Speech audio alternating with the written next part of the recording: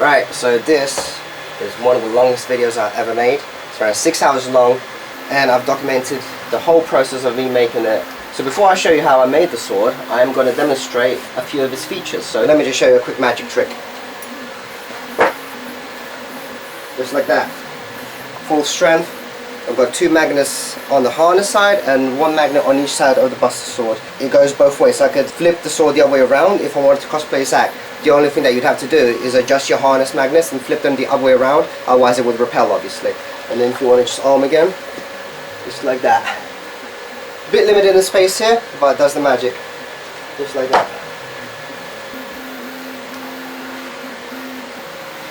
So it looks very cool. Love the magnet implementation. I wouldn't have been able to do this if I made the sword maybe double the density. So this is why I use around 3 to 4% infill density while printing it.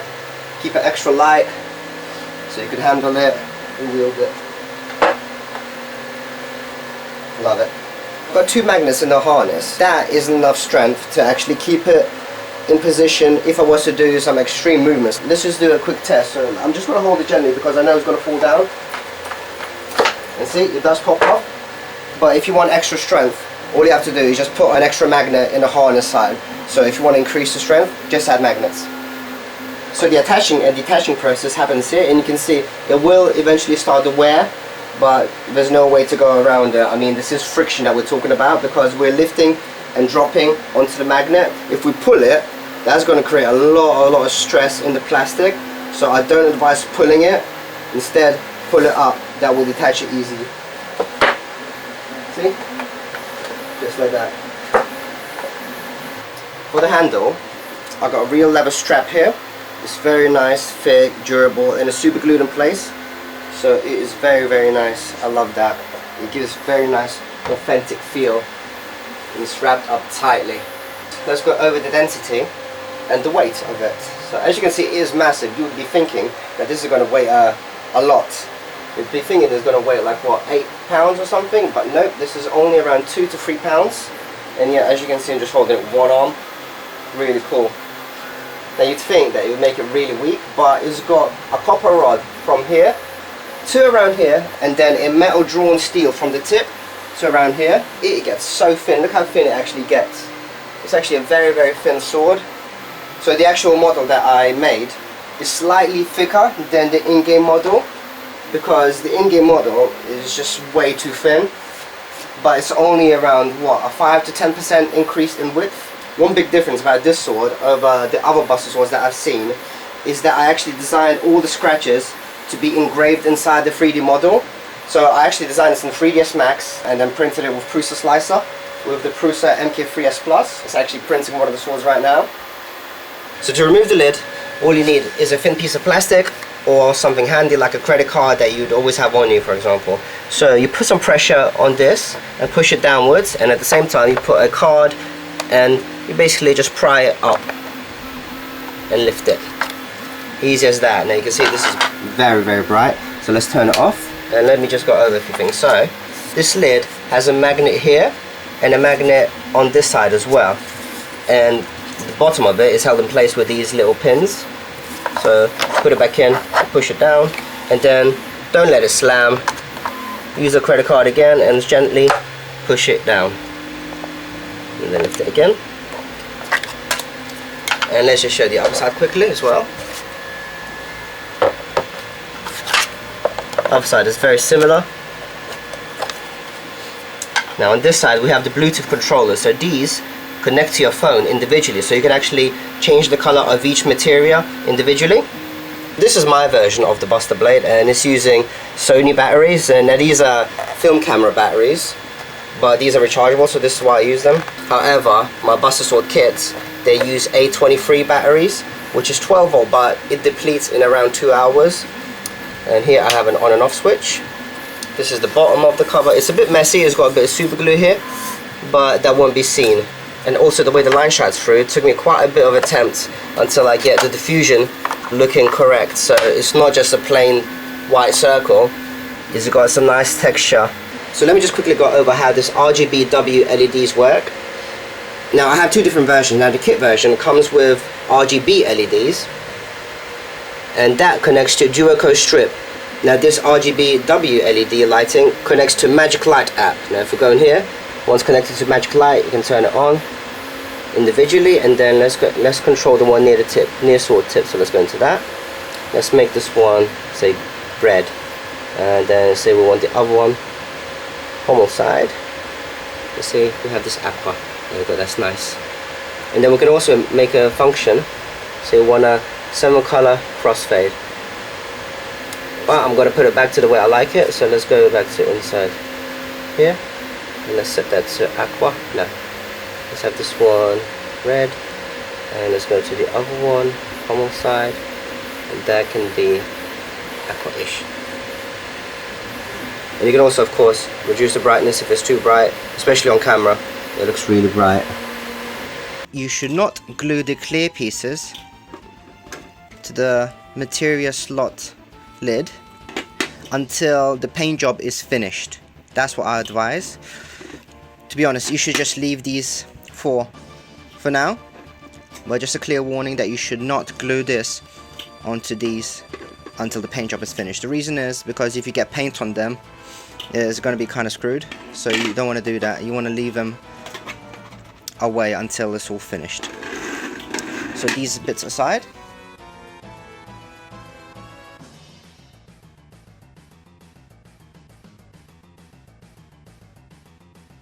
You're going to need to put the other side of the handle onto the rod. You're going to have to put super glue on the flat area here.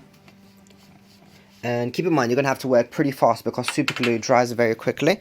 As you put super glue on both sides, you're going to need to be very quick, and you're going to have to align it by eye. So have a look at it. Have a look at the pommel from this side, like this, and align it so that both sides are pointing the same way, and then push it together once it's aligned. And then just hold it for around a minute until it cures. If you want to make sure it's extra strong, you can put super glue on the copper rod as well, but you need to be very careful about how fast you work and how accurate you work. So if you're not very comfortable with working fast, then it might not be a good idea to put the super glue here. But me personally, I put it there for extra strength, extra adhesion to the copper rod. It also may help if you have something pushing against the rod, so make sure it's not sliding all over the place. So for example, I can push this into the wall. So now we have some excess super glue here that got squished out. So now I can just clean it off with some tissue. So this is going to start looking messy, but that's okay because we're going to have the cloth covering here. When gluing the two guard pieces, make sure that the small holes are next to each other and they're not misaligned like that. Make sure they're like that. The next step is to super glue the pins in. So before you actually put the super glue in the slot, you want to make sure it fits well. If it doesn't fit well, like this one, turn it around. See, and it fits much better. So make sure it fits easily. These are just for alignment. For one side is 2 on the top. For the other side is 1. This is just to distinguish where the sharp bit of the sword goes. So let's just check. This one fits fine, so we can start putting the super glue in. You don't want to put a lot in for now because obviously the sword needs to go in later, but this is just to keep it in place. So just a tiny drop inside and just push it in, and there we go, that's good. And then same thing, check that it fits. If it doesn't, flip it over until it does fit in. Super glue just a tiny bit because you don't want it overflowing. Put the pin in all the way, there we go, and then do the other side. Actually, before the super glue again. So the pin goes in fine, super glue, tiny drop, don't let it overflow, don't lose the pin.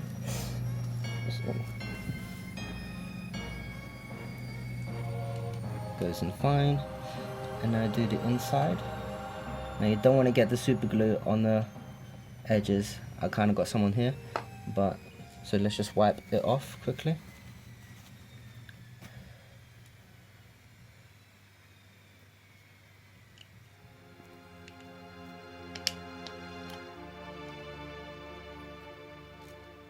And goes in fine.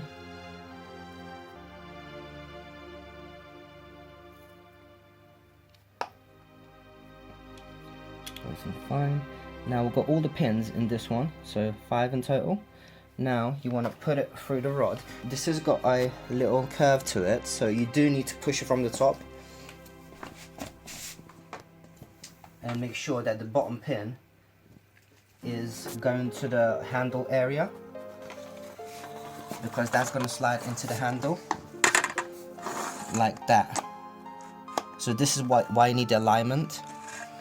But before you do this part, you need to glue in these parts together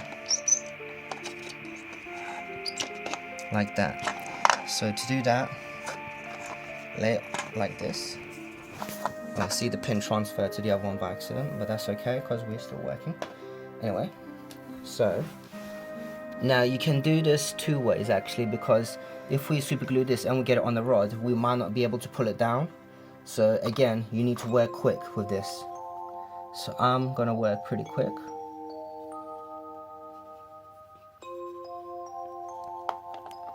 So that's more than enough, because super glue literally fuses them together. And at the same time, I think I'm gonna put some super glue on the handle. Can you show this? On here.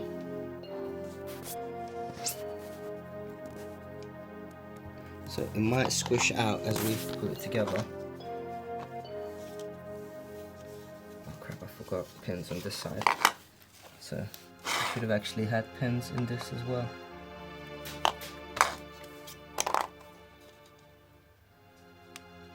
Wrong side.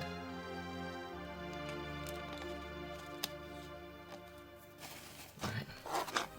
So see, I already held it for quite a bit too long already. Right now, there we go. Okay. And now squeeze it together. Now just hold it for around a minute, because super glue will fuse it all together. Oh, Good. you're good. It's very nicely aligned. You can't even really see the seams. But yeah, as you can see there, some super glue is seeping through. So have some tissue to wipe it down. Remember, the colors do not matter right now. So like if we get some seeping out, we're still gonna sand it. We're gonna process it. So it doesn't matter too much. What matters now is getting seamless lines, making sure everything's glued nice and tight. Turn it around, check the other side. There we go, nice.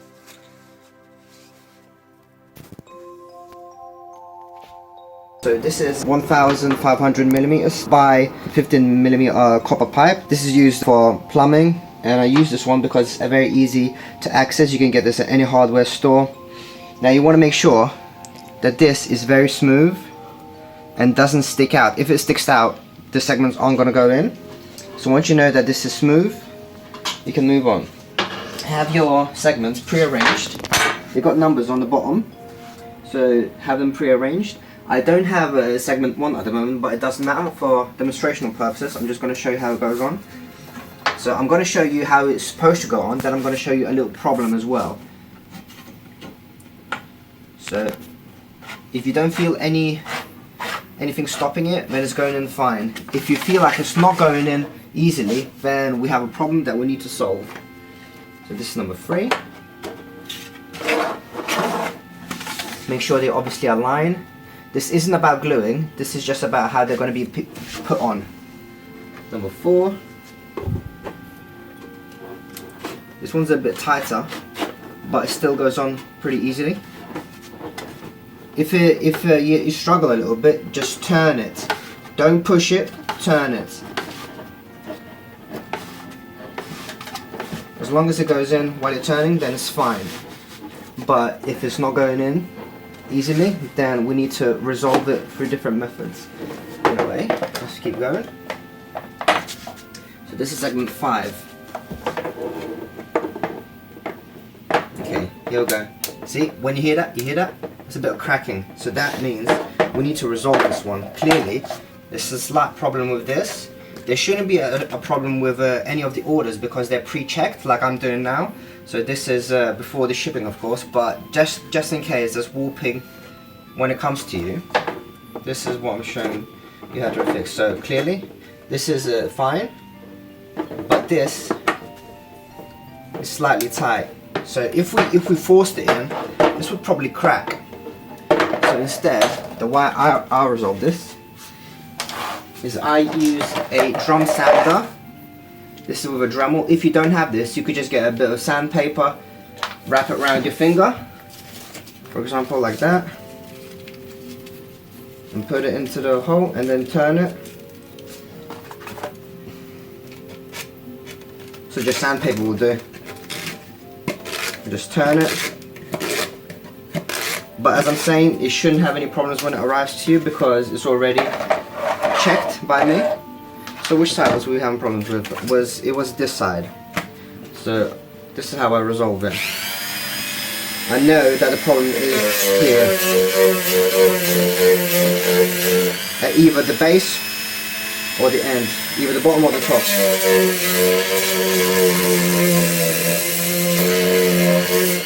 And let's do the other side as well, just in case.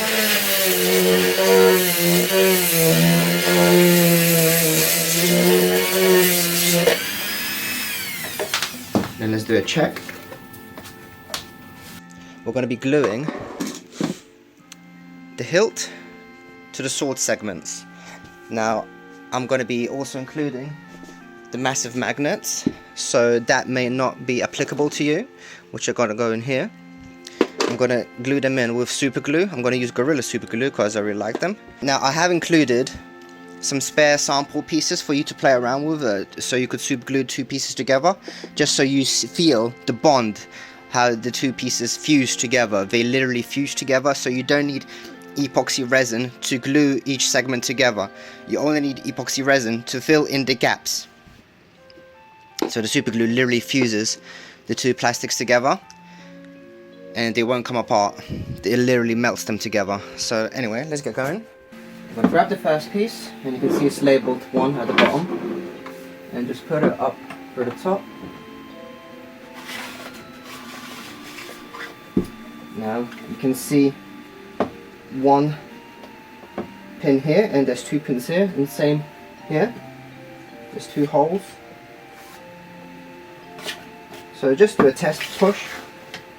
So it aligns. Yeah, you hear that? It means it went into the holes. There you go. So turn it round, because this part is much more flatter than this bit. You can just put the super glue in the areas I show you. Now you don't want to overflow it. You don't need a lot of super glue here at all. So let me just show you. You do not need a lot of super glue. There's no way these pieces are going to come out. I advise for these areas just to put it here, not to put it here, because that's where the lid inserts. That's all you really need. You don't need much more, because there's nowhere it's going to go anyway when all the segments are on. So there we go. That's all you need. You do not need a lot. Now we didn't want to put a lot here because these bits are nice if they look clean. Anyway, next segment. So again, the number is on the bottom, number 2. Slide it on to the top. And it aligns. Okay, now this bit is a bit different because we don't have any pins, and you don't need any pins because you can just align it with your fingers. That's just how I recommend aligning it, so it's perfectly even on both sides. So you want to check from the side that it aligns correctly. So anyway, also another thing that you want to do is, I don't want to paint the inside here. I want to, because I like the way this looks already, so I'm going to put a little bit of super glue here so it doesn't overflow down here, or you could even do it upside down. Oh no, you can't really, because you need to kind of push it up. Anyway, so I'm going to use quite a little bit. I'm not going to use a lot because I don't want the super glue flowing down here. So be a bit more generous on the sides, just where you don't want the super glue to spill. So I'm going to use little. There we go. And use your fingers. You might want to use gloves. Okay, here, see? Push down gently, whilst using your fingers to align it. Just check alignment. Squish it together. And remember, the super glue fuses them together, so there's no way they're gonna pry off. If it's good super glue, of course. So make sure it's CA glue, which is super glue. CA, I believe, is the chemical. If you are underage, by the way, do make sure to be accompanied by an adult, or an adult does it for you. There we go, that's looking very good. No glue seeped out, which is very nice. I want it clean. Okay, before I move on to the next segments, I do want to super glue in the battery holder and the switch. The reason is because I want to mask this whole area, because this whole area I don't want to be painted.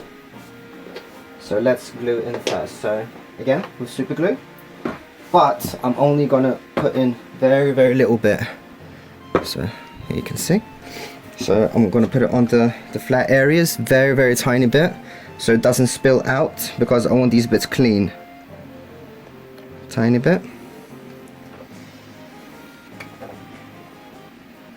Very tiny bit. Tiny bit. Oh, sorry, there you go. But you don't need a lot here, just very, very tiny bit. There we go, tiny bit. Tiny dot. Now you can just slide it in. Make sure the switch is at the bottom.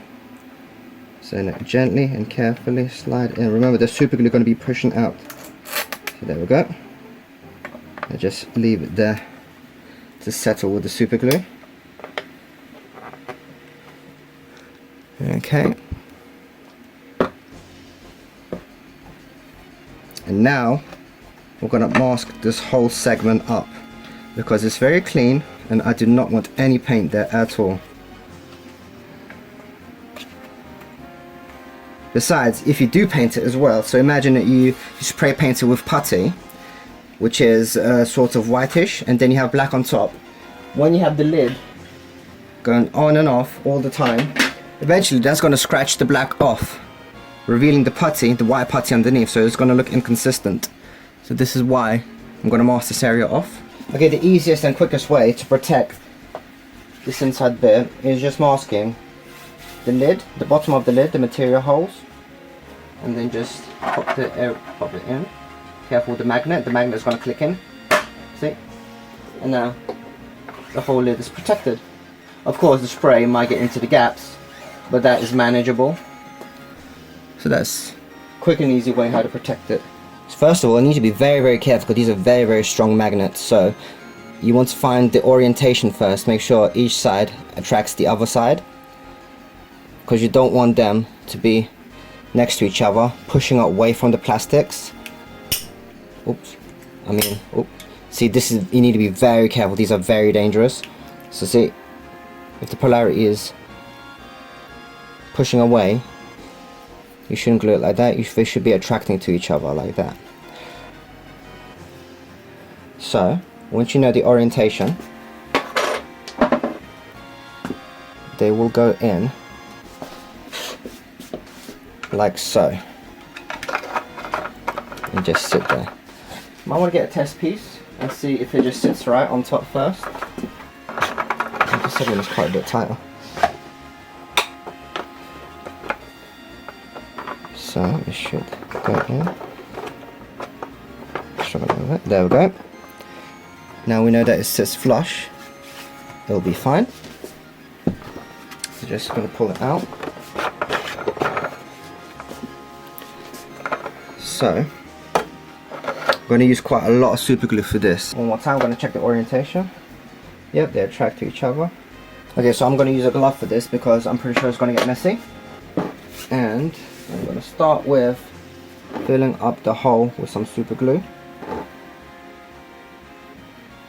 I'm going to fill up both holes actually because I'm going to do them at the same time together. And the top part as well. So yeah, there's quite a lot of things to keep in mind at this point. Okay, I'm going to just lay it down for a second on the side. And now, I think we're going to start super gluing. Again, check orientation before you start super gluing. You don't want them pushing away from each other. So that this is flat part. And now we're going to start putting glue on both sides. Okay, once it's on, I'm put it into the hole, the glued part. Okay, it's seeping out a bit. That can be fixed. That's fine, no problem. And now get the other magnet. Now you don't want to lean this down. You don't want the magnet to fall out. So I'm gonna lean it like this instead for now. Like that, so it doesn't fall down.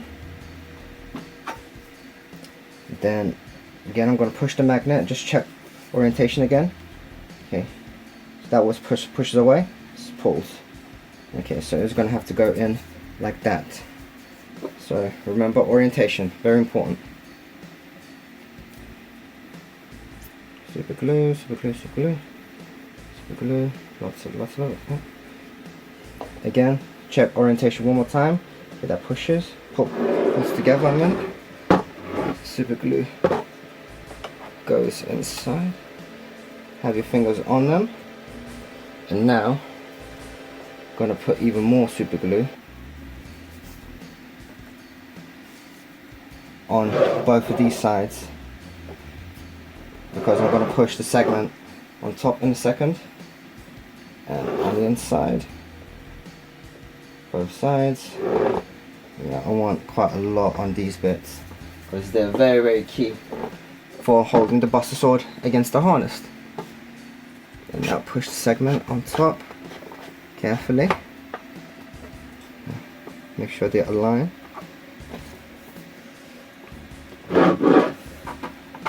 Okay. Carefully. Now align it. And then push down, align each edge, make sure they, and then push down quite. I'm not going to do too much pressure. I don't want it to snap, of course. But then again, I've got the pommel is solid piece, so it shouldn't snap as it's a solid piece. Yep, just quite a bit of pressure. Super glue here. Not too big of a deal. It will sand down. Yeah, it's much more important to focus on alignment. Just to make sure that there is gluing. I'm just pushing down on it. Give it a minute or so. Even though super glue is very, very quick drying. That looks very good. Yeah, that looks very nice and even. Bit of super glue here. Just wearing a glove, so that's fine.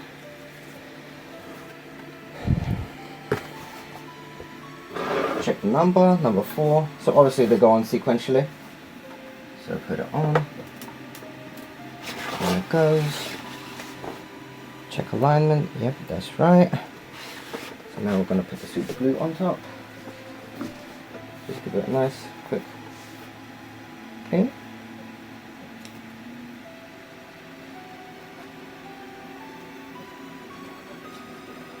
That's all you need. You don't need much. And then push down. So you see these gaps, this is going to have to be filled with resin, epoxy resin. Yep, I'm not going to hold it too long because I know these are very strong, so move on to the next segment. Next segment is quite short, which is number 5. And it goes. This one goes on very easily. Super glue. So again, super glue.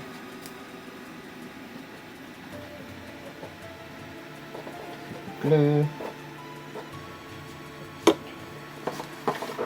Just make sure it's clean as well. On it goes. Again, if you're using your finger, it's advisable to use a glove so you don't get super glue on your fingers. I'm going to push down both sides so they meet a bit more, but keep checking that they're aligning correctly. You do not want a segment not aligned. It will look pretty bad if it's not aligned. Next segment is going to have a hole for the drawn steel rod. So for this piece we're going to still super glue at the bottom, pretty straightforward, but when it comes to the drawn steel I'm going to tell you the next steps. Okay, so for this segment we're going to put the drawn steel through the segment completely so it's freely moving. Once it is, we'll put it onto the top of the copper, and obviously it's not going to go in because this is angled. So we back up the drawn steel and then we move this down, and then we can actually insert the drawn steel. So this is what we're going to have to do when we put the super glue on. So back up the drawn steel and then just a little bit, just until it sticks out just a little bit, around 2 millimeters. So now we can apply the super glue.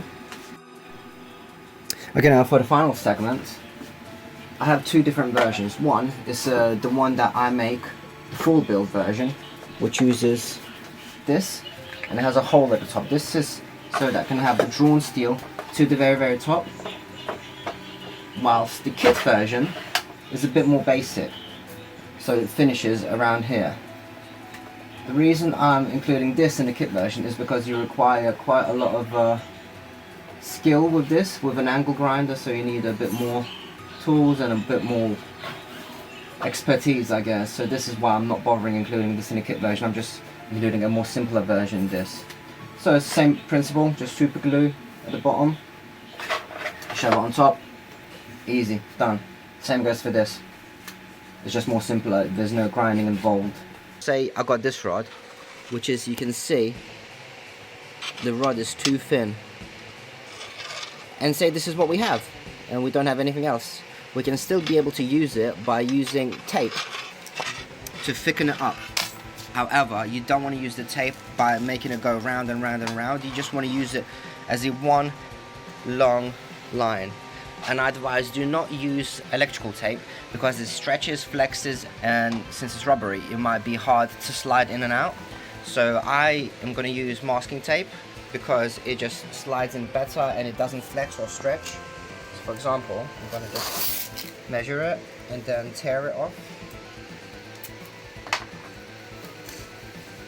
and then put it alongside, one side first, one side, the other side.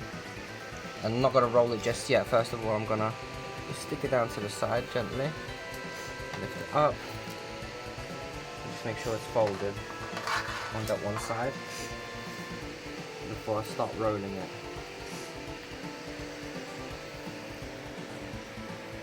Okay, now one side is pretty secure. I can start rolling it. Very small bit at a time because you do not want to crease. Yeah, very little bit at a time. You can see that causes a crease. That won't be good when it slides in because it's going to be bigger. So you don't want any creases, of course.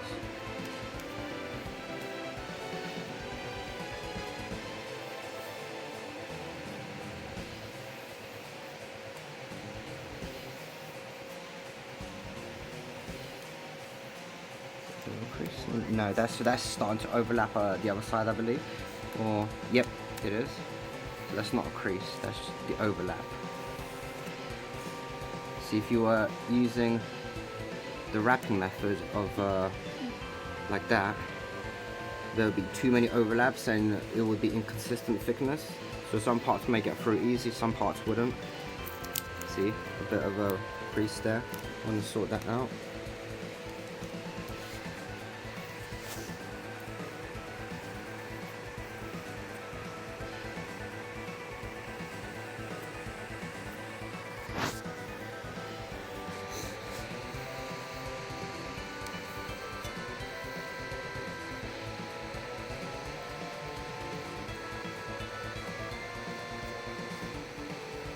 Now it's pretty much to the end, so I'm just going to do this. Although there's a slight crease here. Oh, got a bit of a tear. Not good. But we might be able to get away with it.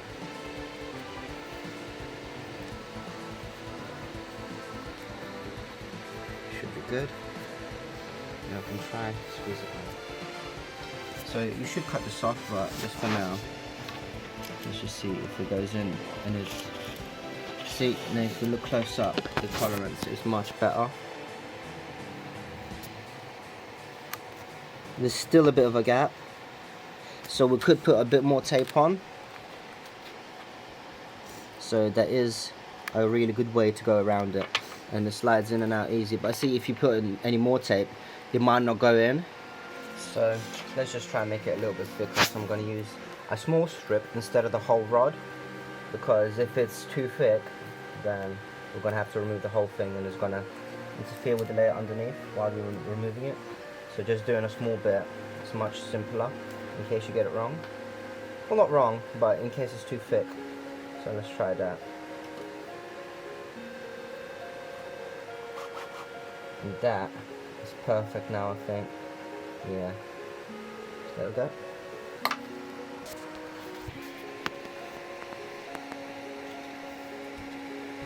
That looks pretty much perfect now, so I'm happy with that. So once we have the whole blade glued together, we're going to be filling all these gaps. So you see these gaps that we have here, where the seams meet. We can see that there's clear gaps there that need to be filled. There. Basically all the places that we glued it together. The edges might not meet up, especially the sharp area, sharp blade bit. So what we're going to do is we're going to, first of all, we're going to use masking tape. And we're going to mask the area next to the edge.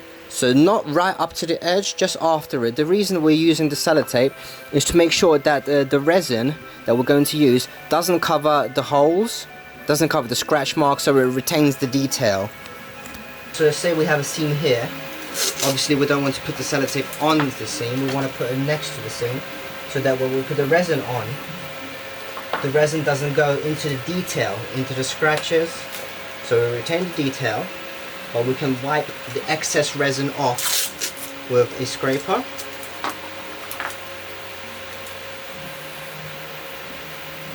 And the way I do it, I use my nail to push it into the plastic. That way the resin won't squish into underneath the sellotape, masking tape.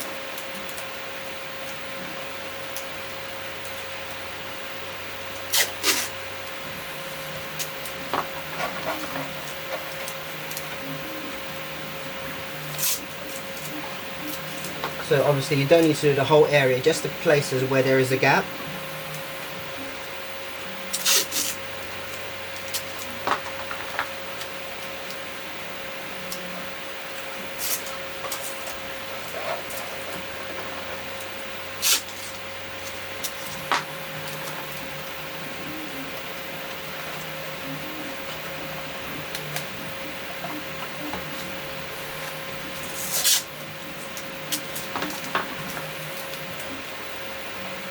This area, for example, that looks actually like it's super glued pretty well. So I might not even put resin there. I don't need sellotape there, so I'm just going to move on to the next bit.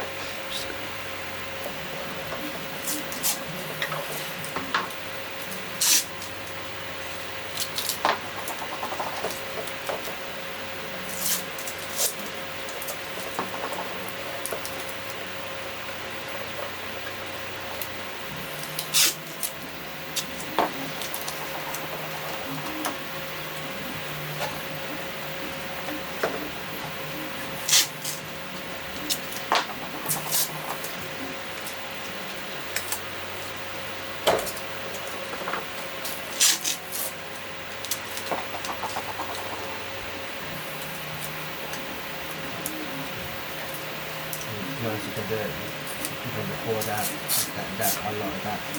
That is good. This one needs to go even further back. Because we need to fill it in quite a bit more. So the reason I'm actually filling this one before is because this is just one of the bad pieces, but I just didn't want to scrap it, so I'm just going to fill this in. I'm going to put the sellotape all the way backwards because this needs to be filled in. There's a gap. This is curved, so we need to fill this in.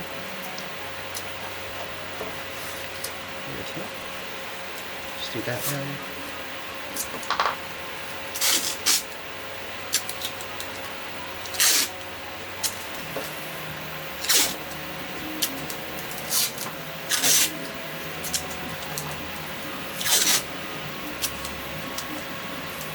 All good. Just use your nail. Make sure there's good contact. And once you're done with one side, just flip it over.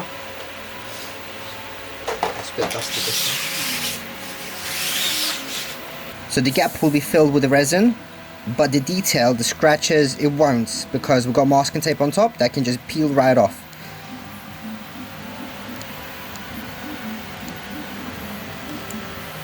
See, that's a big gap that needs to be filled. Another big gap.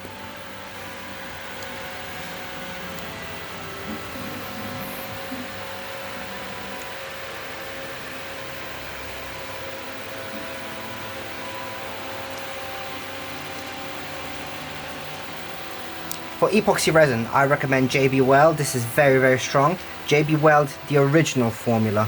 It's a two-part mix. One is steel, one is a hardener.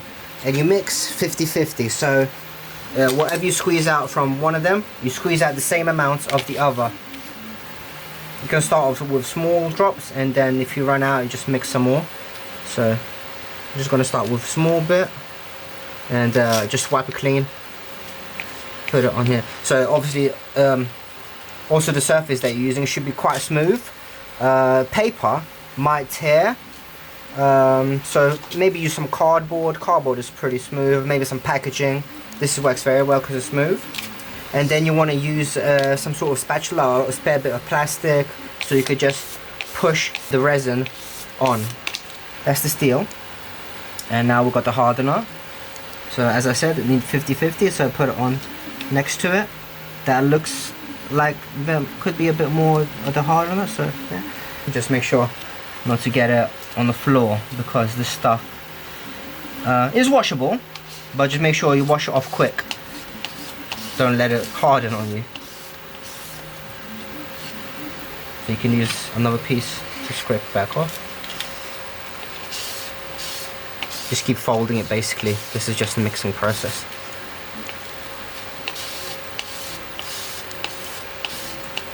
Yeah, once it's looking at that grey colour, that's pretty much good to go.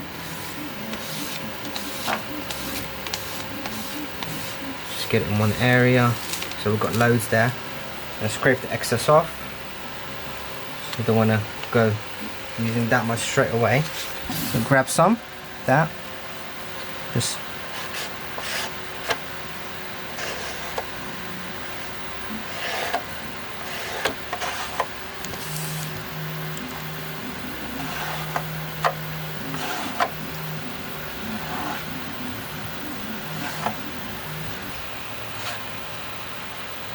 also, if you've got sellotape on top of sellotape, go with the grain, if that makes sense, so you don't fold the sellotape back.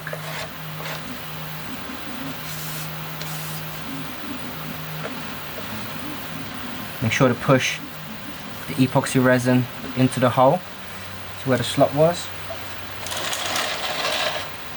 It may be a good idea to wear gloves. You don't want to get the epoxy resin on your hands. It is washable, but you need to be quick with the washing. So see, I'm starting to run out pretty quick.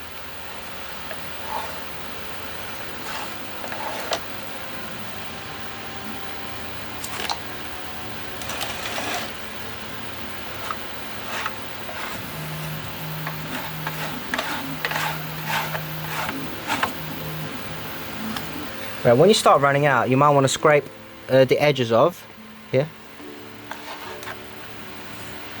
in that kind of angle, just to make sure it doesn't go onto the bit that's not masked. So this is quite a messy job, you can see it's on my fingers already. So now, before we move on to the other side, you flip the sword over. So if your fingers are dirty, just grab the masking tape bits.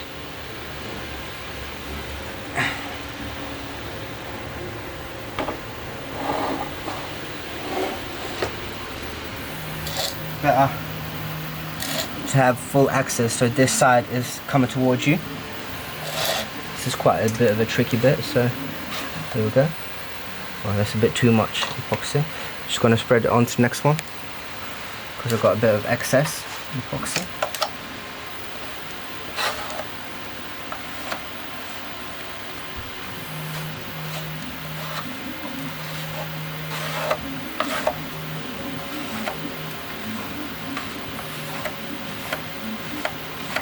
Keep in mind, the putty is going to help a lot, and after sanding, this is going to clear up very nicely. So although this process is messy for now, it would all clear up, as long as you do it correctly, of course. But these gaps are very, very minimal on this print, so this one's quite easy.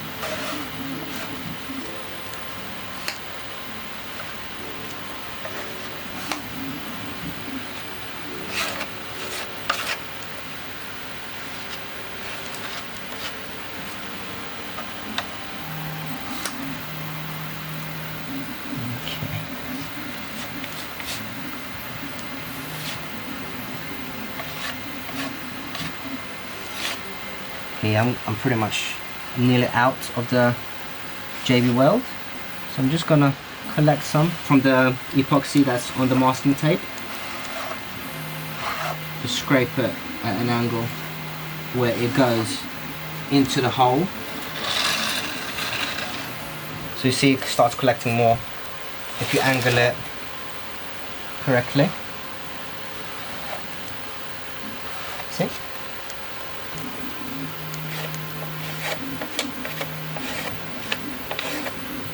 If you can see that the 3D printed sword has segments, it doesn't look very nice.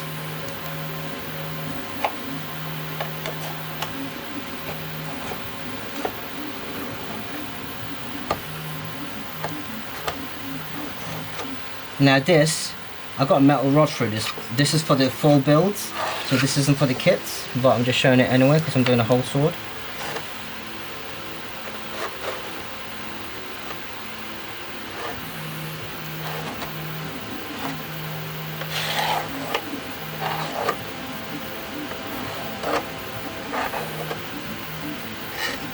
Once you're done with one side, you want to flip the sword on its edge so that it's balancing like this on the guard.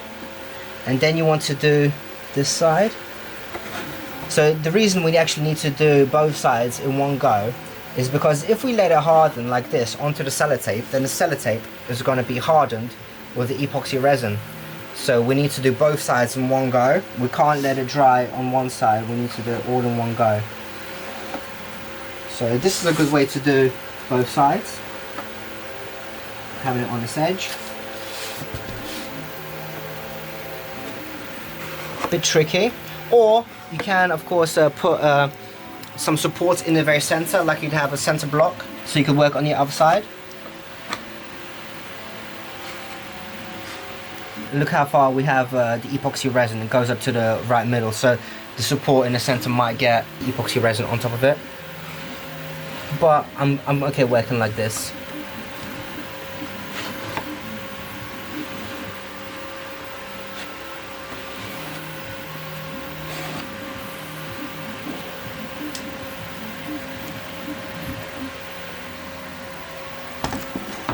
So be very wary of your surface area. If you get epoxy resin on it, do remember to clean it up, because you do not want that hardening on your surface area if it's quite an important or delicate area. Like me, for example, I'm working in my studio and I would not want this getting on my floor and hardening.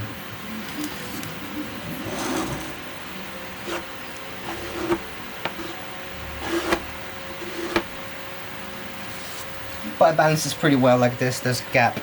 It's just point of contact is here. You still want to be careful with that though, you don't want that damaging.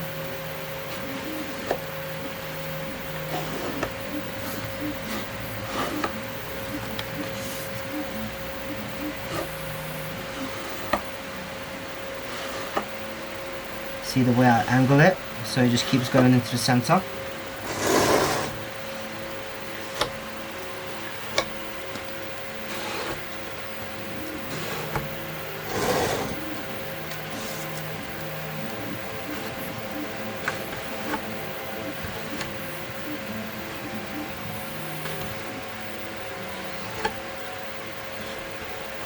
And you want to go onto the edge. It's quite a lot of excess. Just keep on moving it around. Obviously that's messy. I'm just going to clear it up. I'm just spreading it so I don't have too much on my spatula, plastic spatula kind of thing.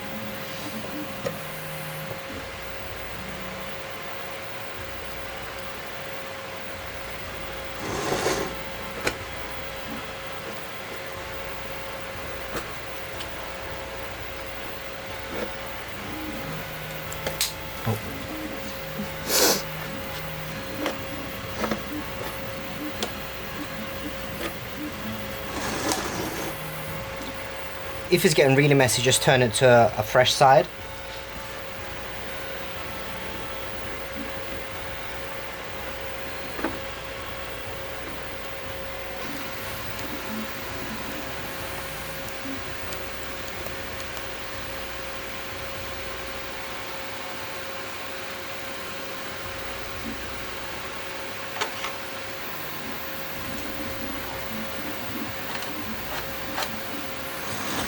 This is quite a tricky bit.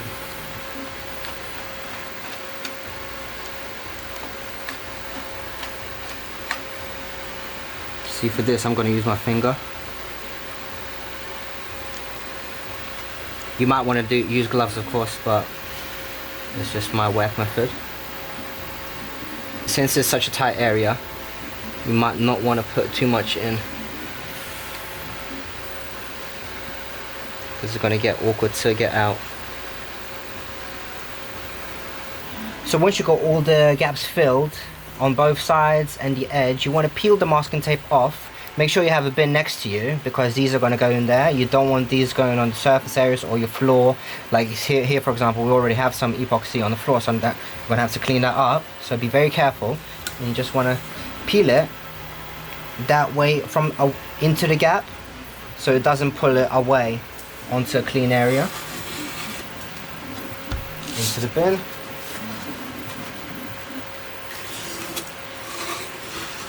And you see we've got a nice line.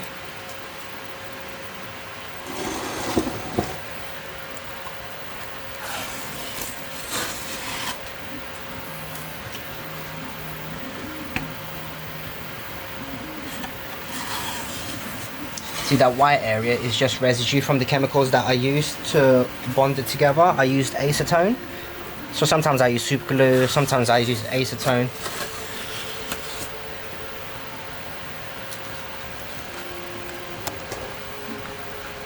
So you need to make sure that you remove all the sellotape from all the areas because you do not want the epoxy hardening on top of the sellotape.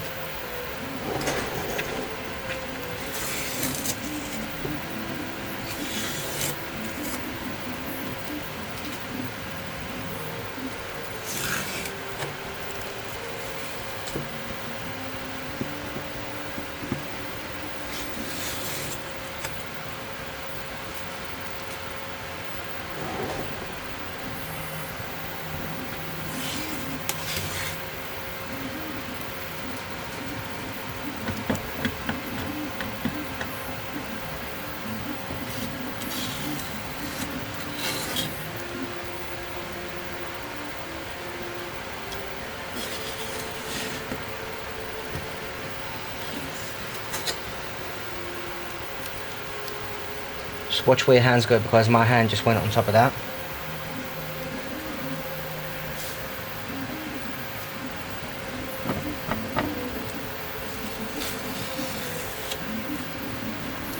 And you want to flip it around. Watch where you grab it. Do not get your hands on the epoxy.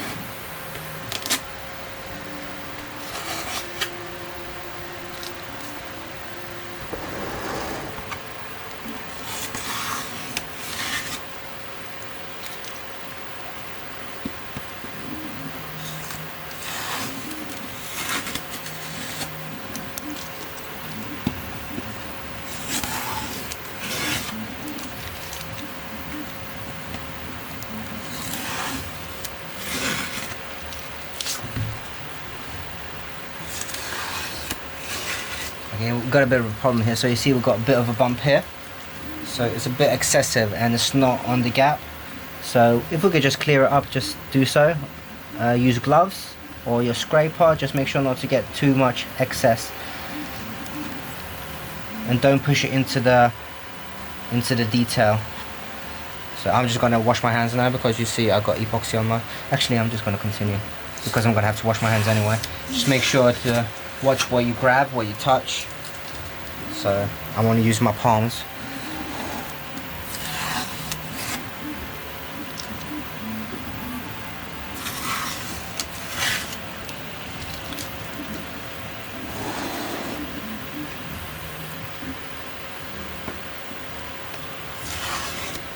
Also bear in mind, I have my covers not on, but I did tell you to have the covers on yours to make sure yours are protected, but I'm just doing it a bit differently for my current build. So keep that in mind, to have your covers on just to protect it so nothing goes in there. But that's pretty much it. That is the epoxy resin part. So give it about 24 hours for it to cure, and then you will be ready for putty. Again, make sure to clear up the work surface areas. You don't want the epoxy resin staining or damaging your work areas. Very important. And you want to store the sword in an area where it won't get touched by animals, for a cat for example. So that's another thing to think about. Once we are done with filling all the gaps with a JB Weld, it is now time to move on to puttying it up. We're going to be spraying the whole buster sword with this sprayable putty for a few reasons. To get rid of all the 3D printed layer lines, blending all the seams, and to help us with the sanding, because sanding 3D printed PLA plastic is much more difficult, mostly due to the fact that the plastic is much tougher than the putty. It's much better to use a sprayable putty over an epoxy resin, for example, since we can get a nice and even spread by spraying. And if you buy in bulk, you can save time and money. For example, for this buster sword, I used around 4 of these cans. And if you buy around 10, you can get each can for around £3.50. So say we're using one of the cans and it's starting to run out of the sprayable putty inside and it's starting to spit. A good way to actually liquefy all that spitting, all that clumped up filler, is to put it in hot water. Be careful because you don't want it too boiling, you don't want to increase the pressure too much to the point that it actually explodes, so you want to be careful. But what this does, it kind of melts all the contents inside and gets it running easier. So what I do is I fill it up to just before the cap. But you may want to be careful because when it's running out, it's gonna start floating. And what you want to do, to prevent it from tipping over, just put something heavier on top. And leave this in for around 10 minutes, 5 to 10 minutes. And then it should be nice and warm and the contents inside should be much more runny. And this goes for spray paint, for filler, anything that's in a can really that comes out of a nozzle. So it's a really good method of getting it runny. Okay, a few things before we actually start spray painting. First of all, you want to make sure that you're well protected. You need a mask that protects your breathing very well, that is insulated around your face and is comfortable. You do not want this getting into your lungs, it won't be very healthy for you. So I do advise getting a good mask. I'm using a 3M full face mask. It's got 2 filters and I love it. I can actually breathe very well. It's comfortable and I can work with it for quite a reasonable time. Next thing that you want to make sure that you do is that you mask the material smart. Like you see here, I got masking tape here. So when I actually spray it, none of the putty will go inside, only on the top layer. Because say for example we spray putty the inside of the material slot, and then we spray paint in black, eventually all that movement, all that friction, removing the lid on and off, is going to wear it off and is going to reveal the putty underneath, which is not going to be very color consistent. So I do advise doing it this way, using masking tape on the back of the material slot, and this way it will be protected and the correct things will get sprayed. You also want to make sure you're in an area where you can get the surface dirty. I am in a loft, so this place, it doesn't matter too much if it gets a bit dirty. So I have a surface here and a surface at the back. If you want to keep track of how many cans you go through, you label them as I do. So for example, this is mine, so I've got label number 1. I'm doing someone else's. This guy's called Tommy, I've got number 1 on here. And someone else's, Becky, I've got number 1 here. So that's just, as I'm doing 3 swords at once. So just put them away because I'm doing mine first. So I've got here, and I've got a label on the handle just to identify which one's which. Not that this matters very much to anyone else, but yeah, I'm just walking through what I'm going to do. So, also keep in mind that trick where you warm it up under hot water, and then you want to shake it until you hear the rattling very nicely. Amazing. Shake it for around 30 seconds.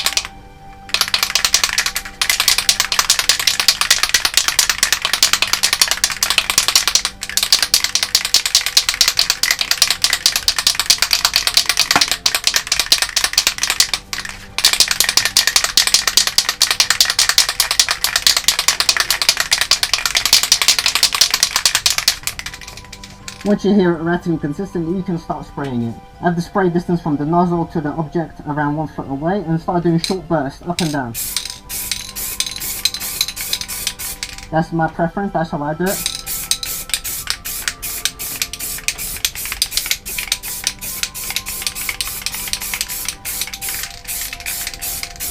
Obviously it doesn't matter too much because the spray putty, that's going to get sanded. So perfect strokes do not matter very much on this. Keep in mind, I'm not a professional painter. I don't consider myself to be one. But this works for me very well and I get good results.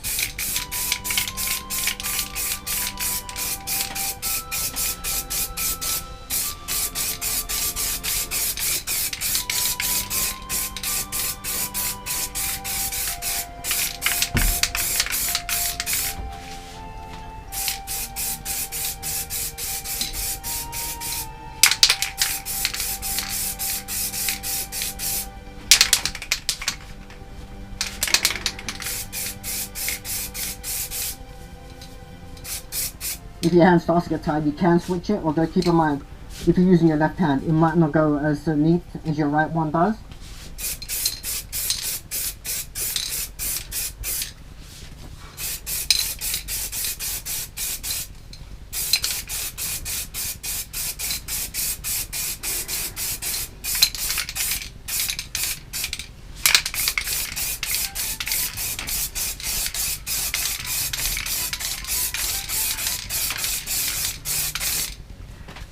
Now you don't want to overload the coat because we don't want it dripping. The only time that you may want it dripping is when you want to fill a big seam that's got a slight hole in it. You should never build a puddle with spray paint, but this isn't paint, this is filler. So this is quite actually suitable for making a little puddle, so it's okay to do that. So if you do need to create a little puddle where it fills in a slot, you do have to have it on a flat surface, for example, not standing upright, but flat down.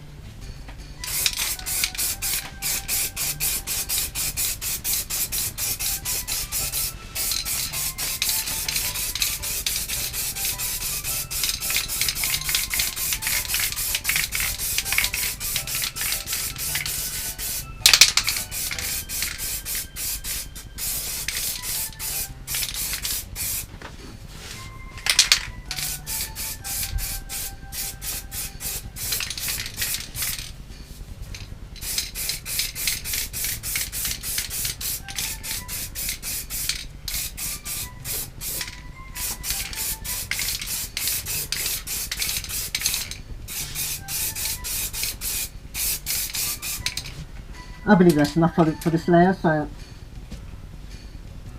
I think that counts as one layer. So now I think we should stop it before it starts dripping. We don't want to over flood it unless, like I said, we want to fill a deep hole. But I believe this is fine now, so what you can do is just leave it for around an hour and then you can move on to the next layer or the other side. Or if you're brave enough, you can flip it around and do the other side straight away. So I'm actually going to do that. So let's see if we can turn it around without touching it. So this way we can work on the other side. This, you can see, is the filler, is the putty.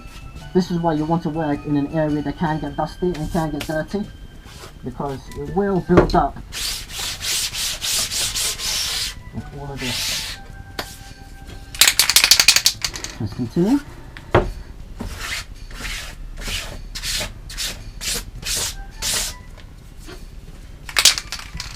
Don't worry about dirt.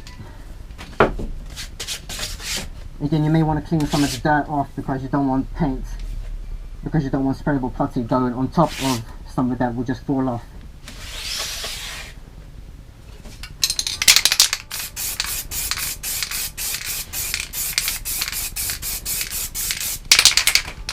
You should shake the can every minute or so of spraying, just to keep the flow of the filler consistent.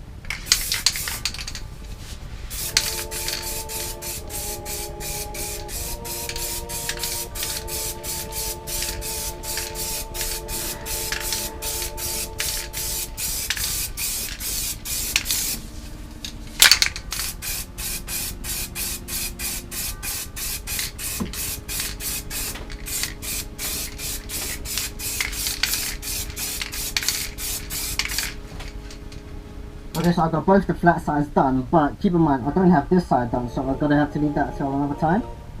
In the meantime, I can just let it dry for around an hour and it'll be ready for another layer. This actually cures very quickly, so this is great for working quickly. And once we have the buster sword sprayed evenly with the putty, around 2 to 3 layers on each side, on the flat part, on the sides, we can sand them. And I'm going to use around 120 to 180 grit sandpaper, so we're going to start out pretty rough. And I'm going to be using wet sandpaper, so we could do it underwater. Now the reason I'm going to do it in water is because it's much easier to contain all the dirt and just wash it away. However, if you have all the electronics inside there, you need to be very cautious just not to get them wet. So if you do that, do make sure it's contained and nicely waterproof. So as you can see, we have sprayed it pretty evenly, and it does really bring out all the seams. So once we actually have them sanded, it's going to bring out all the flaws and then to get rid of them.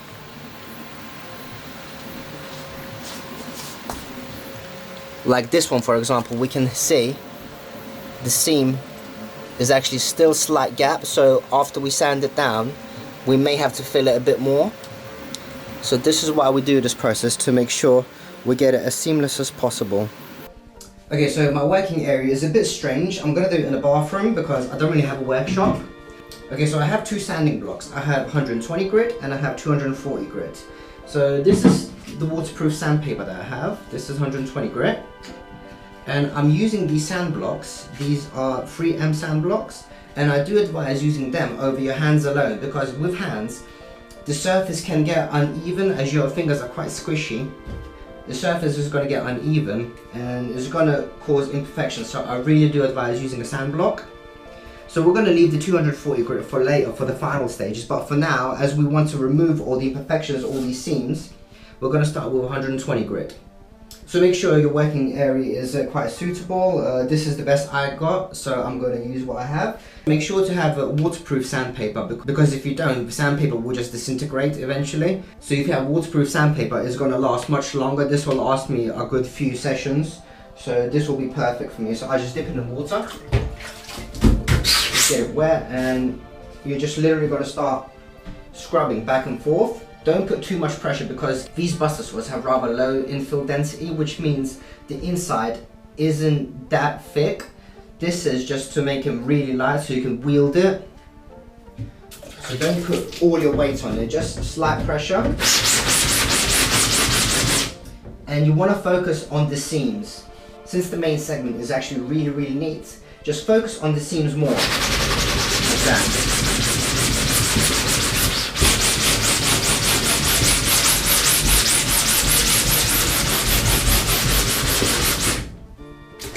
And every now and then just dip it into the water, into the bucket.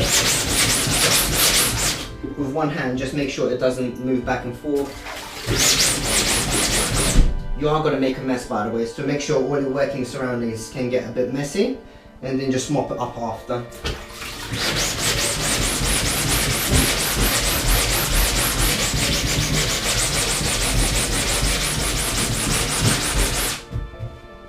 And you can judge the seams the best. The way I do it is with my fingers, because you won't get to see how perfect it is until another layer of putty is actually on. So it's best to feel with your fingers.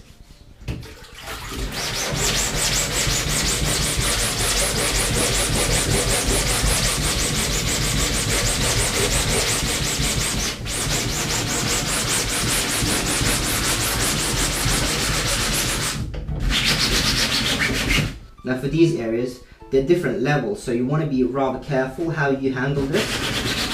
So just hold it like this.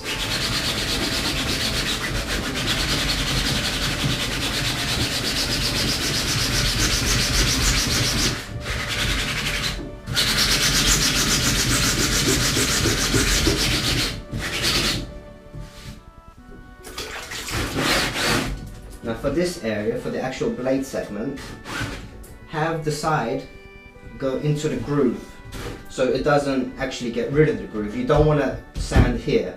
You want to sand on the edge, so it doesn't get rid of that curve. You don't want to create a curve. You want that nice transition.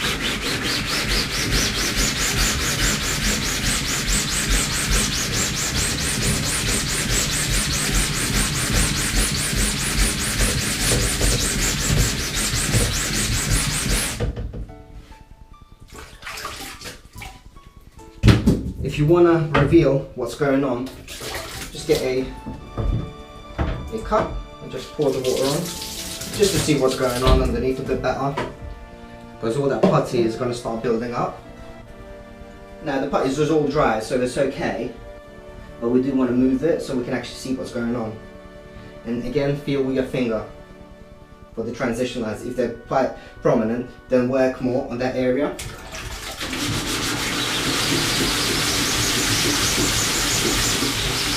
Also, the direction that we're sanding in doesn't matter too much because it's 120 grit and that will get filled in with the putty anyway, because once we sanded this once, we're going to have to do the putty again.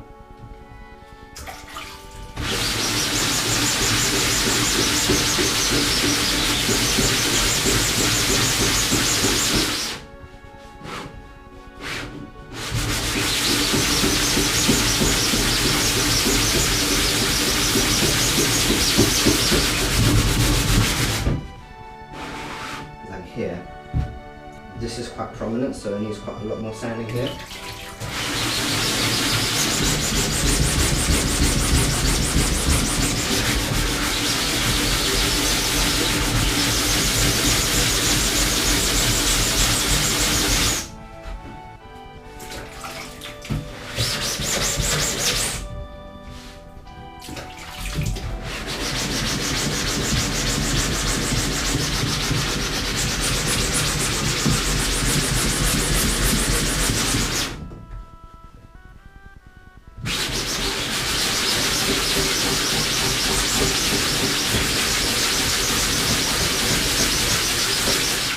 Another reason why we're doing this underwater is because all that scrubbing, all that sandpaper work generates quite a lot of heat. Now keep in mind we're working with filament, and this filament is susceptible to high heat, so if we start rubbing a lot and generating a lot of heat, that may start to induce some warping. So this is another really good thing about using water. I'm using cold water, by the way.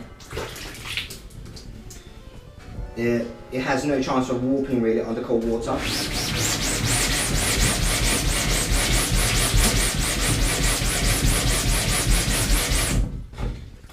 If you're getting bored of doing one side, just flip it over and work on the other side. But you may want to just give it a run of some water just to clear it up and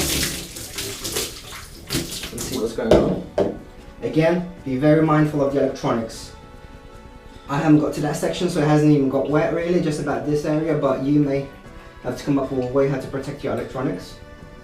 You could even dry the sander if you wanted to, if you're really concerned about it and just want to make sure it doesn't get wet at all. As this is a long process, this is one of the longest processes of the sword, I believe. Aside from the printing. It's not even that it takes long, it's just a bit repetitive with the back and forth sanding non-stop.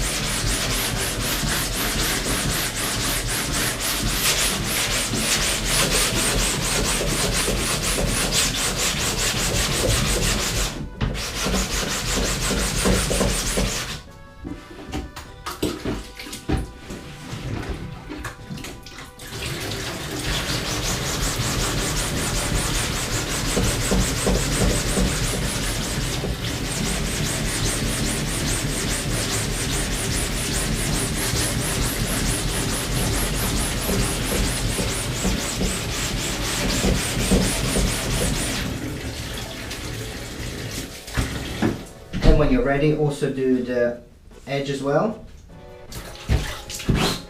Just make sure this is flat, so make sure it's a nice 90-degree angle.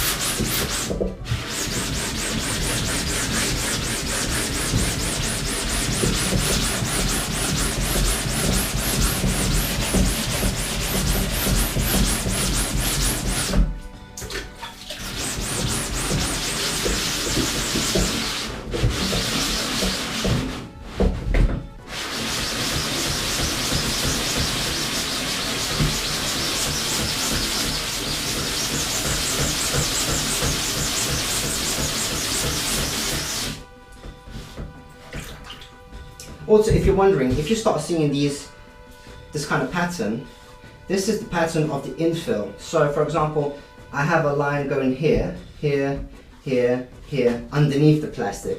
This is just to keep the structure of the blade in place. This is being sanded more and revealing the plastic underneath, because that is where the infill is going, and it's actually keeping the structure of the sword opposing each other, opposing each side, whilst this area is quite hollow, so it's flexing in as I'm sanding and not getting hit by the sandpaper as much.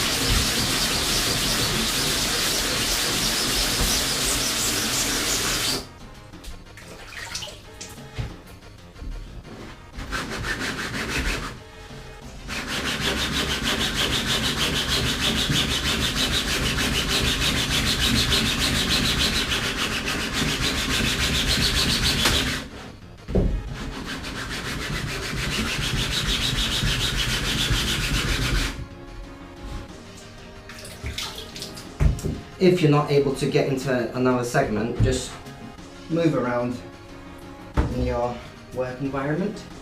Just rearrange it so it's comfortable for you to work with.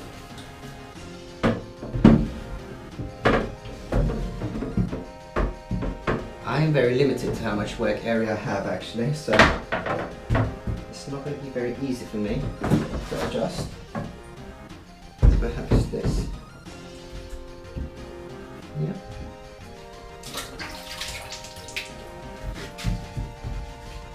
For now.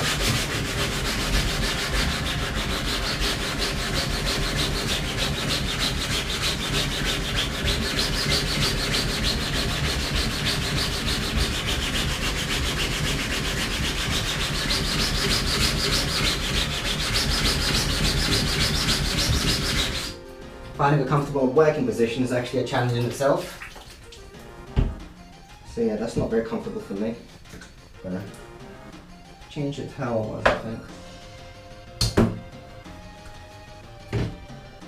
Add a bit more access this way. And I'm going to do the edge again.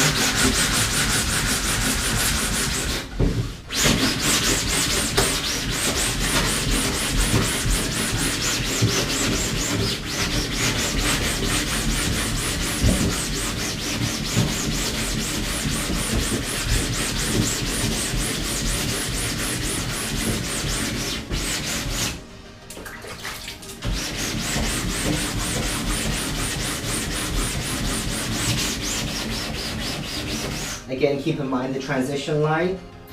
Use it as a guide and do not go over it.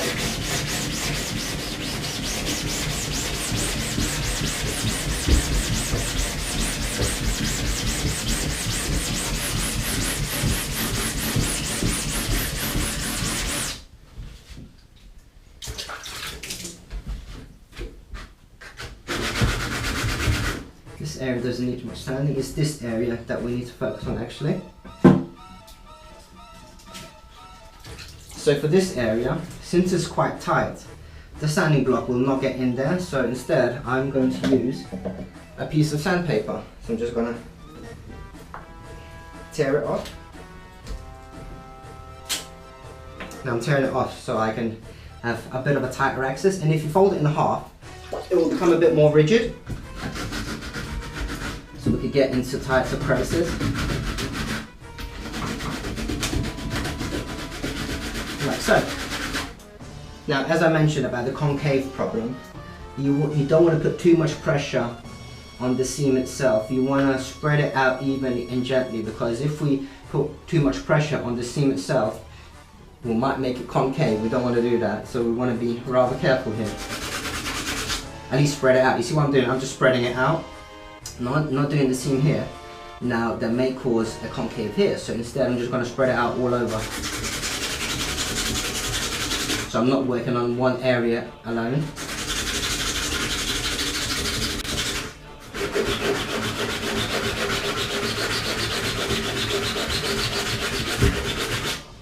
And feel it. I still feel the seam a bit.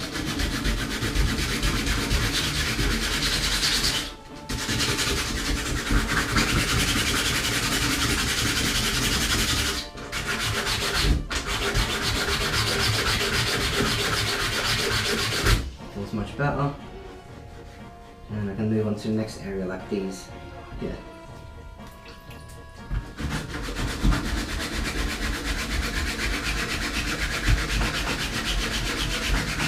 Again, we're working closely with electronics. I've got some splatter here, so that's something to think about. If you get splatter on it, but you have it sealed, that should be okay. The plastic is pretty waterproof, but make sure everything is sealed. Like at the bottom, these edges, you do not want to get water in them. That's on you.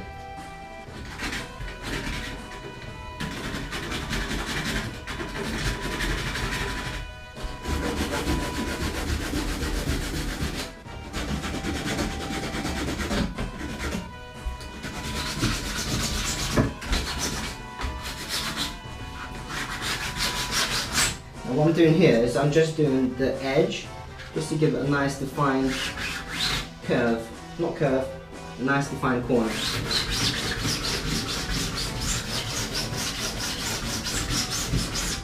So I want this seam to pop. Not too much, just a little bit. Okay, this is very good. I can actually feel quite a bit here.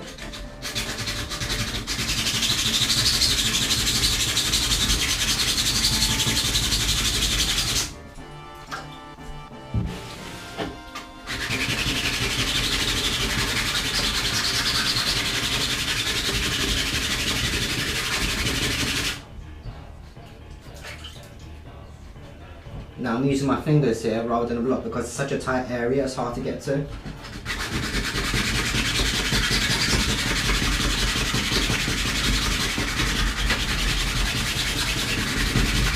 going to leave it with that. I'm going to fill it up with more putty, and then we can work on that area a bit more later.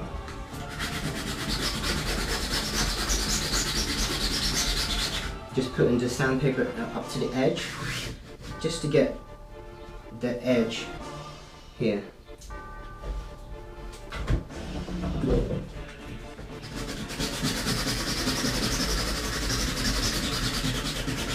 Wow, it's not going over, so see, it's like a guide. Slides around it. Just going to move on to the block again.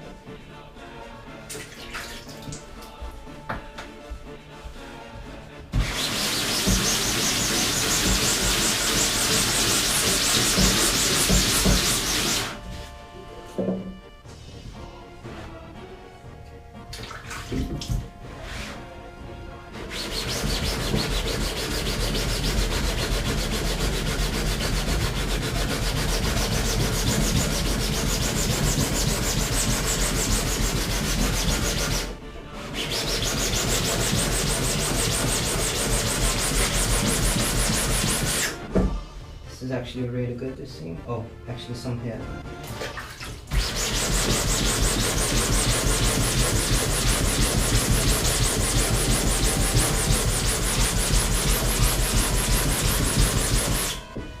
Feel with your fingers.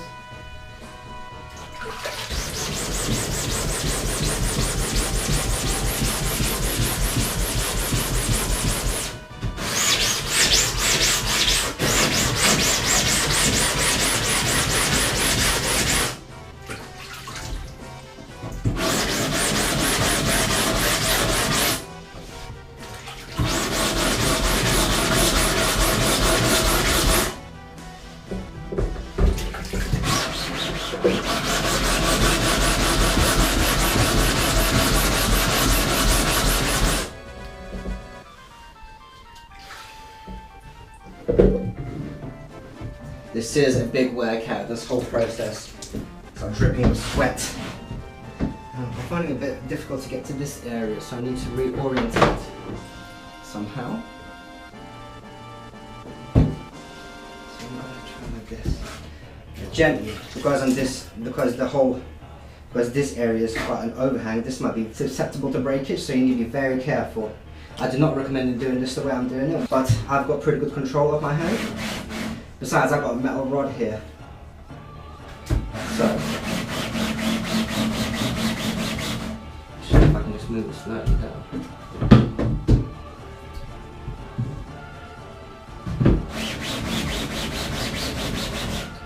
But yeah, I do need to work on this seam.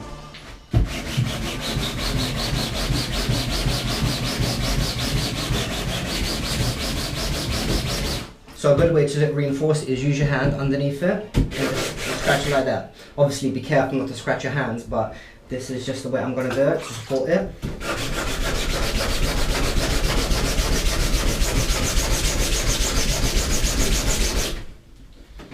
Okay, see, I done a little mistake here, so I was sanding on the seam, so which I advise you not to do. So that's something to think about. So be careful how you control the sandpaper block.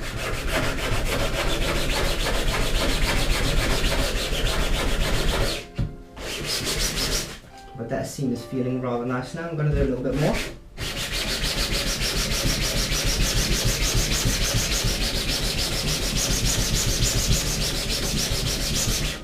Feel with your finger.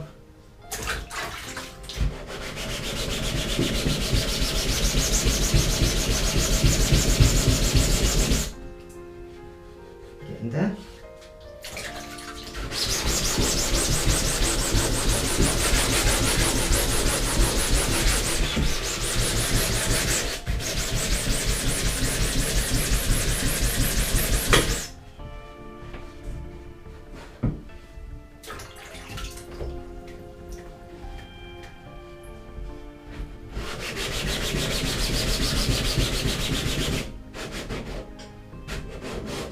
See, it is a bit more harder to control down the tip because the transition of the edge becomes finer, so it doesn't glide as well as it does on this edge because it's becoming thinner here.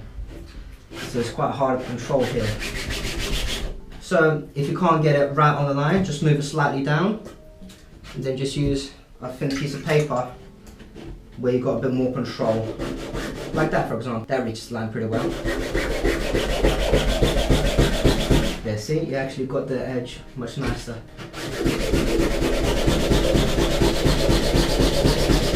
There we go. That's good.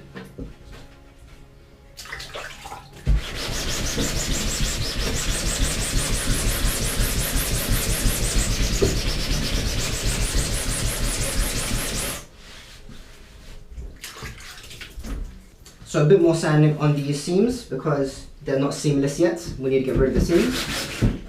Don't expect to remove all the seams in one go because keep in mind we only did like 2 layers of putty and this is the first stage of sanding. We've still got to go through maybe 2 more stages. So don't fixate on getting it perfect the first round. We're going to do another layer of putty after this is done.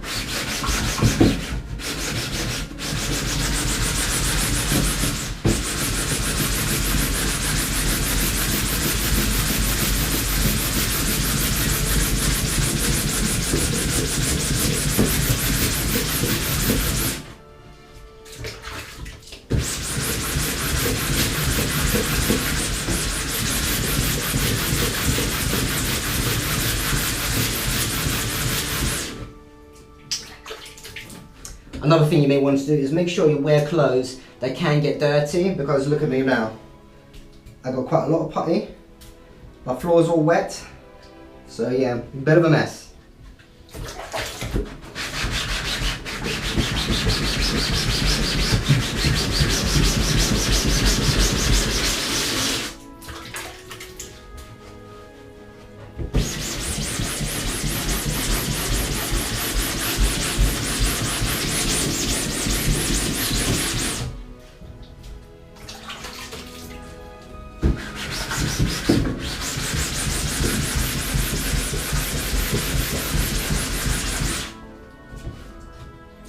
So now I just want to work on the seams of the guard. Not too much, it's very, very minor, but you still need to work on it, so just use a flat bit of sandpaper. And use your thumb as a guide, and use your thumb as a point of balance. Like that. Again, not too much pressure, like spread the pressure out, so you use the flat part of your thumb. Not like that, but majority of it. So again, we don't cause that concave problem that I mentioned.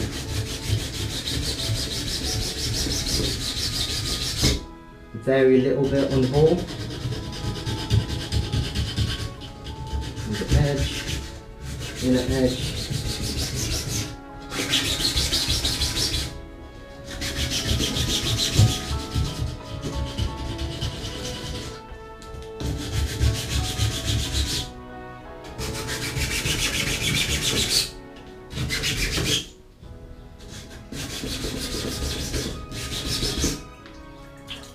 And the other side, same thing, in the guard area.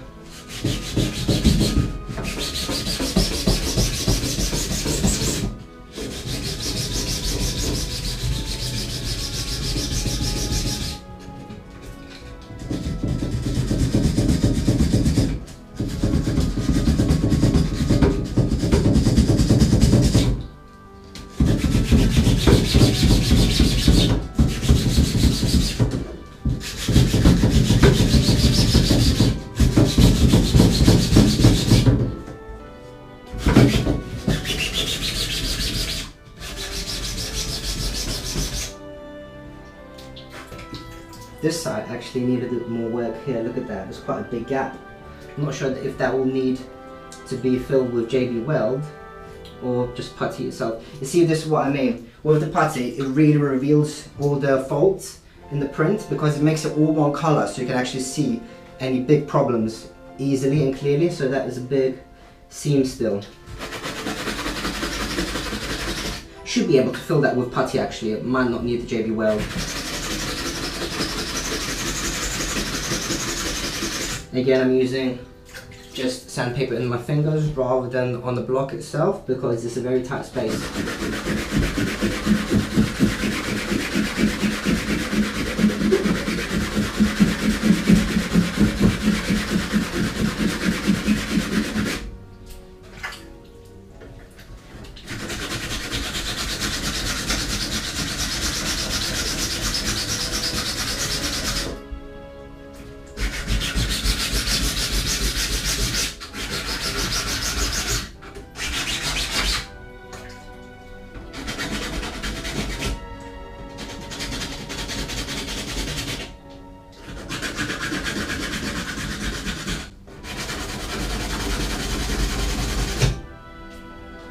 So yeah, you just basically want to sand areas that you think are not very fine on areas that look pretty rough and need a bit more rounding, a bit more evening. Nearly there. Just going to work a bit on this area.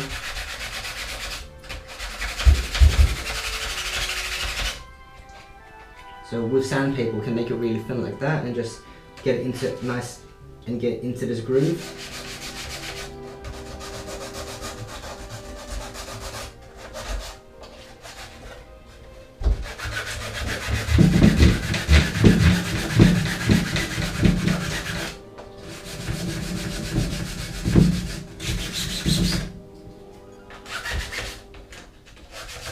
Don't need too much here, it's pretty good as it is.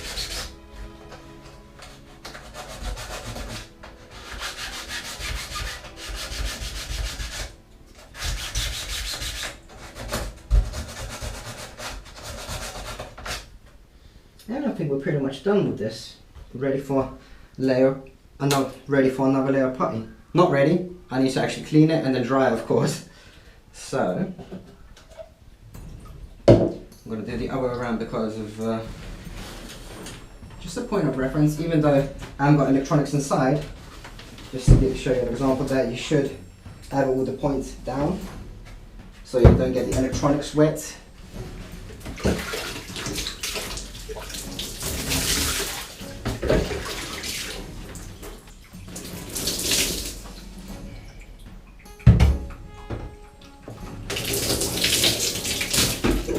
If your bucket has a lot of putty, you might want to change it for some clear water. I'm just going to do first a few soaks like that.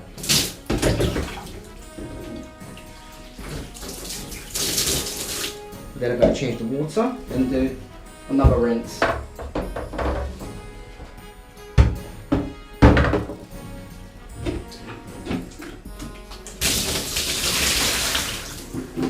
See all that? That's putty colour. So with fresh water.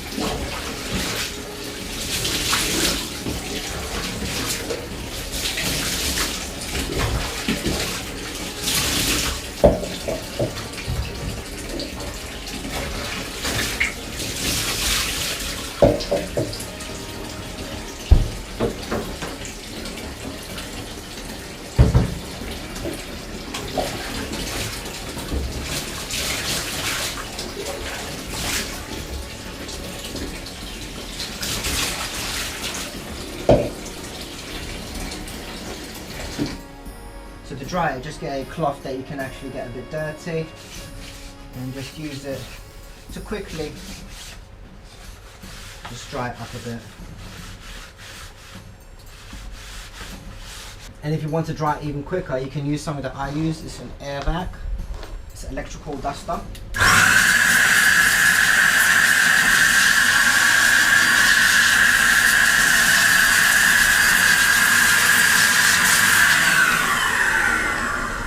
It's actually much better than the towel because it pushes all the water out of the crevices.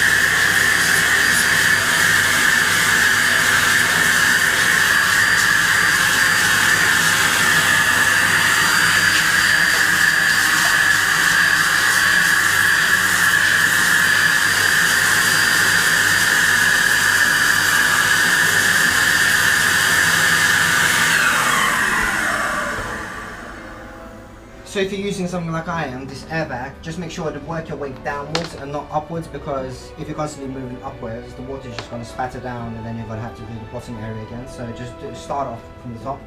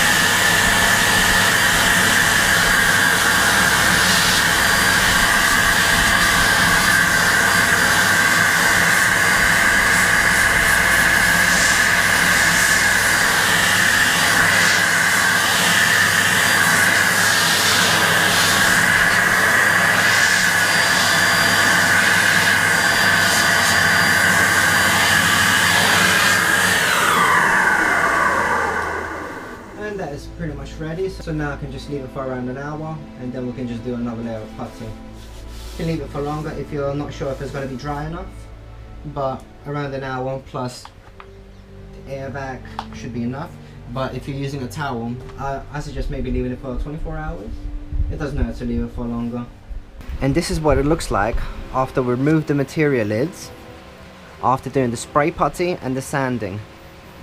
So as you can see, there is some water in there, but the putty didn't get in at all, so that's really good. So this is why I mentioned you really need to make sure you seal it up to make sure none water gets in the electronic part. Now this has been dried, but I don't have any electrical components here.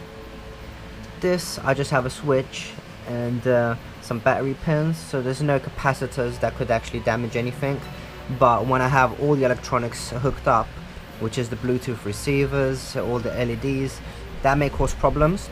So I do advise to seal it up nicely around the seam here. Once the putty has been sanded and is dried, we can now actually inspect for any minimal mistakes. We have an opportunity to inspect the whole sword with our fingers and see if anything needs to be filled in with some epoxy resin, something that putty wouldn't actually fill. So for example, this is quite a problematic sword because this has quite a lot of drastic warping. So for example, if we feel with our fingers, we can actually feel some deep dips. So for example, here is a very deep dip that needs filled. So here. And you might need a wide spreader to make sure it's perfectly even. Now keep in mind, the more you fill, the more detail you lose, but this is quite a drastic case that I'm filling in.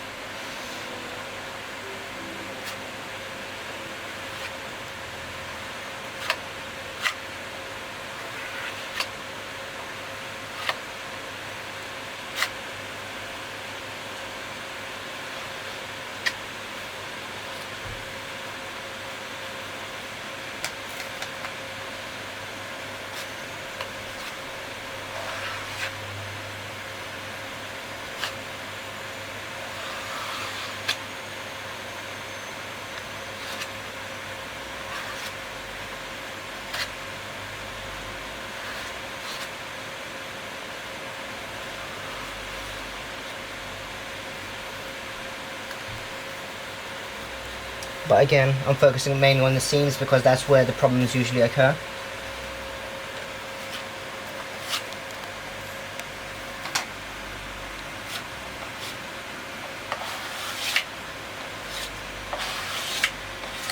If you want to preserve more detail, do masking tape it. But for this, I'm just doing this my way for a specific reason, because it really needs quite a lot of filling, this one. Once you have sanded the whole buster sword and then you spray puttied it for the 3rd or 4th or 5th layer, before you do any more sanding, what I would advise doing is feeling for any seams, and if you still feel a seam, mark it with a marker pen, for example here slightly, here slightly. And the reason that we're marking that is because we're going to spray more putty in those areas before we do any more sanding. This way we can eliminate any more need for excessive sanding and repetition. So we just want to fill those areas to make sure we don't waste any more time repeating the same things over and over. So yeah, those few areas, we're almost there, but just a little bit of more filling with putty before we start sanding again, because we don't want to just keep repeating it over and over again. But yeah, this is a good method of finding any spots that need more work. A little bit here, and no worries about the marker pen because we're just going to sand it down, so not a big deal. Use your finger to find the seams here, but it's very, very minimal now. Yeah, the seams are clearing up, so we're nearly there. Besides, with the sanding, it's going to remove a lot of the material on top.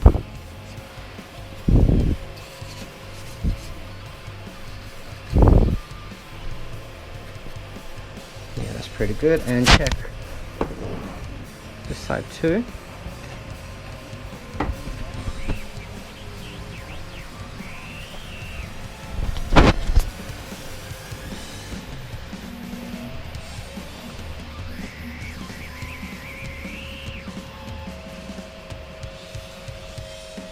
Yep, all good to go for another spray of putty, and then we're going to sand it one more time. So after you sanded your first layers and then you're doing the putty again for the 3rd or 4th layer, you will see the seams come up here like that. So although we JB welded it, there's still a seam that needs to be bridged. So for example, we can use the putty and making a little puddle in that area. Not too much, you don't want to get rid of too much detail around the area, but just around these areas. So have a look. Take it across. Now you would never be able to do this with spray paint because that wouldn't dry. but since this is putty, this actually will cure and harden, so this works very well for sanding and for filling.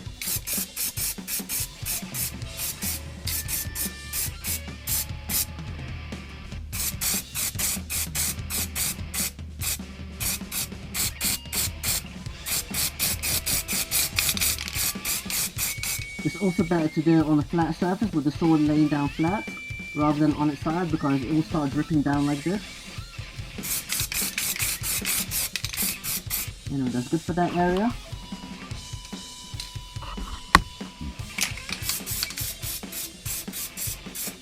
This is just some minor fills. So since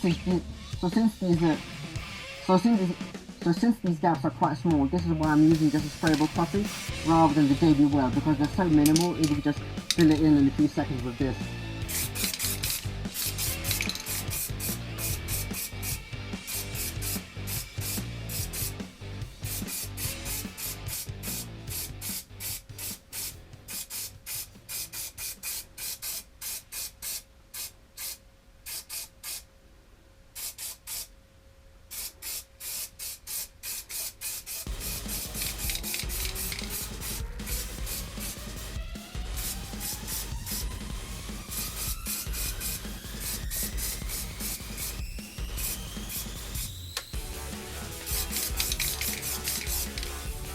And that looks about right. And just leave it like that. That's very good.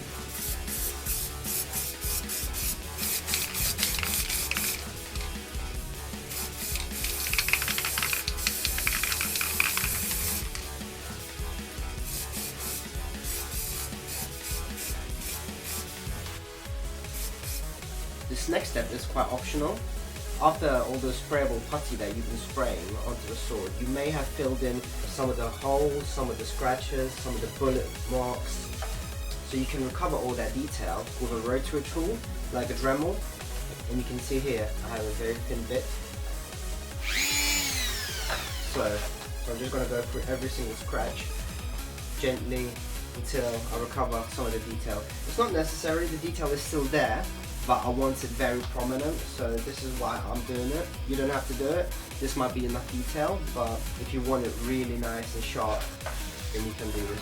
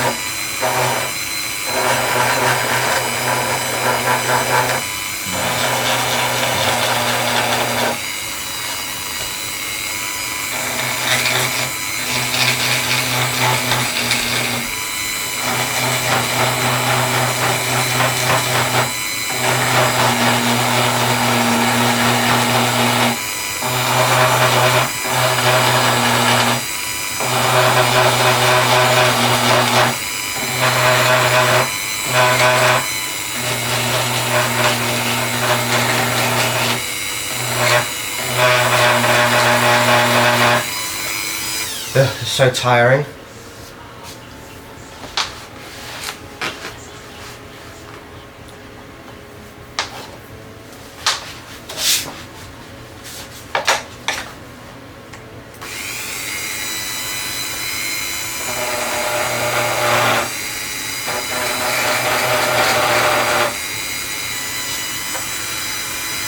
It also helps the way you hold it as well. So it's not good, for example, to go back and forth like that. Instead, stroke. And if you need extra support, you can use your other hand as well for extra precision. For example, like that. And do not have this overpowered. Have a rather low speed, because if you go too fast, you can burn right through the plastic, and you don't want to do that. This is to recover the detail of the putty, not to go into the plastic.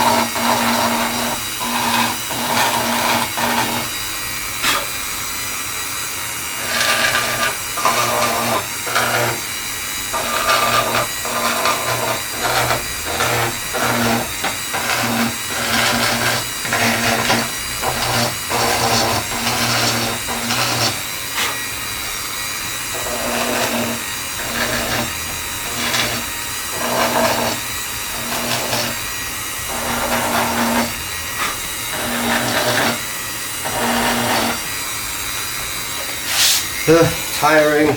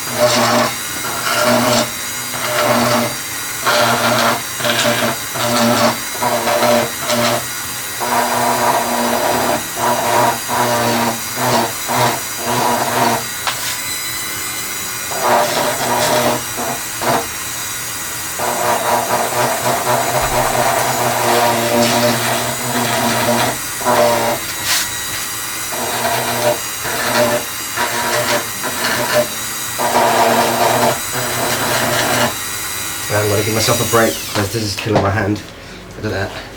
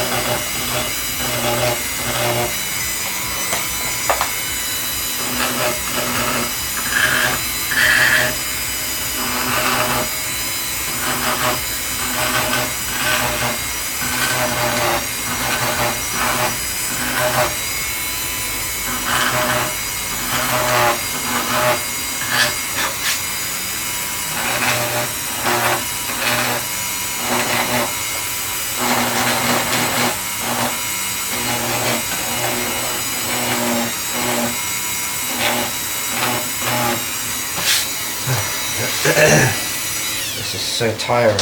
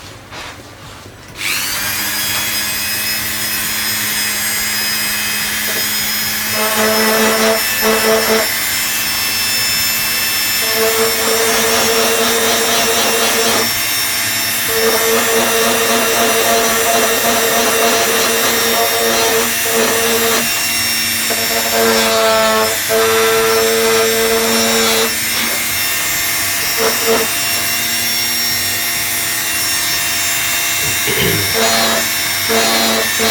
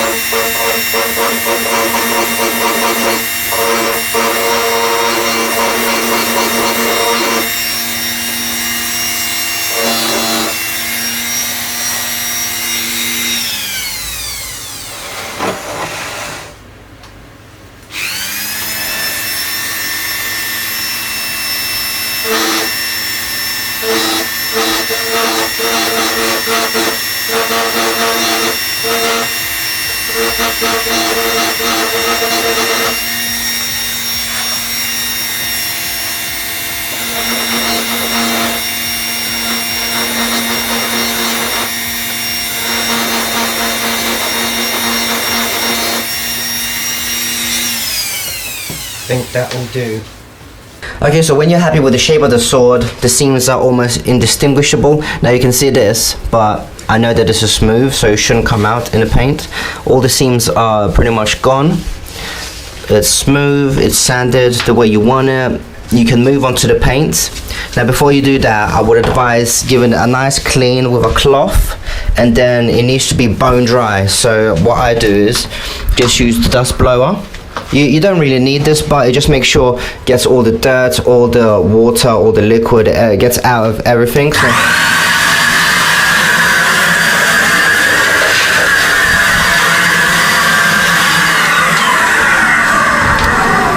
So yeah, do that to both sides of it. And what you're going to want to do now is get your paint ready. So I'm going to be using Rust-Oleum Painter's Touch multi-purpose paint. This is black matte finish, so this is what I use. I really like it. It's quite the pricier one, but it's a really good brand, Rust-Oleum. I love them. So what I do is you need to make sure you use a fresh can, because when it gets to the bottom it starts to splatter. You don't want it coming out all blotchy, since this is the finish of your sword. What I do to help make sure it doesn't come out all blotchy is I pour some hot water in a bucket, and as you can see there, I got the can in hot water up to around here, so it doesn't get into the nozzle, of course, and it's just got a weight on top of it, just to make sure it kind of liquefies inside and there's no blotches, anything spitting out. So that really helps with consistency of the spray paint coming out.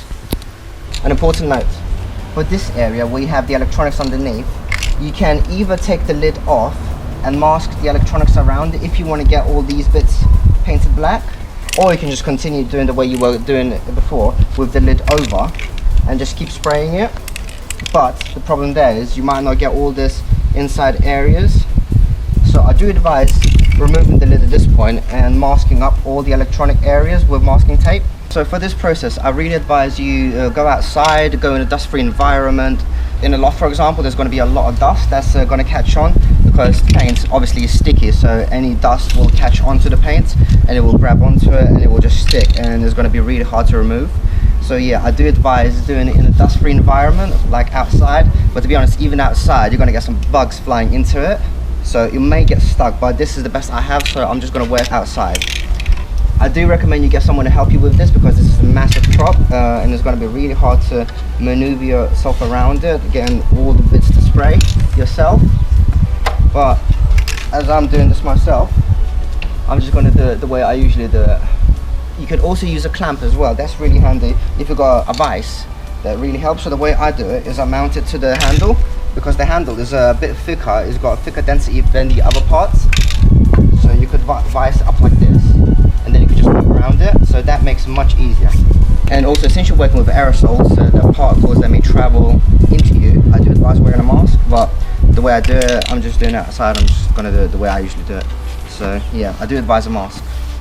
And next is, if you're doing it outside, I do advise to check in where the wind is going, so give it a good shake. I shake it around for around a minute, and just give it a flick, just to see where the wind is going. So it's going that way. I'm just going to start basically, and let me think. I'm going to start more like that. The distance, it should be around 2 feet. Then you want to do extremely thin coats. I'm not going to do any thick coats because it's going to start dripping if I do. So I'm going to do very thin layers, and I'm going to turn it around, because obviously I'm holding it, so I can't be holding it here and then spray down here, because my hand won't have a place to hold it. So, okay, let's start spraying very thin layers and turn.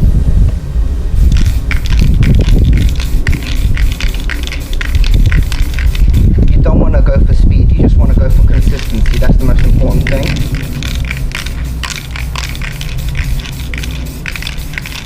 It's a very slow build up, but if you want consistency, that is the best way to go about it, in my opinion. And always do full strokes from one side to the other, don't stop in the middle. It's quite windy.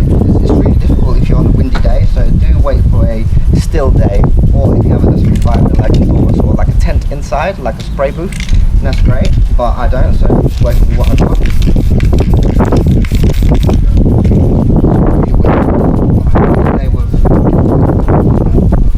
Very good luck with that.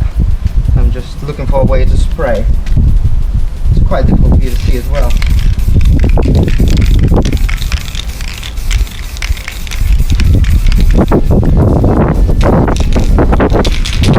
Shake every like minute or so.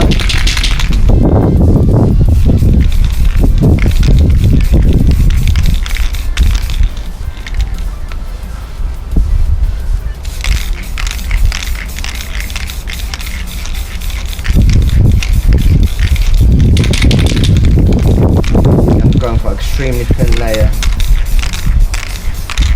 which is a bit slower, but again, consistency is very important.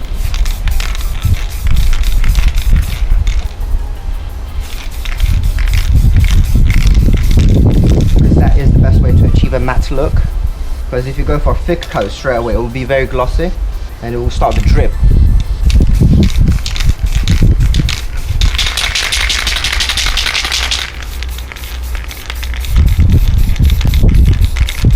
If your finger starts to kill, you just give yourself a 5-minute rest. No need to rush. This is like the most important part of the sword, the paint, the finish.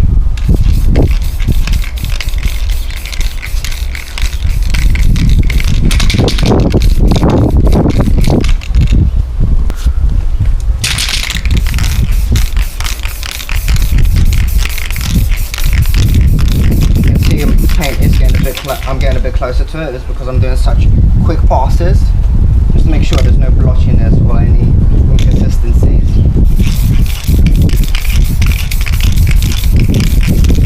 But you can see the layer is building up.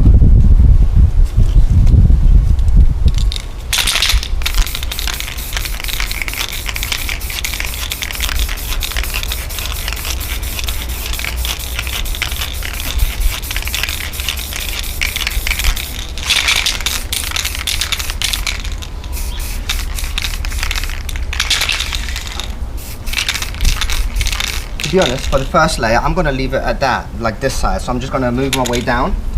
So this is about the area that you might start needing help because it's a bit awkward. So you either like that, which is kind of awkward, or you could work like that as well. It could work like that. So let's just do it like that.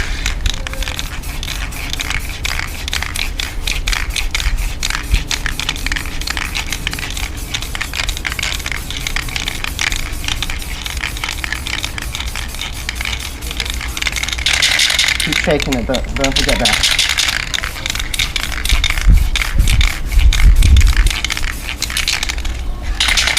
You can see actually my can is running out, so I'm not actually practicing what I preach. I should have started with a full can, but since this is like the first layer, I'm accepting it and I'm going to do a full fresh can for the final 2 or 3 coats maybe.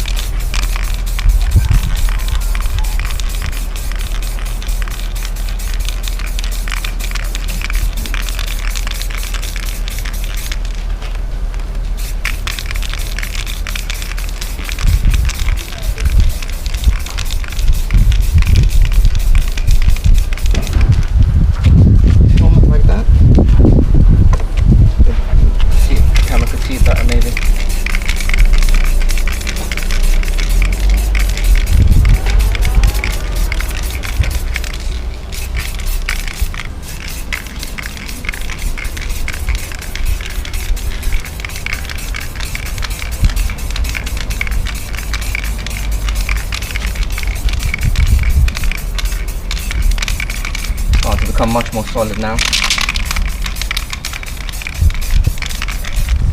Turn it.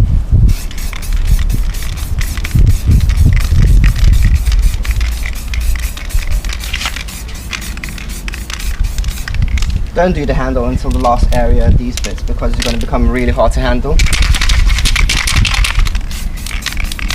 Like there, I can't even get to that place anymore, so I'm just going to leave it for another session.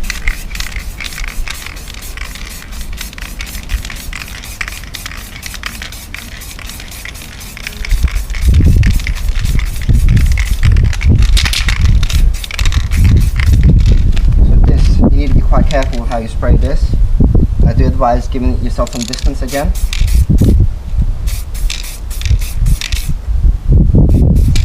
Just make sure you're working with the wind so it doesn't blow back into your face. But the wind is pretty still right now, so I'm just gonna see what I can do.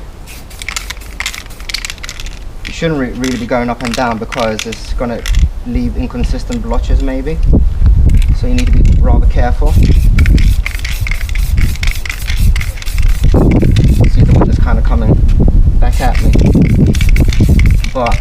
camera to see.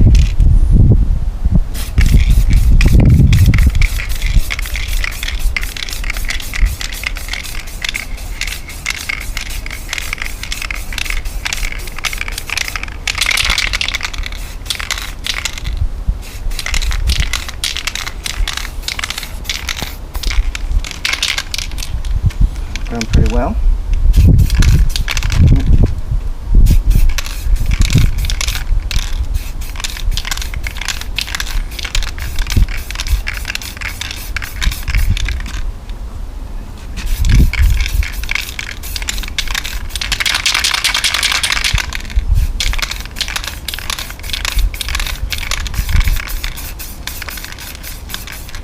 Finger's killing me, so you need to give yourself a rest.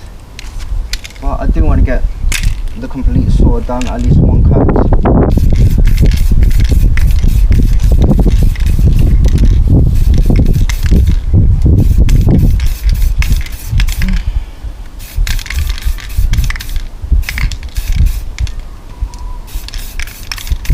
Oh, windy. Wait for the wind to die down. Unless you're working with wind and it helps you somehow.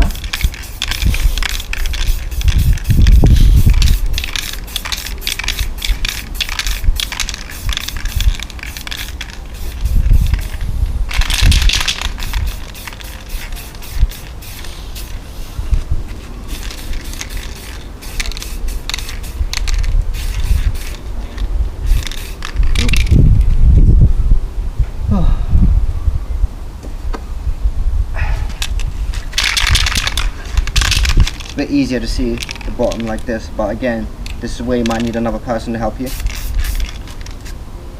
You might want to wear gloves as well, because if you're working that close, you're going to get paint on your hands. Where's the wind?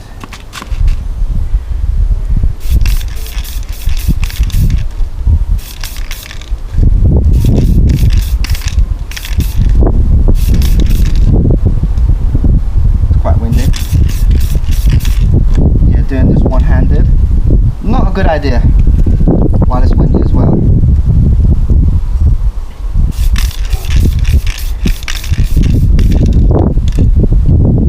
Okay.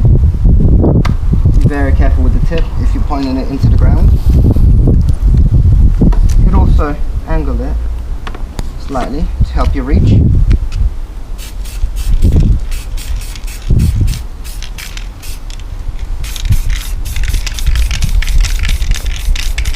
Yeah, don't overspray this area. Not in this area, just the whole areas in general.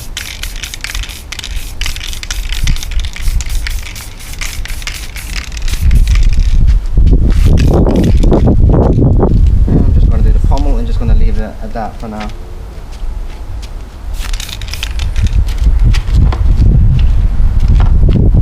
Okay.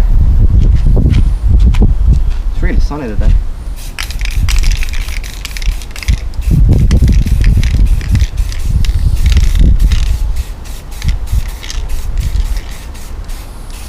Right, I think that's it for one coat. It's very fine coat, but take it easy because it's such a massive prop. It takes quite a long time, and considering how thin the coat is, this is going to cure in like half an hour to an hour. So you can just do one. So you can just do another coat very quickly.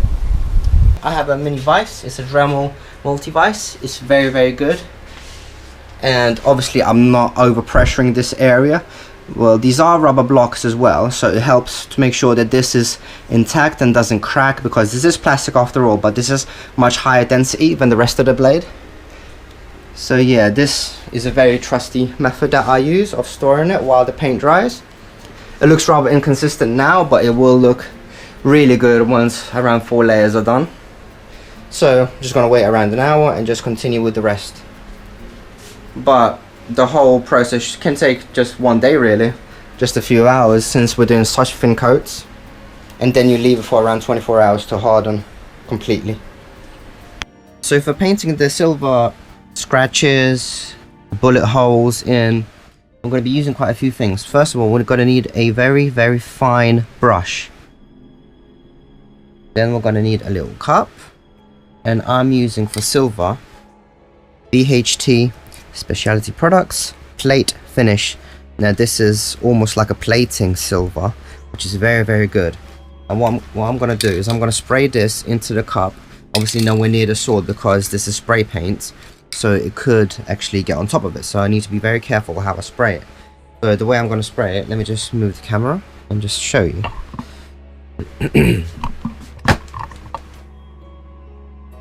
So here we go, shake it up, and I'm just going to spray it like that, so it's got like a little puddle of silver. You could use any other silver that you want, but this is what I use, as I find this is very, very nice silver. It's quite realistic. So let me show you what I do. So spray it in. There's a little puddle built up, and now when you use it, just tap it in and just paint it onto the holes. Now you just need to make sure that this never drips onto the sword, because if you drip it on to the flat bits, not the scratches, not the bullet holes, that's going to really ruin the finish, and it's going to be really hard to go back and sort that out. So have this somewhere safe, make sure the tip is clean. My hand here and moving down, shouldn't be doing markings here and then move it up, because my hand could actually pull the paint since it's not dried yet. Anyway, let's just get to it. I would advise not having this cup over the sword, but that's just the way I work. I'm pretty sure that I'm not going to spill it. You might find it better to have it away from you and just maybe, for example here, just tap it in. We've got a bit of silver onto the brush. Make sure it doesn't drip, and make sure you don't drop any on the actual sword itself. The initial start is quite the trickiest because you're quite nervous.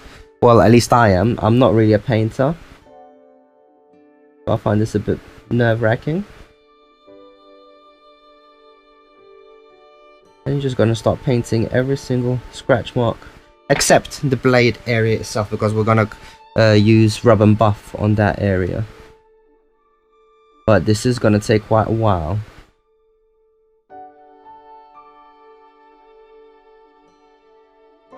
Quite a long process.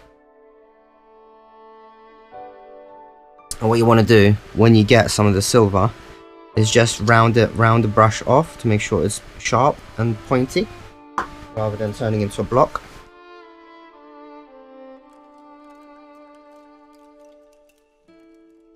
You don't want the bristles turning into a block. I think I need a bit more silver actually sprayed in there.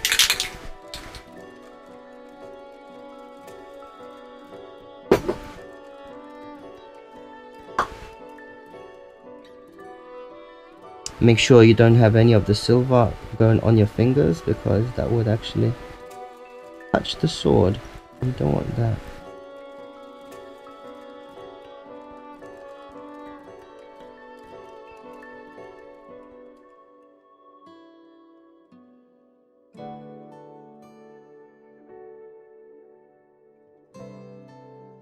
You're going to be topping up with the silver quite often. I am.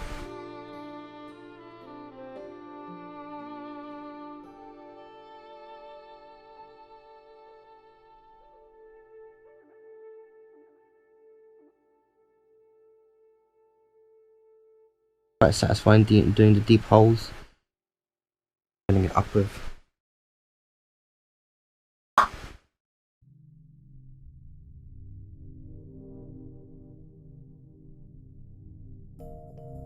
See, I went a bit overboard here. I got it on the top rather than the hole itself. Not what I like, but it's just gonna happen. Besides, when this is quite far away, viewed full distance, you won't see really these imperfections of the paint job. Well, at least my paint job. I'm not exactly a painter, so I am going to make mistakes.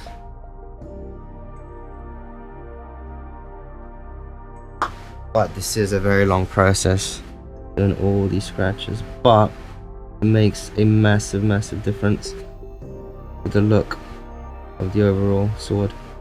Makes it look incredible.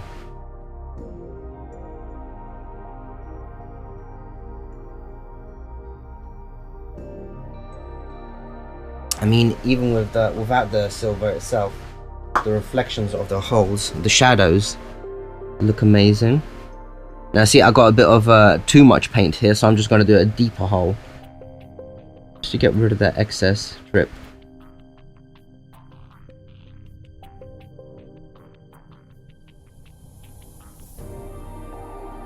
If I've got too much paint and I do it in a not such a deep hole, it's gonna over flood it. I want to do that. Same goes here. I got a bit too much. I'm doing it into a bit of a, but I don't want to get my finger on top of those areas. So, very careful.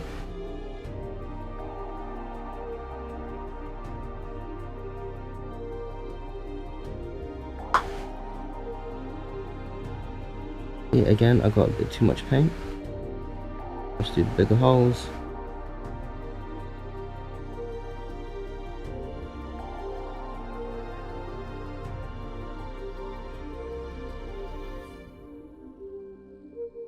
But the brush is very important.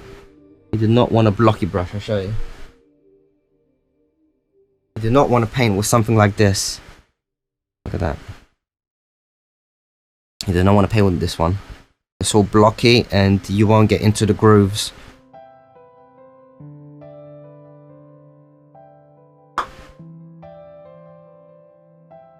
Always be careful how you carry the brush.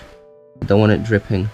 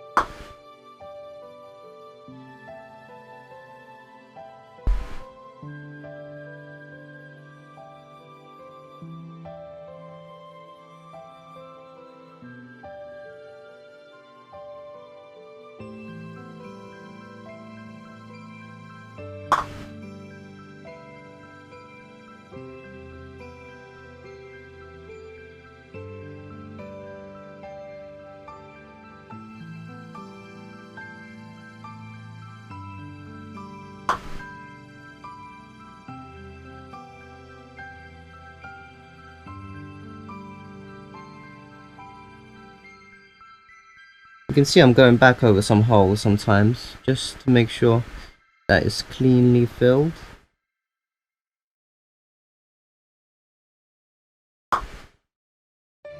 Oh, that's a bit of a quite big, quite a lot of paint in there.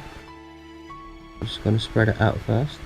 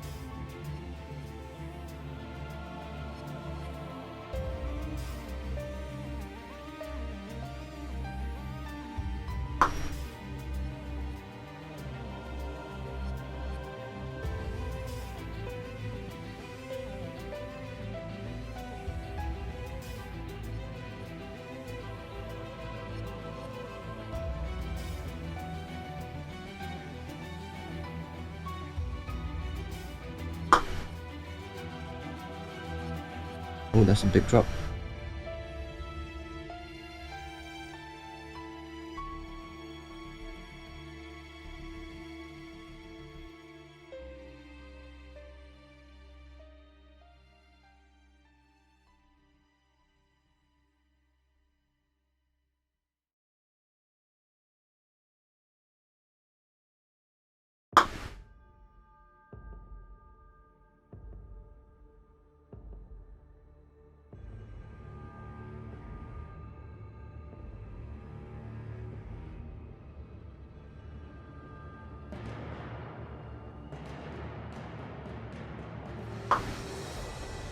Another big drop. We want to get rid of those any big paint droplets. Make sure it doesn't splatter. I know I say that quite a lot, but it's very important. Also, you want to be in a very comfortable position because this is going to take a while. So I would not advise doing this on the floor because you're going to give yourself a backache. Big drop.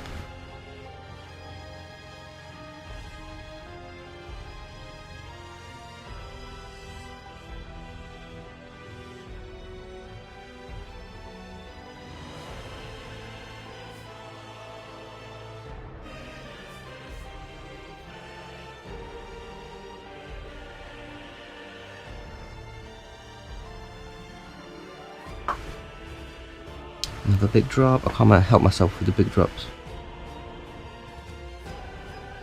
I think it's because I haven't rolled the tip of the brush. It's accumulating paint.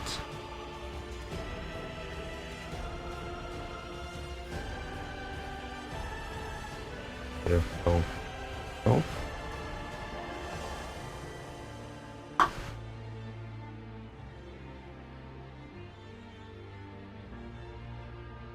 But now I haven't got anything.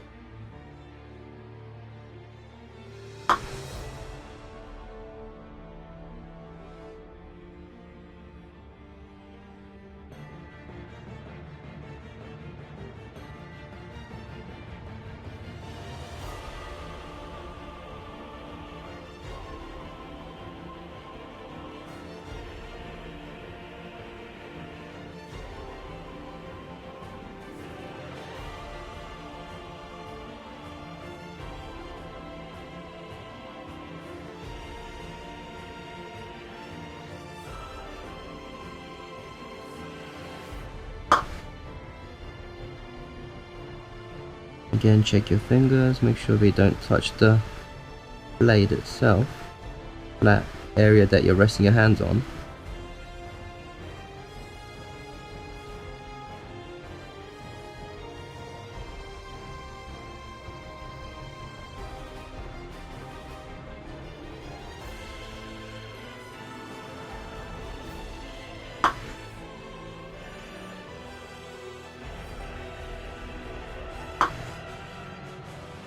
I think when I did the other side, it took me around 3 hours. But yep, long process.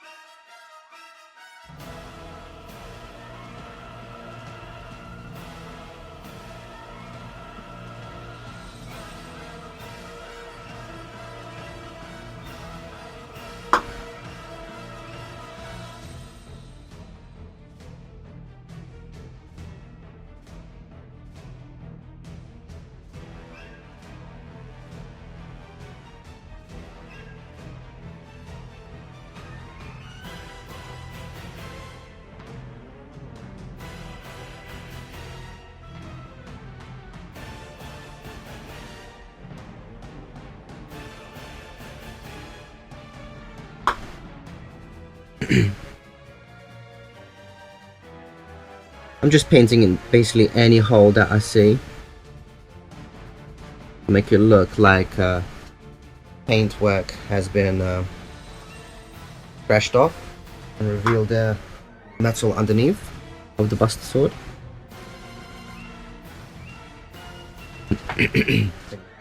Like that.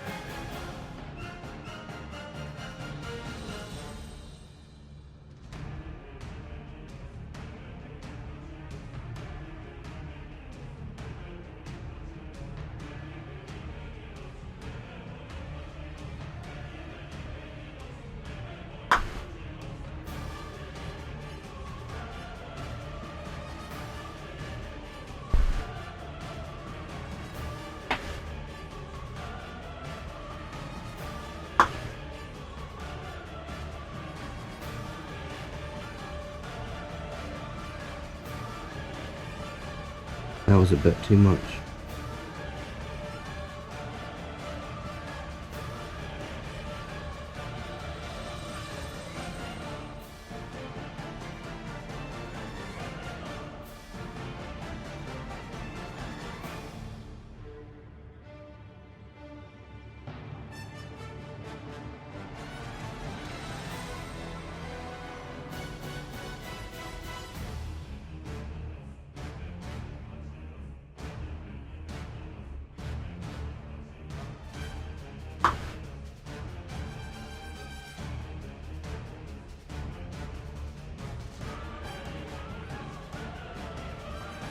Quite a thin line.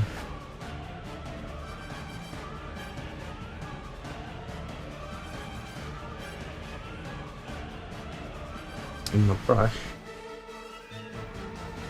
it's a Resin.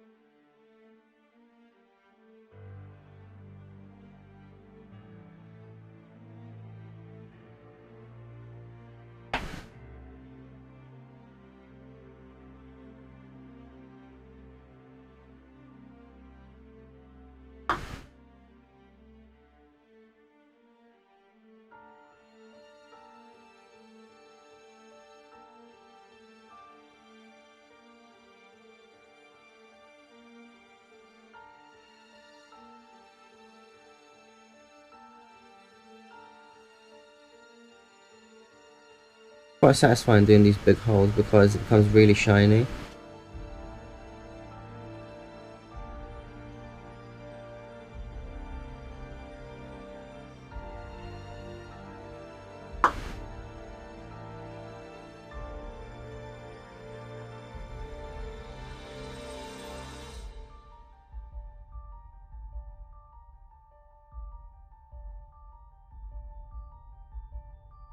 I think it's time to move my camera up.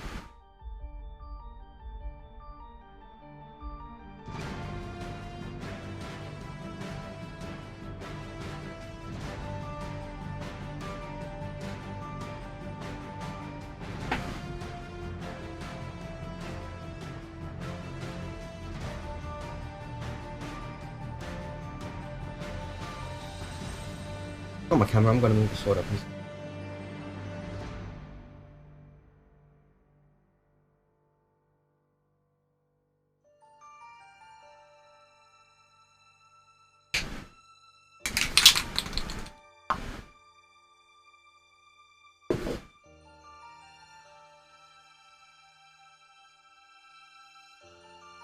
Don't want to be taking up the condensed air brush. Not sure if it's condensed air or the fluid that makes the sprayable spray paint.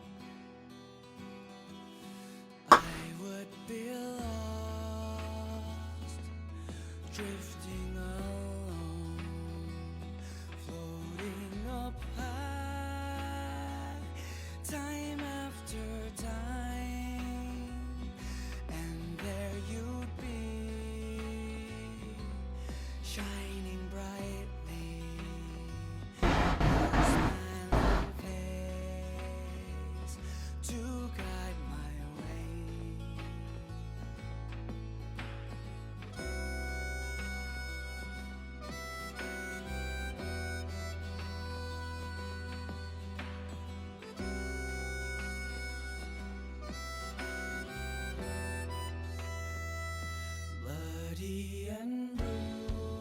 Bristles aren't very nice anymore, they're kind of splitting, so what I'm going to do is I'm just going to grab it with just some paper,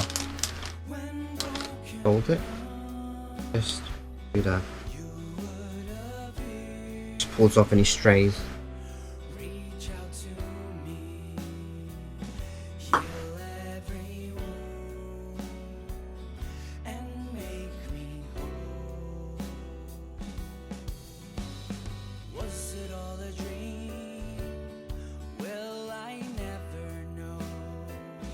Foolish and blind to everything. Had I realized, had I thought it through, would you be here in my embrace? Shine bright.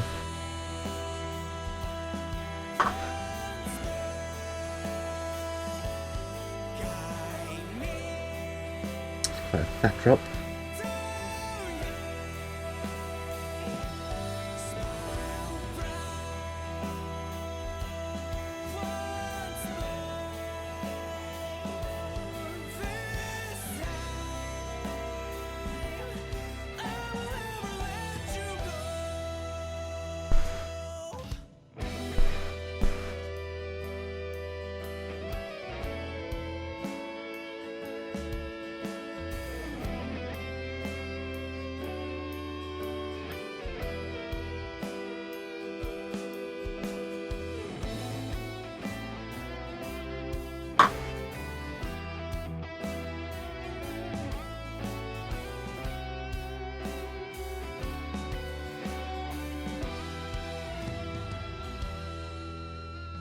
with your every smile, hiding something more.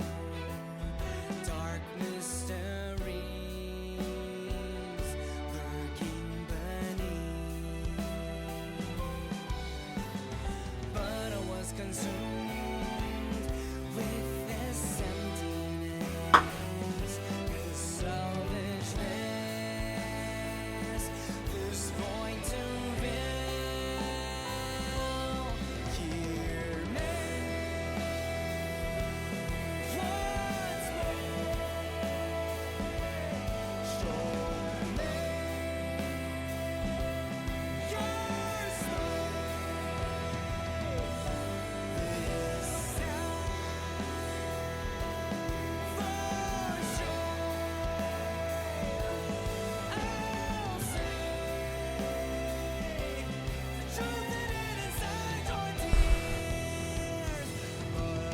howling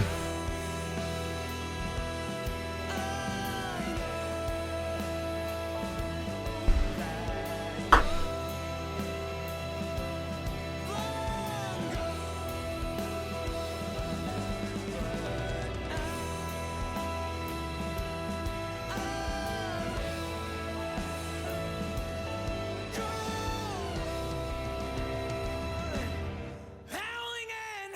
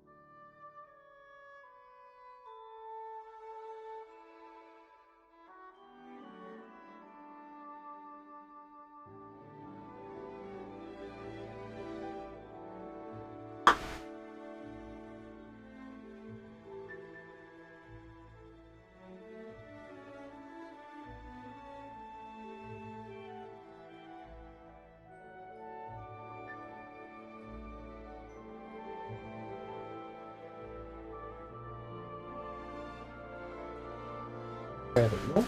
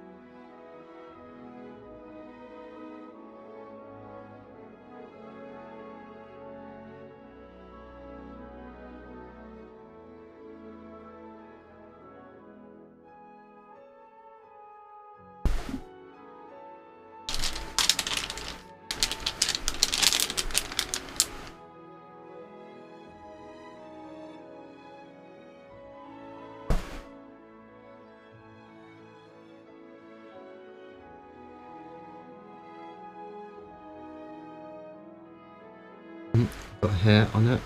Pull it off.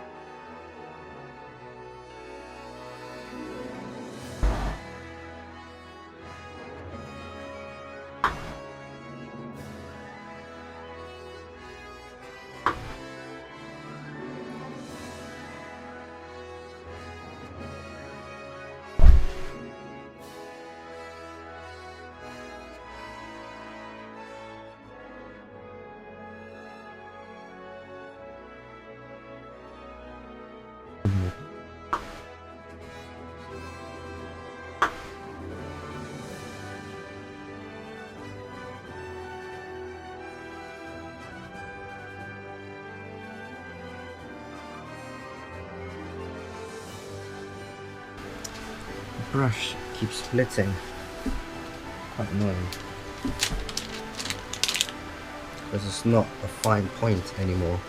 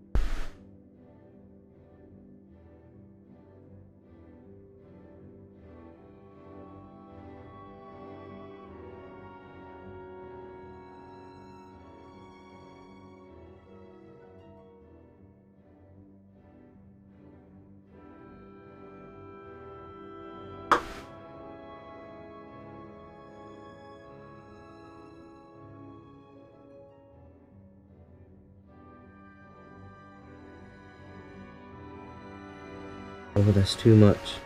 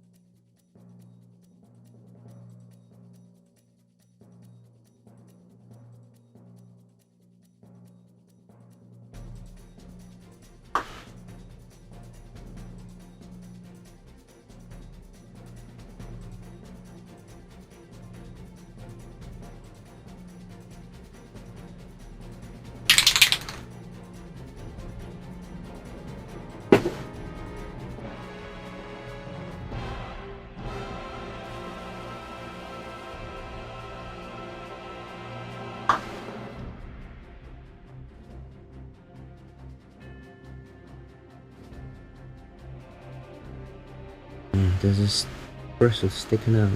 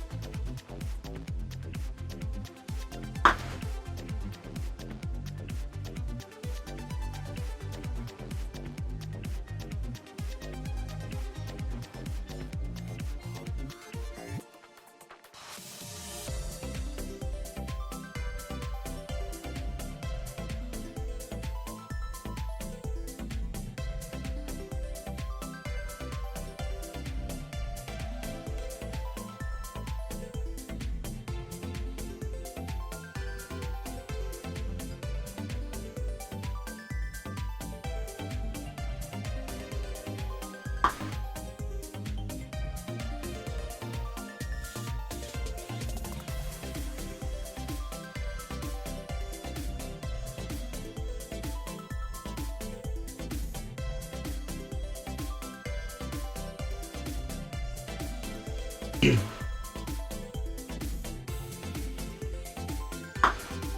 about a third of the way in.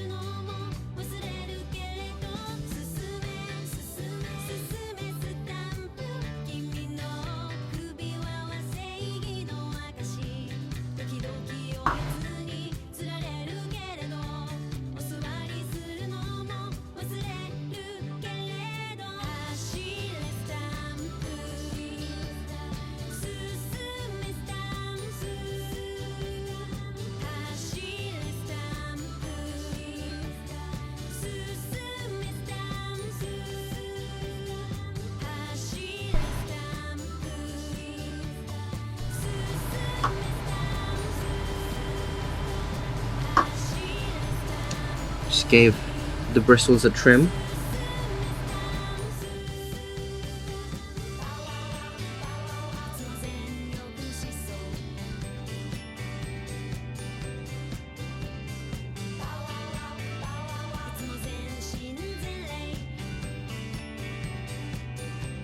And I cleaned the brush with isopropyl alcohol.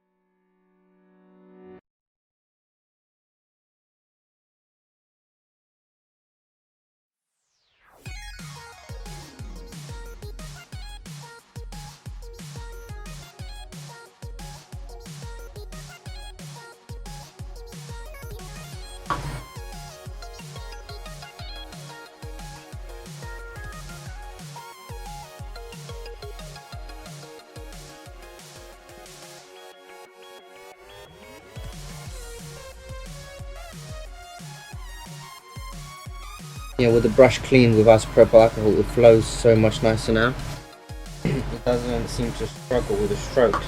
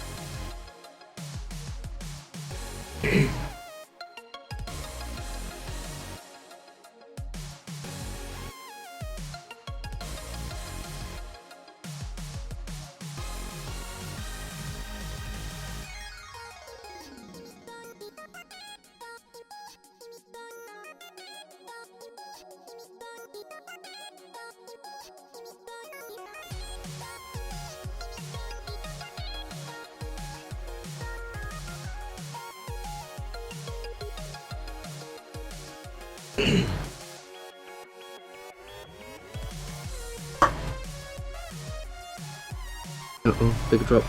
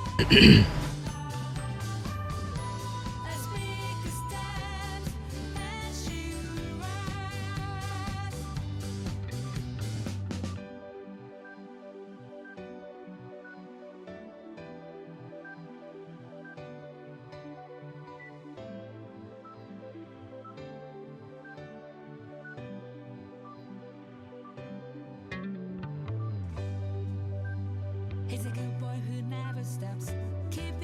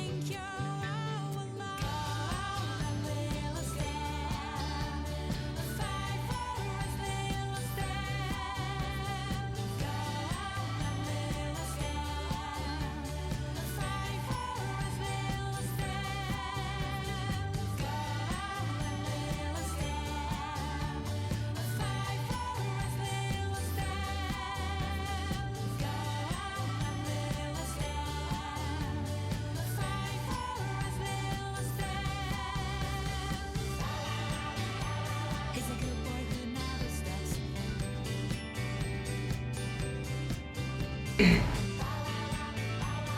love is kicking back to back.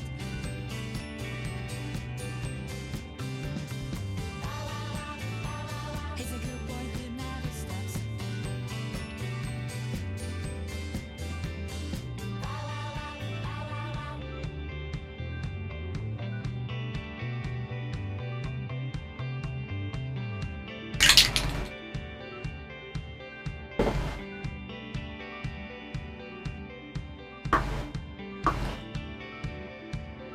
Oh, too much.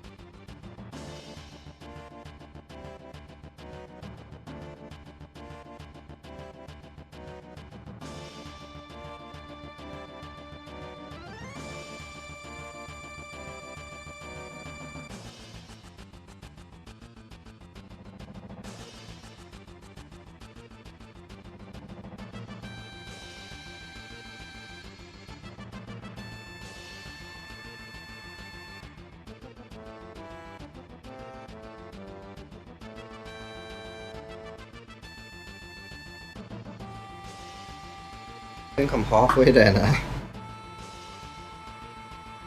But the scratches and the markings become less. There's less of them as it gets to the handle.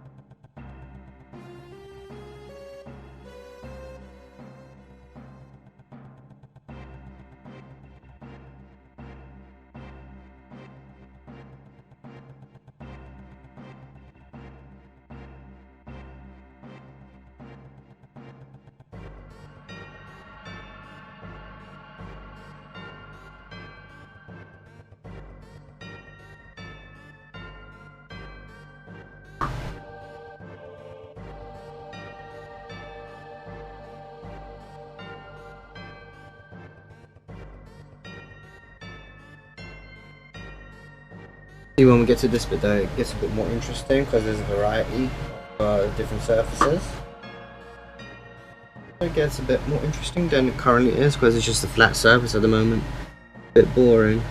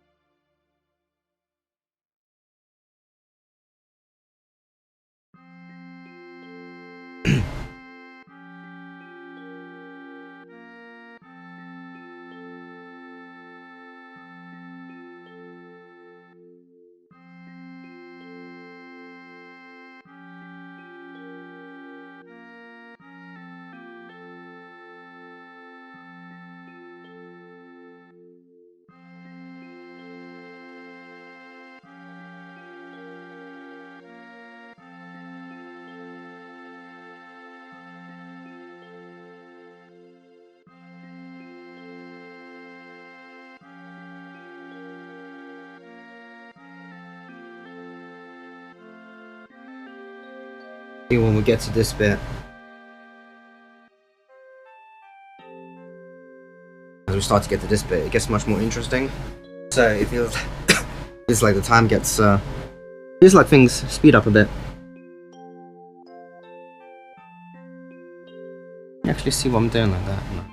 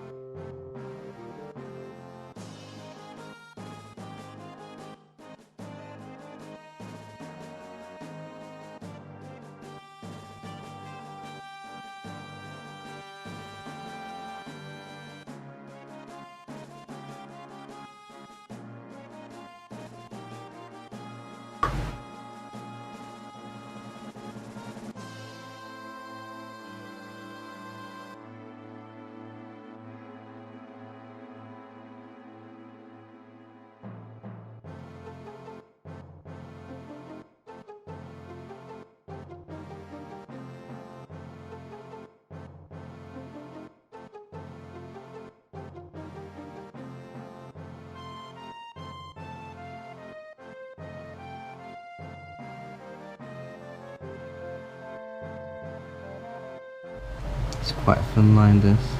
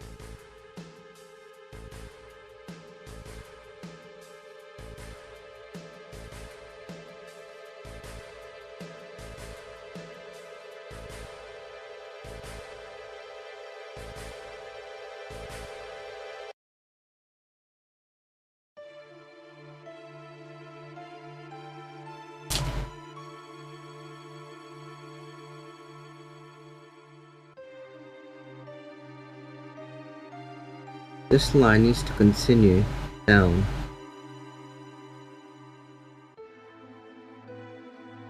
Okay.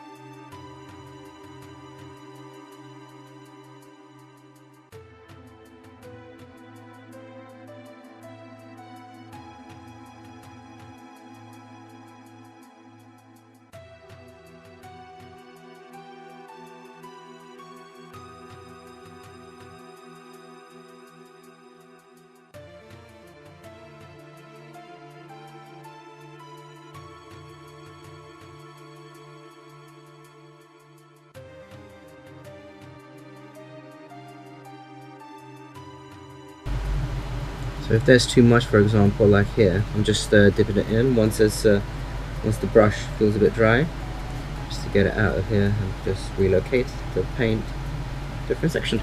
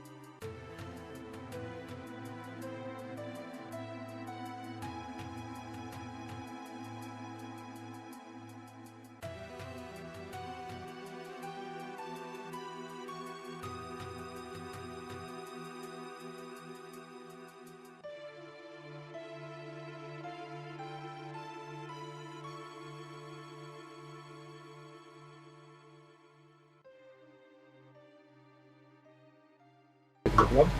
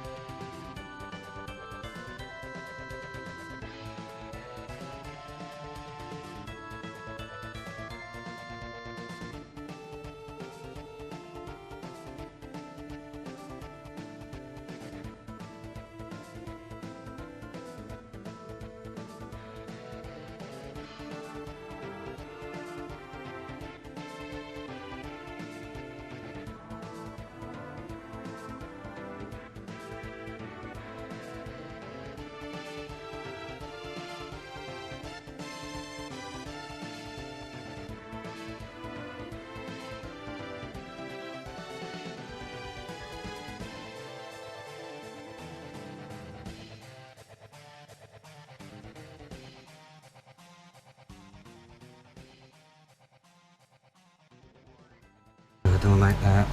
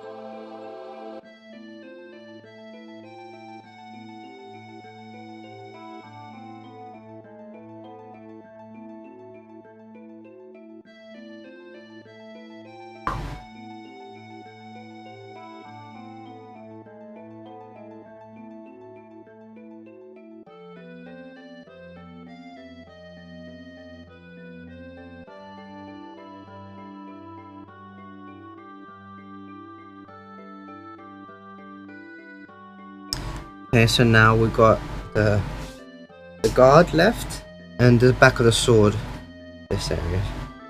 Now let's get onto the guard.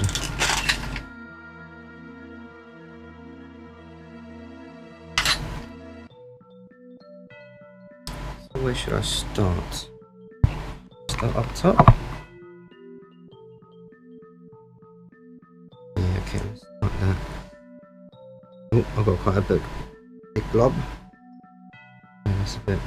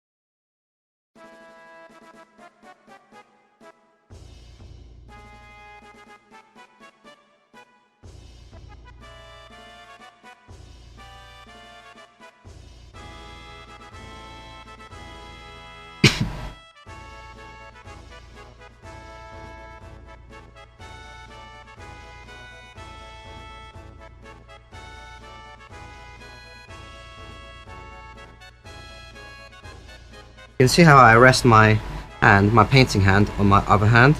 So you should never really paint with a floating hand because there's lack of control. This gives you more swivel, rotation, and control.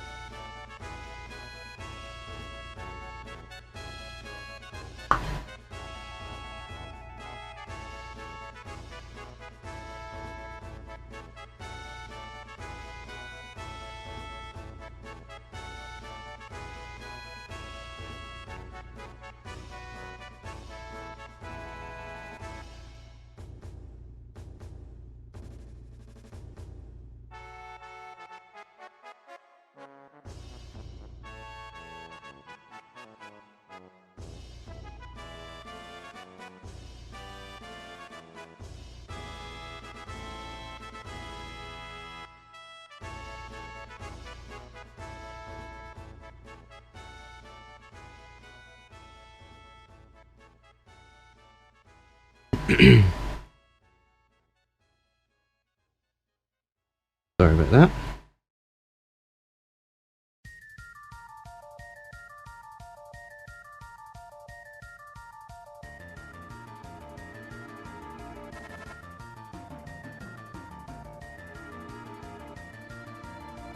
Oh, see, I got my fingers on this now. Okay, that might have been a bad idea, going to start from the bottom. I maybe should have started at the top so I get my hand moving down. And then I'm going to have to kind of avoid where it's painted currently.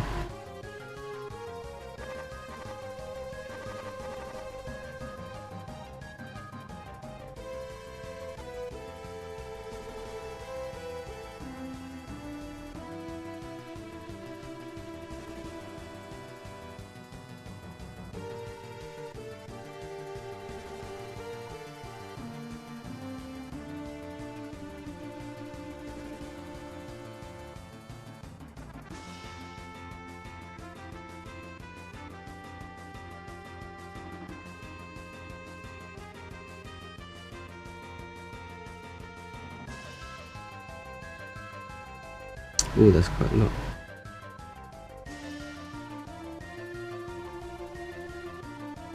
Maybe if I work like this.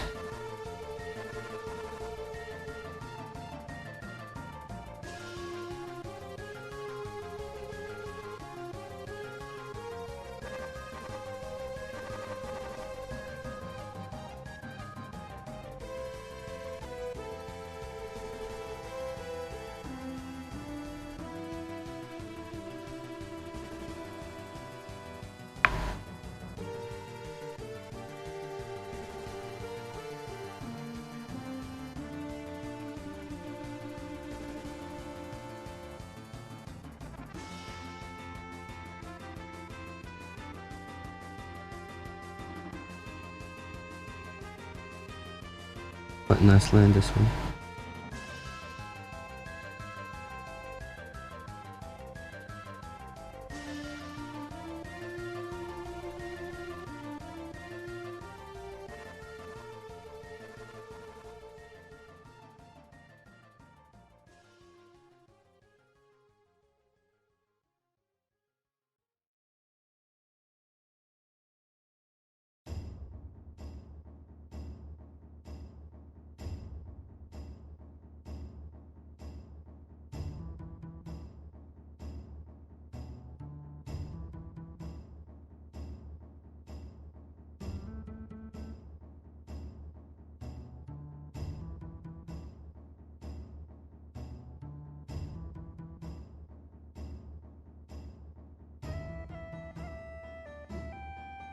I'm not really a fan of these strokes. Brush strokes, that is.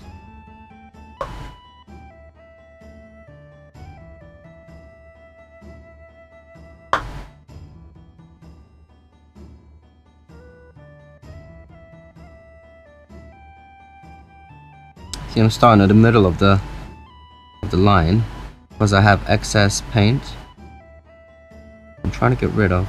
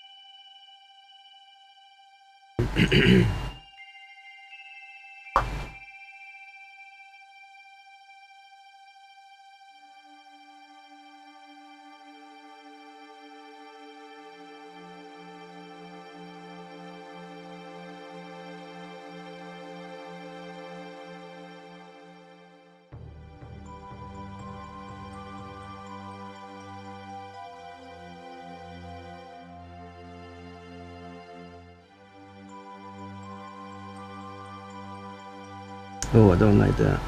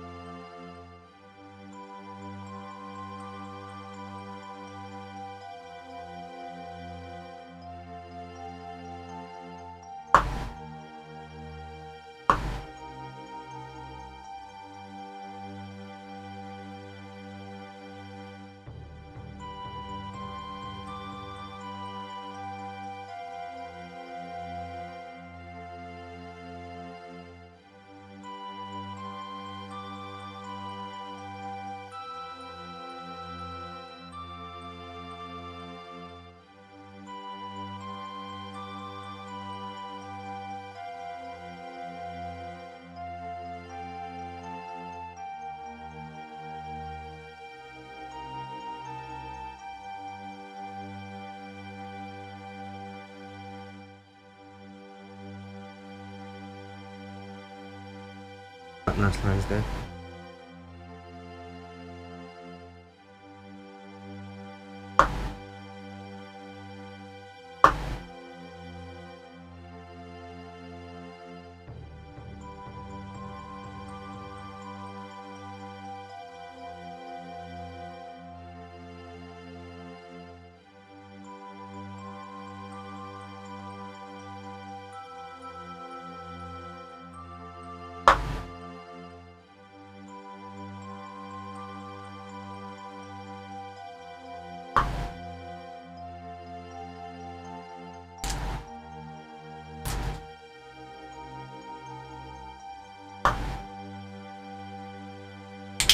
Kind of harder.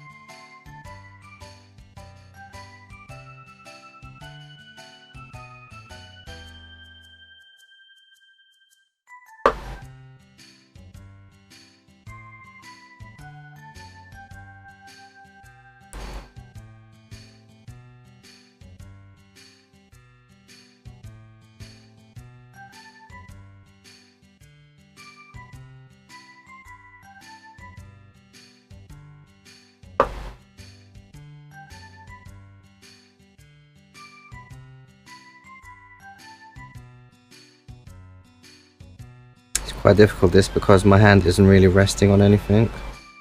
It's quite awkward.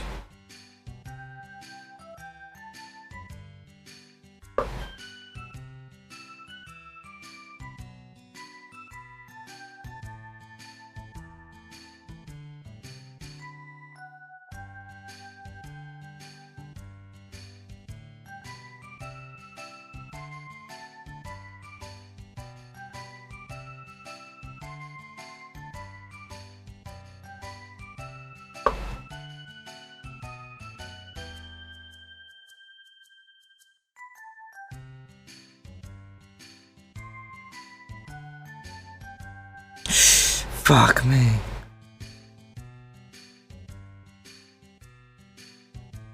Bit of a fuck up there. This is what happens when you don't rest your arm. No control.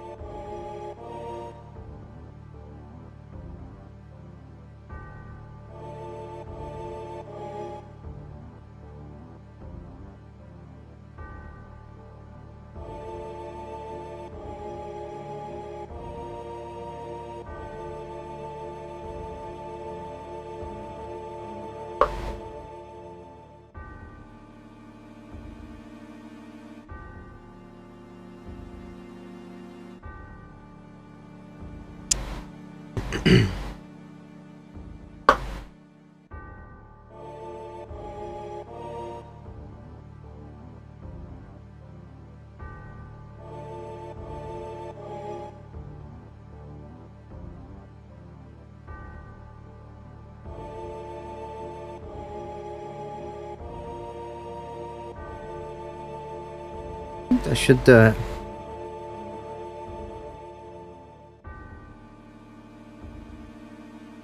I think that'll do. Just for the other scratches, just here.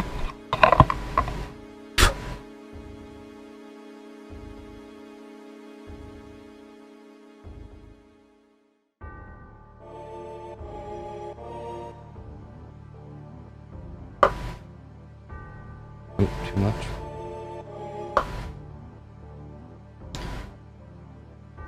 I should reverse. Work in reverse for this.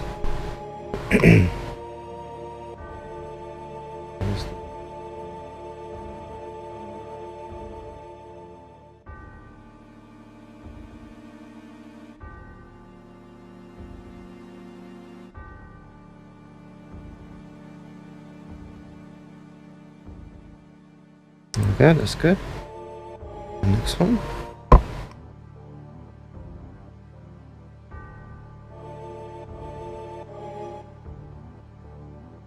Oh, that's not good. Here we go, better.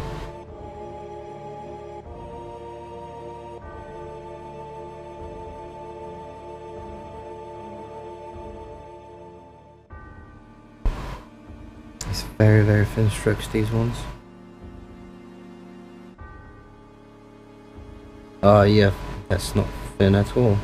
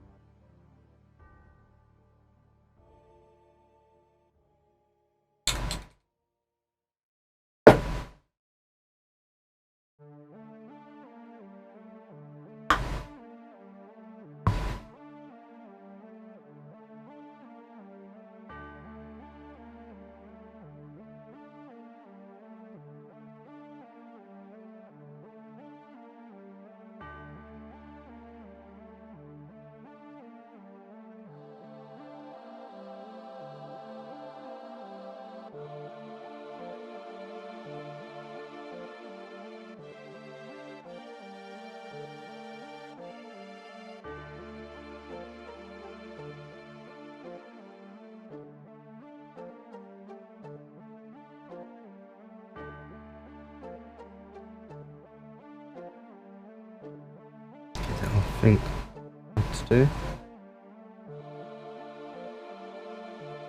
Yep, that'll do.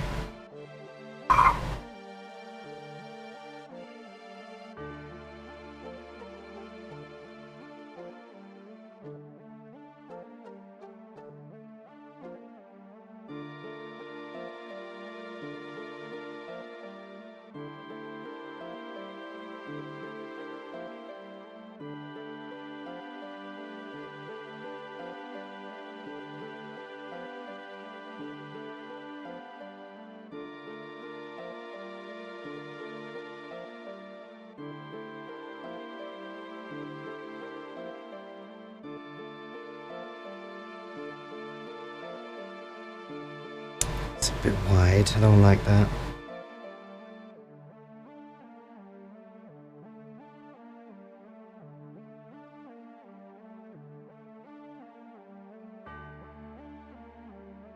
Three more areas.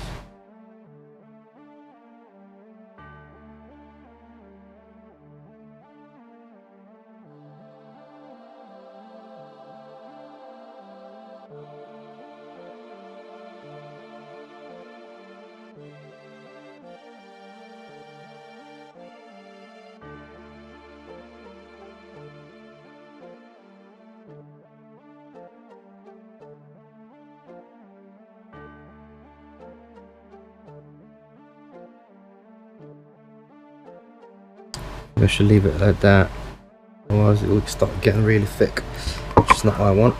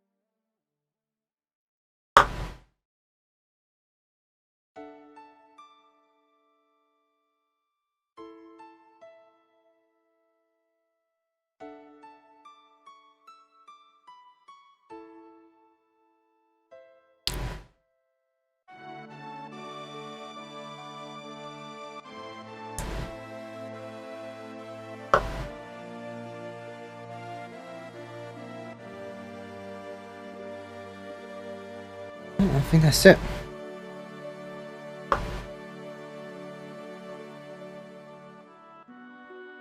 Only took me around 3 hours. Let's have a quick look.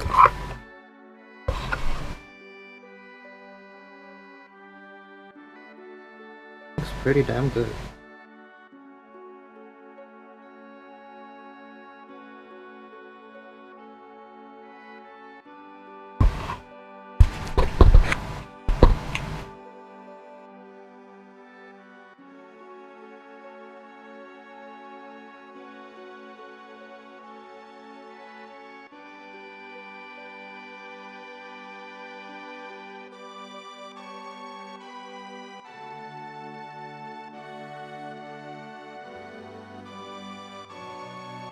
Not bad.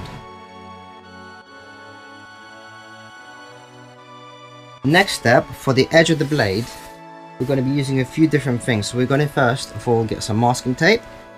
We're going to be using rub and buff. I'm going to be using the silver rub and buff. And a sponge.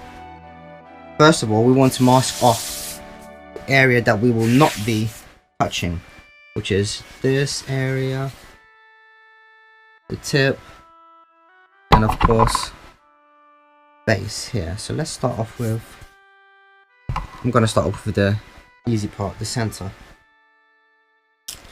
Masking tape. I'm got to do smaller strips at a time. Just give it a wipe down to make sure there's no dirt. And just stick it down. Just make sure the masking tape is masking tape. Don't use duct tape or anything like that, because that would probably peel the paint off. So we use specifically masking tape because this shouldn't affect the paint job. Also make sure to at least wait 24 hours. I would advise at least 48 hours after the paint and the scratches, they all cure. So get it up to the edge, and what you want to do is use your thumb to slightly push it down a bit deeper. This way we'll make sure none of the rub and buff gets into anything, doesn't get underneath the masking tape. And now let's just move on to the next area.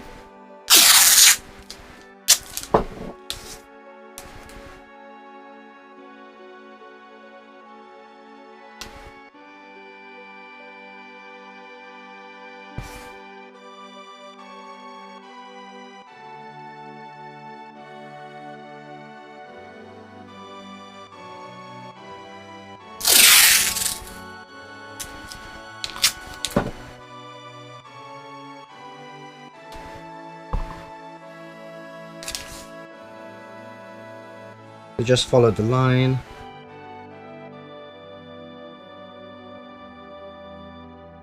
And you see for the point, the silver kind of goes not to a point, but there's a slight gap there.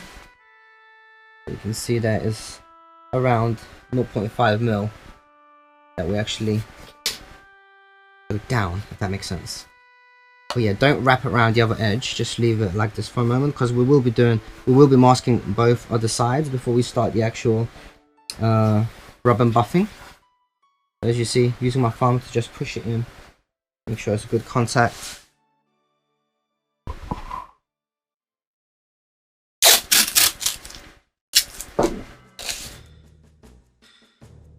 Got a bit of a bent masking tape here, so I want to sort it out. We'll just tear it off. Yeah.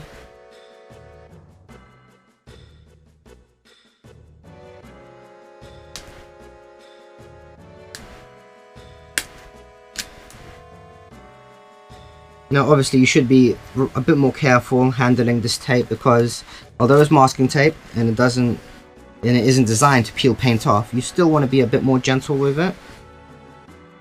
Like if you need to peel it off gently. Don't be forceful, because it can damage the paint job. And any overlapping bits, any bits that don't overlap, I mean, and you can see the paint, just cover it like that.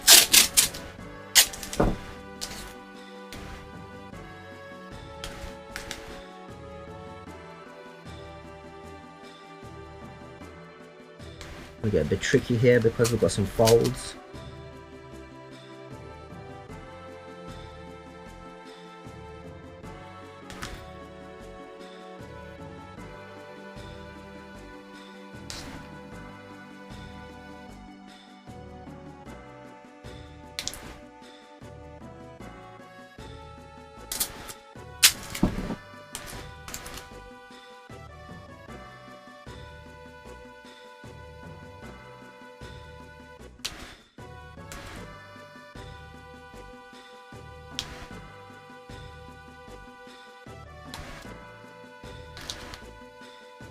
And use your thumb to just align it into position.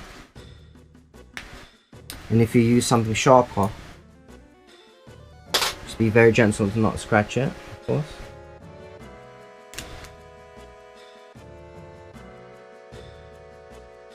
Okay, that's about right.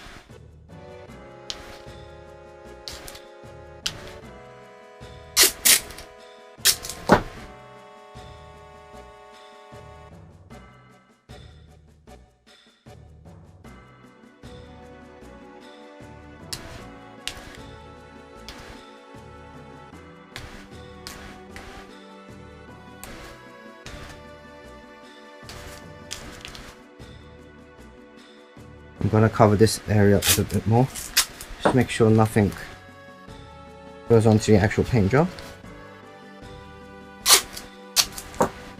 This doesn't need to look amazing because remember we're just going to peel off the masking tape after. And now we're going to do the other side as well.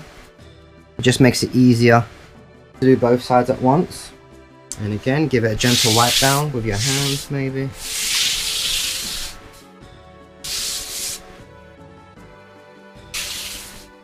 Just to make sure there's no dust or residue on it. I'm going to be starting with the tip.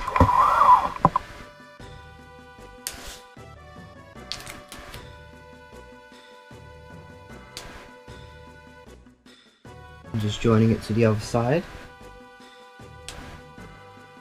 There we go, and now you can stick the two pieces together.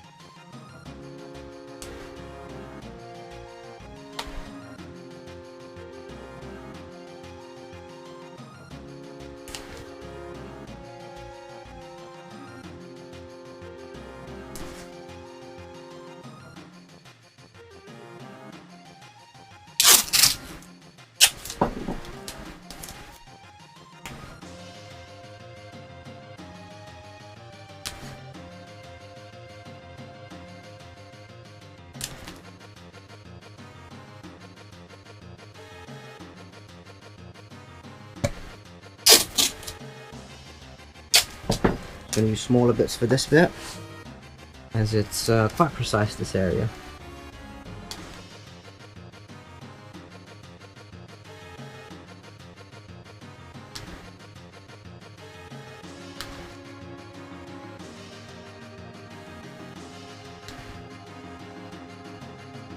Okay.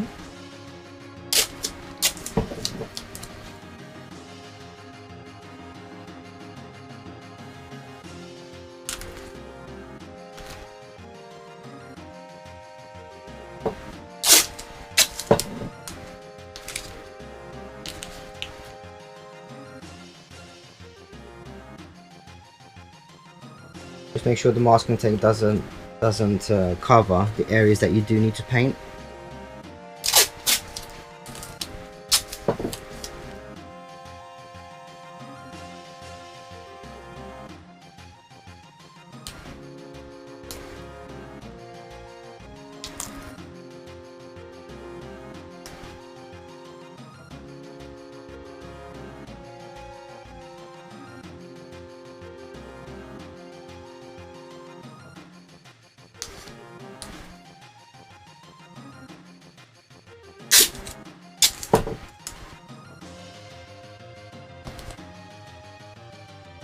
Okay, that's good, and just this area, and then we're pretty much ready to rub and buff. Yep, that's pretty much good to go now. Looks pretty good, masking wise.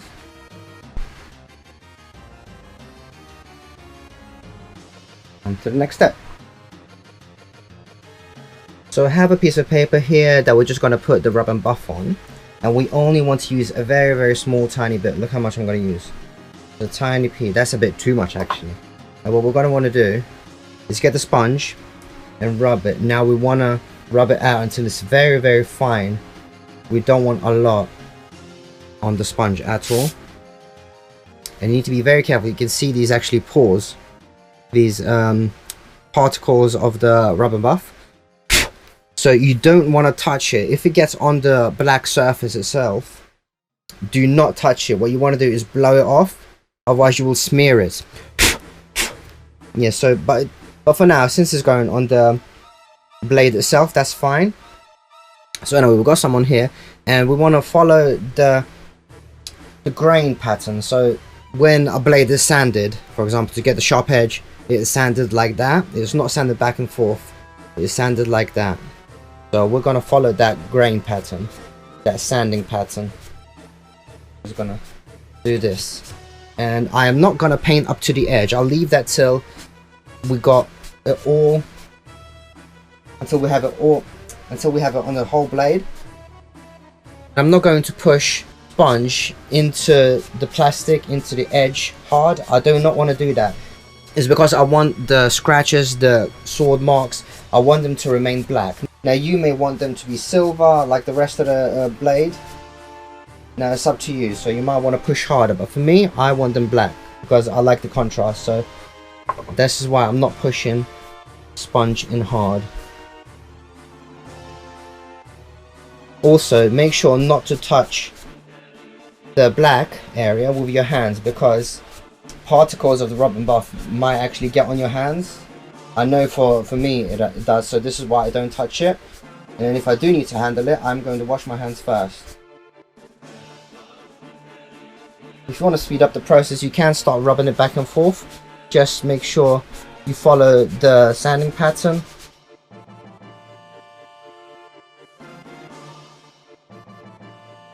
Again, I'm not pushing the sponge in too hard because I want the battle damage to remain there.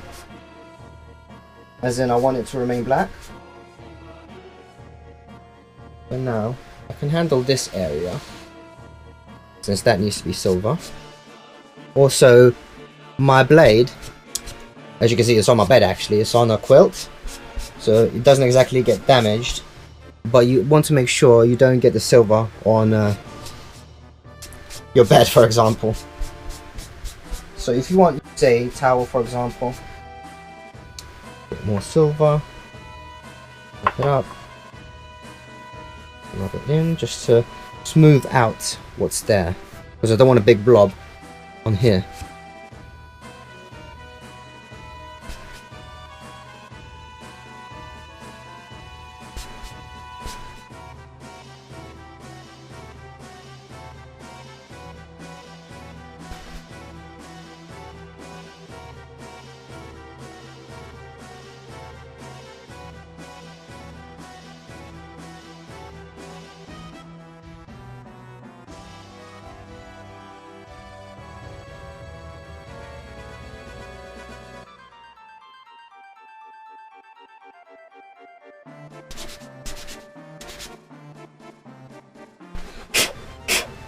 As you can see, I'm not touching it, I'm just blowing the particles off. And let's just move the camera back a bit so I have a bit more space. There we go.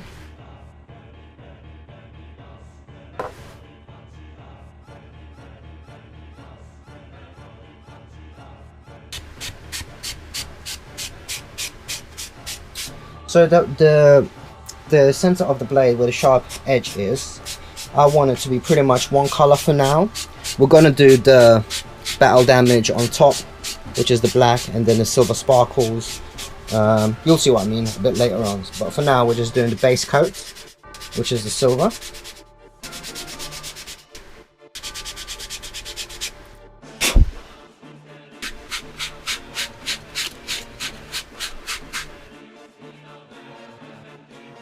Also, make sure to check the masking tape. Make sure that it hasn't come off. You do not want to get the silver on good areas that are supposed to remain black.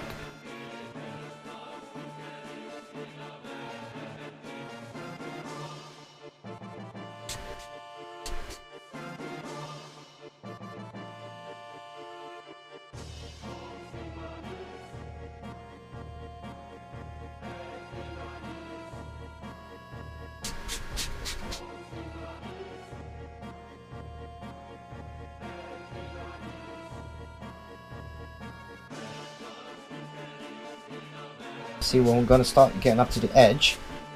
You don't want to stroke upwards because I don't want to peel the masking tape up. Also, this is why we don't handle the sword, the black areas, with our fingers, because look, already they're both silver. So for the edges, look at how I'm doing it. I'm just stroking downwards from the masking tape. This is to make sure I don't peel it up. Also, I want a slight gradient near the edge. It's not supposed to be, at least personally, I don't think it's supposed to be a solid block, a solid stopping paint. Oh, it needs to gradually fade into the silver.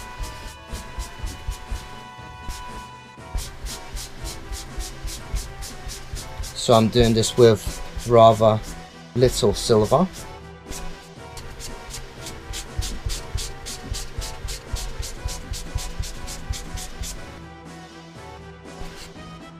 Yeah, your arm's going to start dying, so you might want to switch hands if you're comfortable with enough.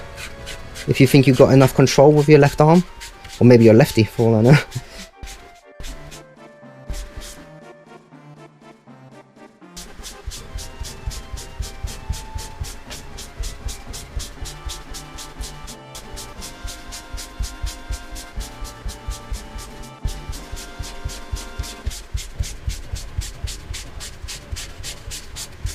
Okay, I'm running out of silver, so I need a bit more.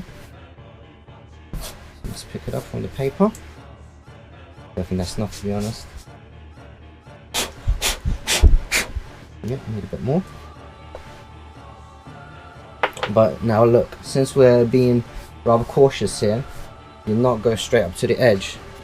Start off with thinning it down on the sharp area of the edge, and then go up to the corner.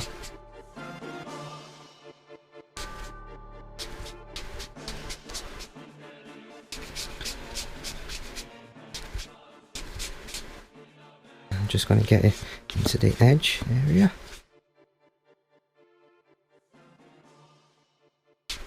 It's looking pretty good.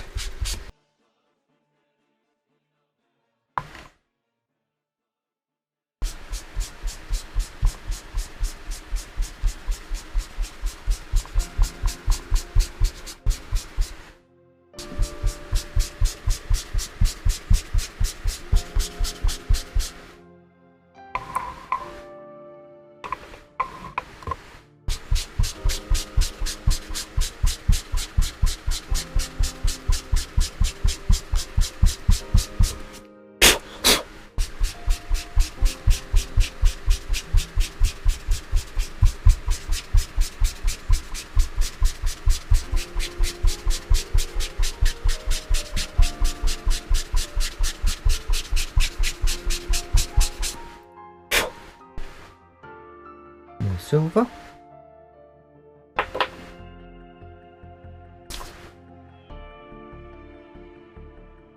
And again, edge first, just to dial it down a bit.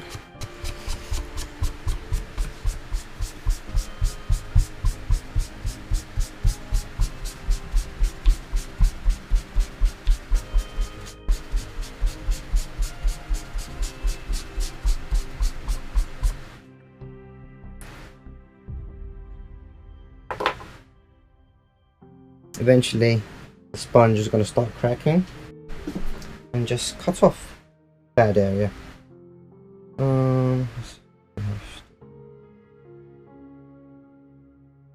wasn't a very clean cut. That'll do, to be honest. I could just no, actually no.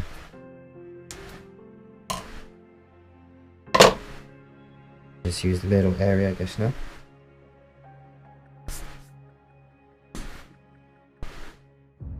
So where should we work on next? So I'm just going to handle it by the handle, because that's going to be covered with leather. And do not want to get it on a quilt either. So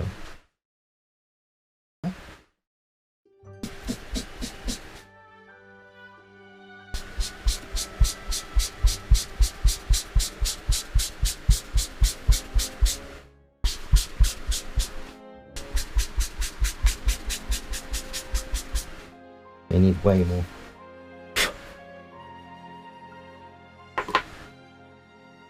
Just trying to be a bit overly careful, I guess.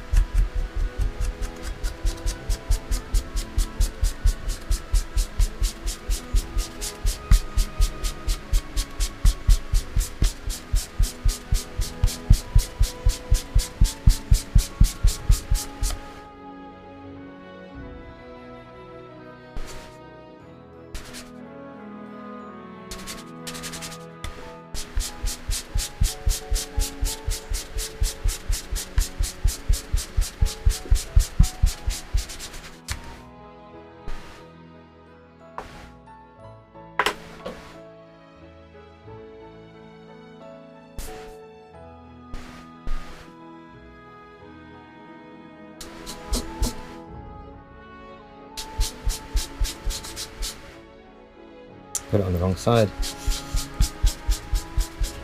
As in, on the wrong side of the sponge. It's kind of dried out. It's on the side of the sponge. Because I used the sponge before for a similar job.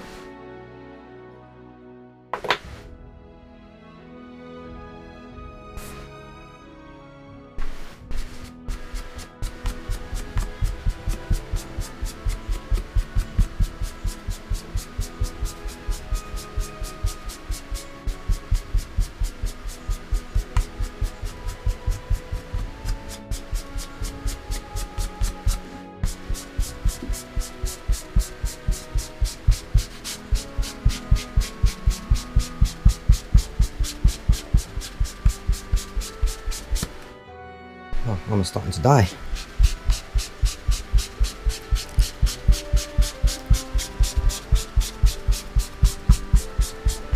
Well, see how cool the scratches, the sword hits look. Love it like that.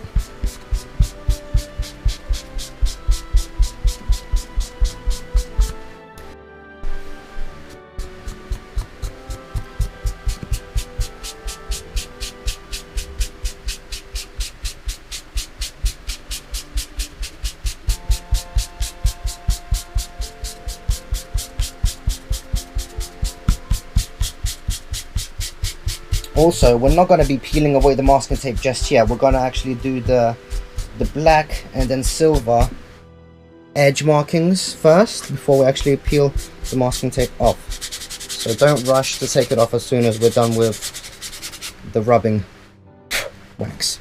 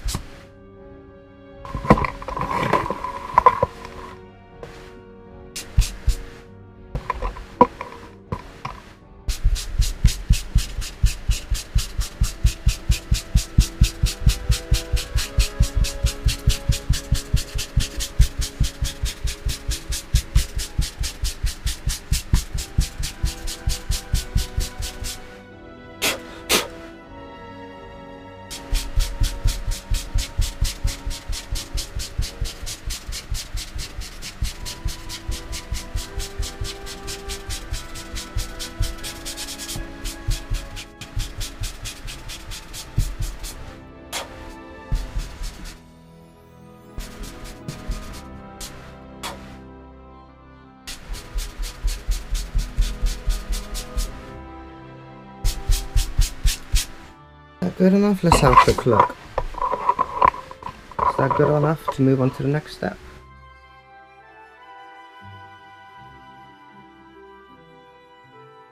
Pretty much, I think.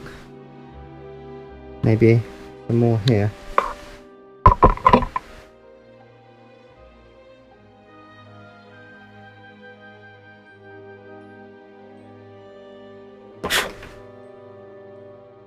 Okay, last area that I'll pop up, and then I can move on to the next side.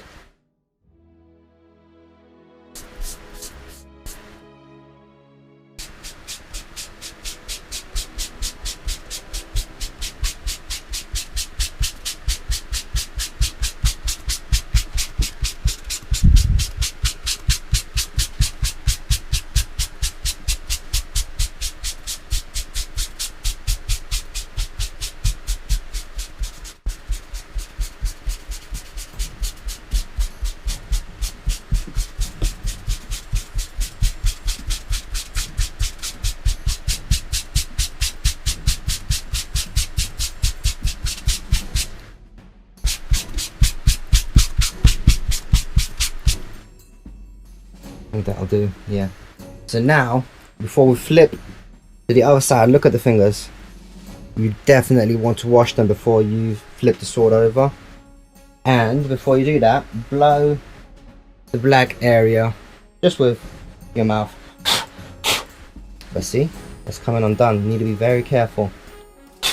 In fact, I'm not even going to touch the black part. I'm just going to hold it by the handle and the sword edge. And that's how I'm going to flip it over. So I'm actually going to do that now. See how I'm holding it like that, and just turn it round. Now bear in mind I am placing this on my bed on a quilt, Now the difference between this and spray paint is still in liquid state in a way, and it takes a long time to cure. But wax is a bit different, so it's not going to drip or anything.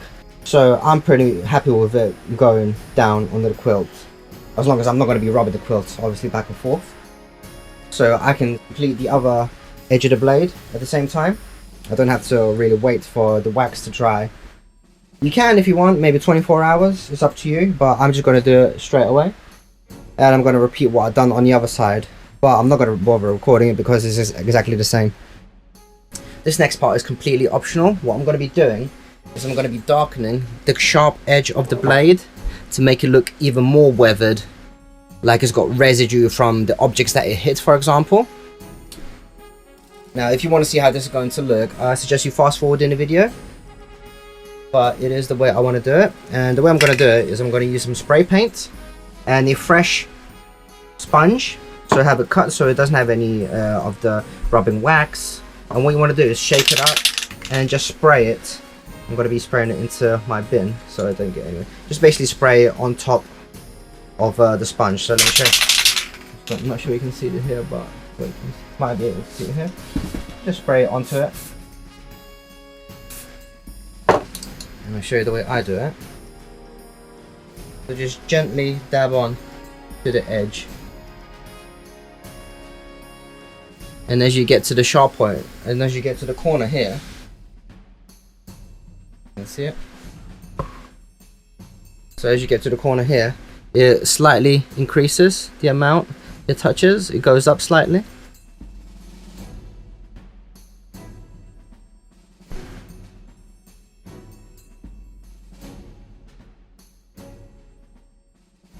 So I'm not going to be doing too much on this.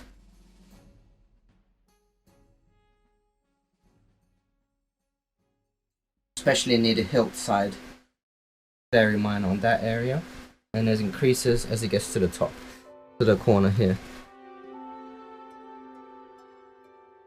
To make it look organic and like it's natural, with gentle taps. I'm gonna spray a bit more.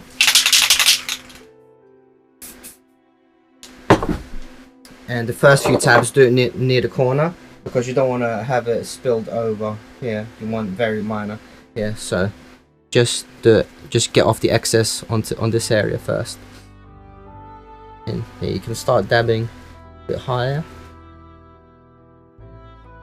But yeah, at first start off on the edge, because that's where you want to get rid of the excess, as I just mentioned. And then as you got less, make your way down, make it more consistent. Right enough.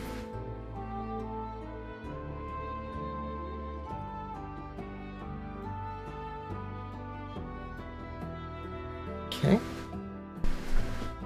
I'm just going to be handling it by the handle. I'm going to have to adjust a bit so you can see more of the blade here. So make sure, if you're going to be touching the black, make sure you have no wax, no residue from other paints. I'm just holding it down with my arm. Yeah.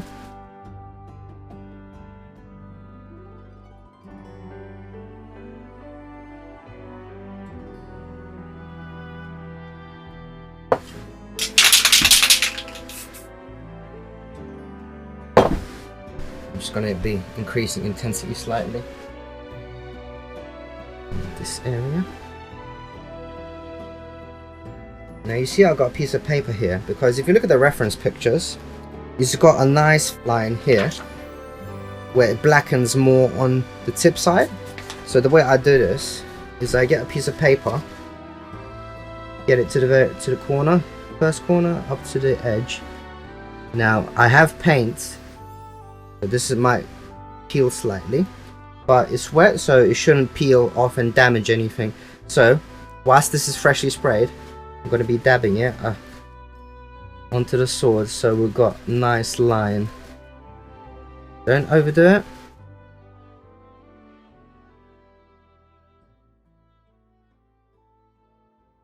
You see?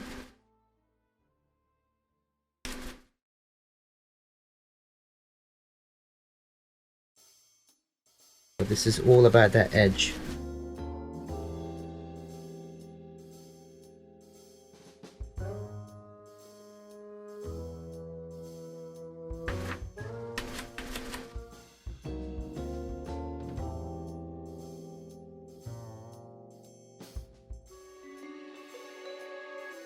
And once you think you've got a nice enough line, you can move on from it and you can peel the paper off, but I'm not there just yet.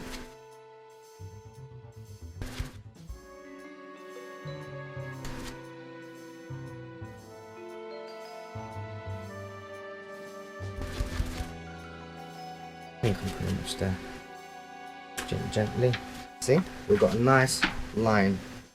And just bend that piece of paper because you don't want that touching anything else. Now just to join them, get some more. It's a bit too soft on this area. Let's top it up a bit and bridge them slightly up to the more of the middle side. I think. Not too much.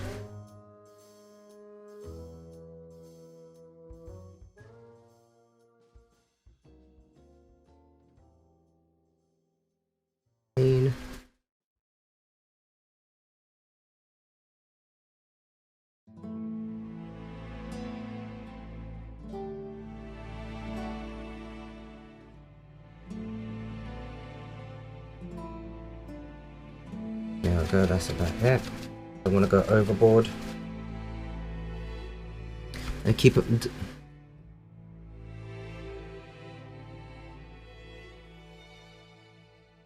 That's pretty good, but I could have it a bit more even on that side. Let's have a look. There's a lot of black that I put on this area. I think that might be a bit too much.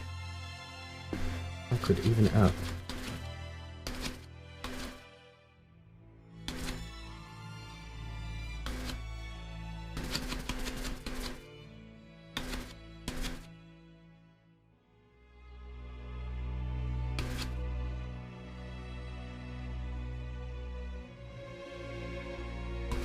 That looks about good. Take a step back and just judge it. Don't look at one spot too close up because that's not the whole picture, is it? You have to judge the whole picture. Okay.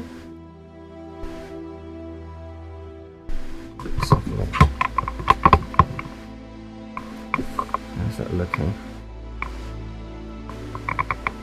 I think I went a bit overboard on the line. I think there's a bit too much. So what I can do to recover is use the silver chrome spray paint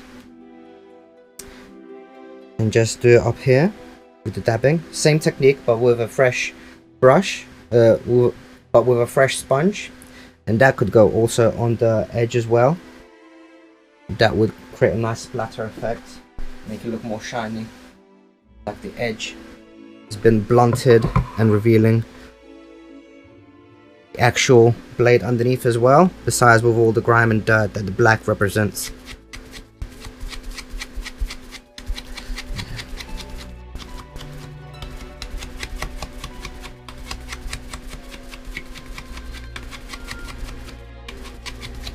I really don't want to go overboard now, but I'm just trying to gradient it in a way, like triangulate it, like a nice curve.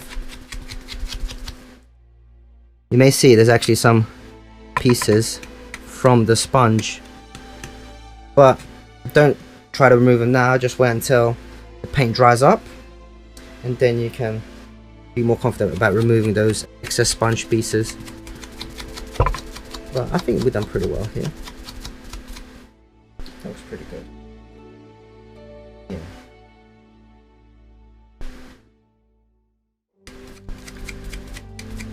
But yeah, like I said, we're going to do the silver chrome as well, just to bridge everything together nicely. It looks a bit splotchy here.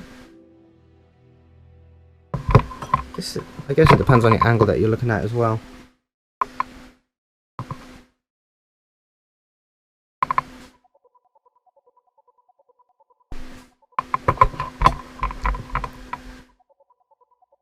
And just repeat it on the other side.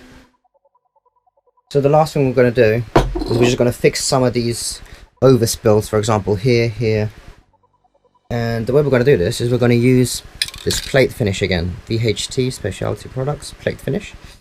And this time we're going to use a sponge, but the really rough bit, because with this we want to put very, very little. So it just gives an extra sparkle, an extra metallic look. But we're not going to do obviously the whole thing, we're just going to do some cover-ups that we need to do. Perhaps any mistakes, like I painted way too much here, too much black here. So the way I'm going to spray it, I'm going to spray a very little amount on here. Don't want to do a lot here. And just very lightly dab it on to the areas that you think need a bit of cover up.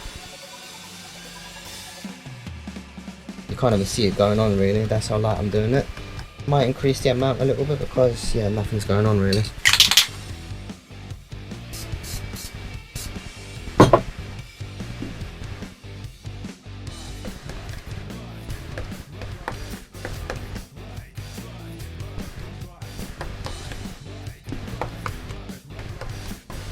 Basically, I just don't want it completely black in these areas, for example.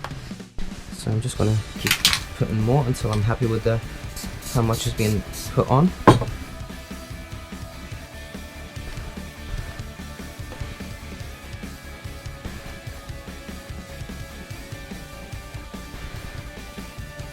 And that's a nice splatter effect.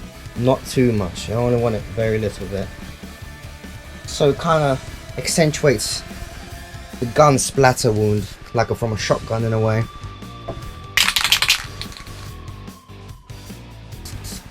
And I painted my finger.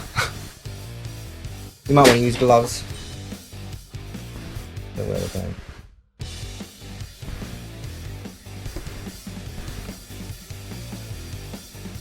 Don't want to do a lot on the edge because I like it black. So very little bit. Yeah, that's about it, I think. You go over the top, it's gonna look too messy, too intertwined with the black and silver. It would look like they were fighting each other. The colours are fighting over each other. Don't want that. Yeah, that's a very nice. And a bit more here. Try not too much. Yeah, I'll leave it. I think that's about perfect there.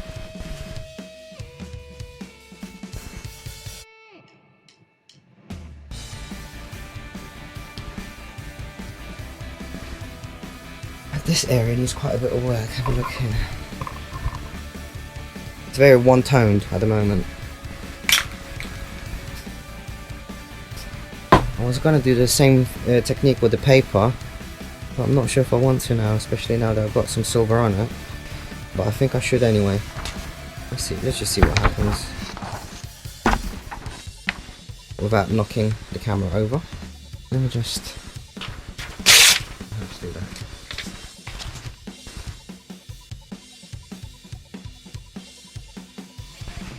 There we go.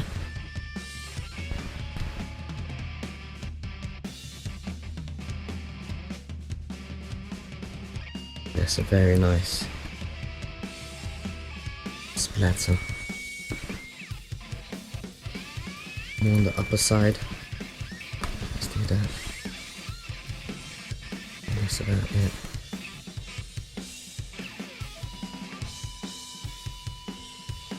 That's it, no more. Yeah, the paper didn't do much, but I got the effect I wanted.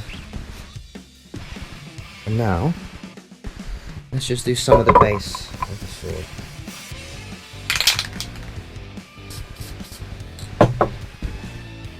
So do it even more subtle. I'm gonna go on here though, because that needs a bit of cover up.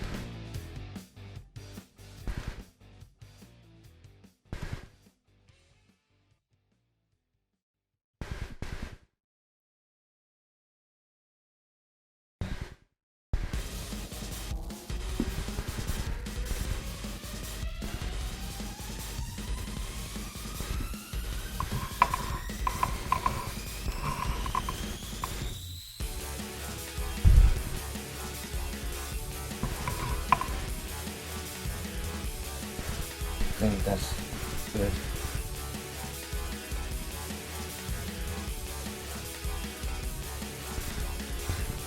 Over the top. You don't want to fight it out. You don't want to get the colours fighting over each other, like I mentioned.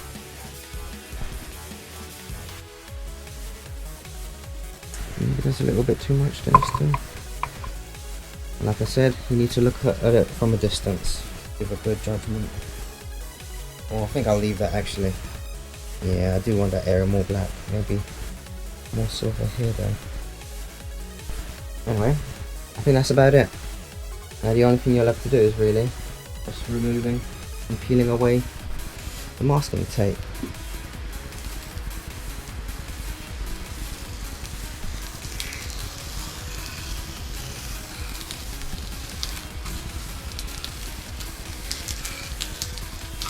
Can I continue with one hand? Okay.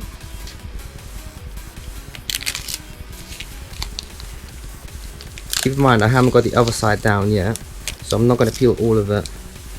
But that's enough for now. I just wanted to show what the blade will look like. Now we're just going to touch up on the handle area, the area just before the guard, and the pommel, which is this bit. So first of all, mask that area because you don't want to get it on the guard itself.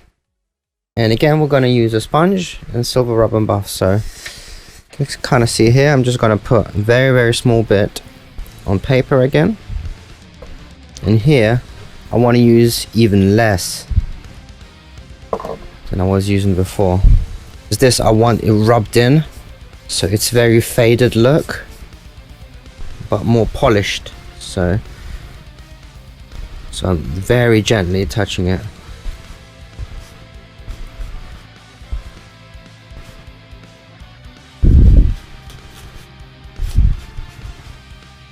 And then rotate, just to even it out.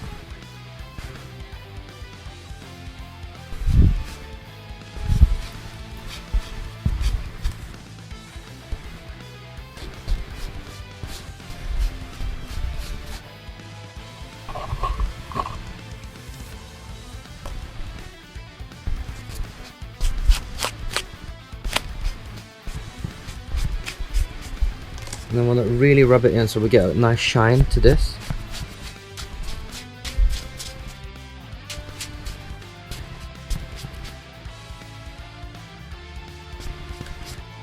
But actually, before I start rubbing it, I'm going to do the pommel first, because I want to use the amount that I got still on the sponge. So like I said, I want this to be very minor, but very shiny at the same time.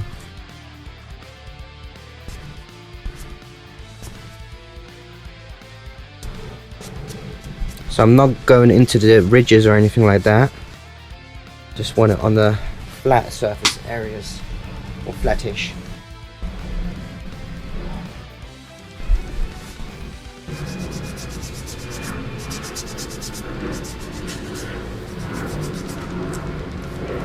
Very tiny bit more.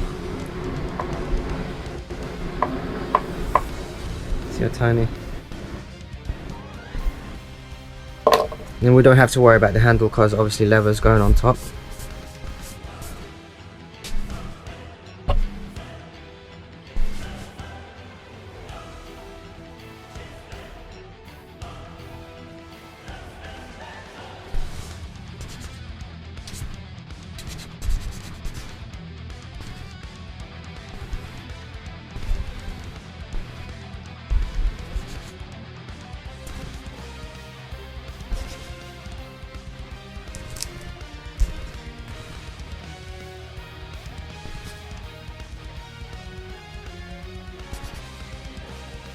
Yeah, I'm kind of getting into the ridges a bit too much where I don't want the detail to be silver. I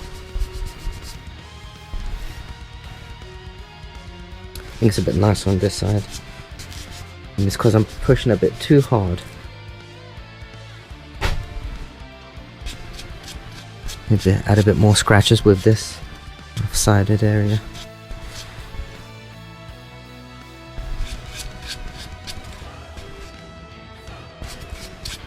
Looks about good enough to me.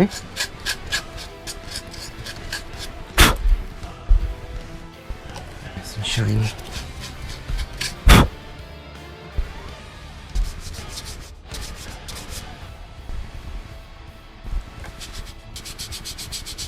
Yep, good enough to me now. For this next section, I'm going to be weathering all these edges you see here. And for this, you're going to need a lot of cotton buds. So before you start, do make sure you have enough. I think you'll need around 50 to 100 for both sides. They're pretty cheap. There's like £1 for a box of these, and it comes with around 200. I'm going to be using the rub and buff on a piece of paper down here. I'm not sure if you can see, but yeah, same thing.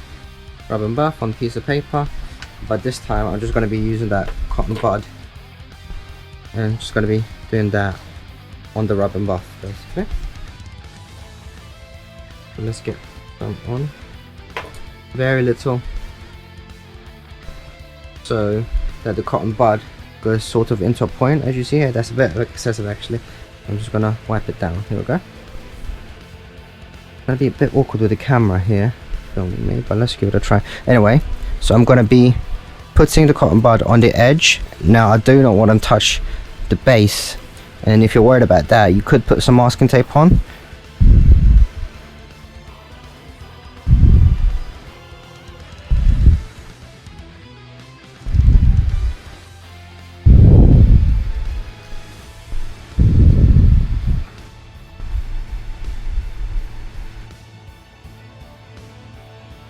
And again, you're going to work your way downwards so your hand doesn't touch the rub and buff.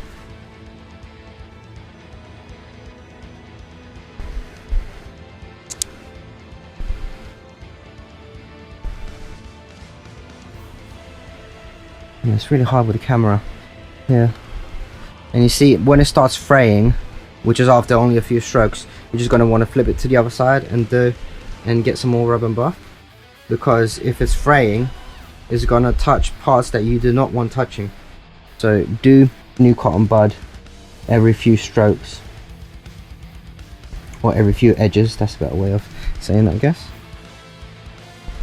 This area is a bit easier because you just dip it in and you want the crevices to become silver. That's rather easy bit.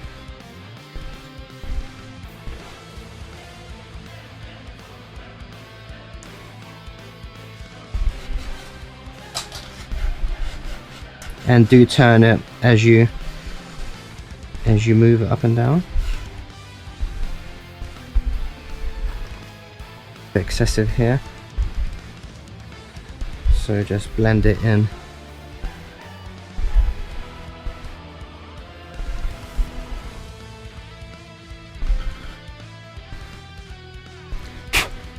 And remember, do not brush the rub and buff off, blow it off.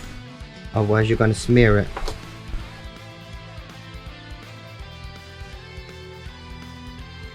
And just keep on checking your hand to make sure you haven't got any rub and buff on your fingers or on your palm. And rotate the cotton bud as you stroke.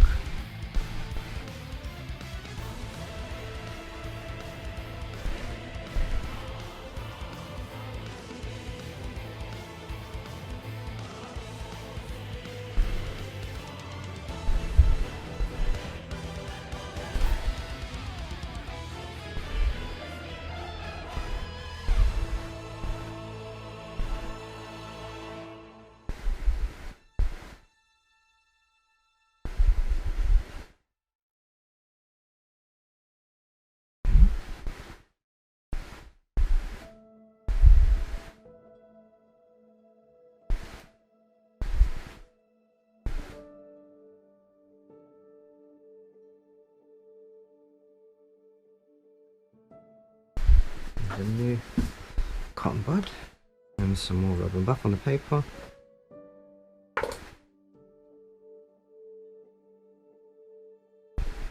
And for these edges, corners, I want it rather sharp, so I've got to make sure that the cotton bud is rather fresh.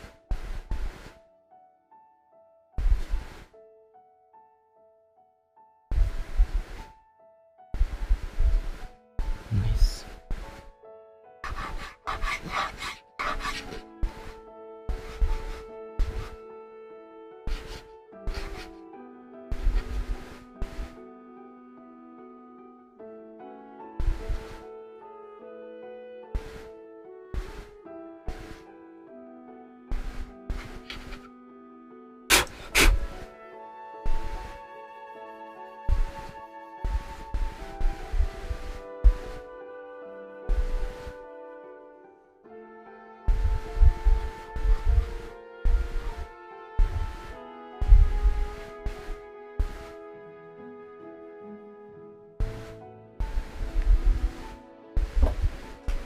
See how quickly I go through these cotton buds.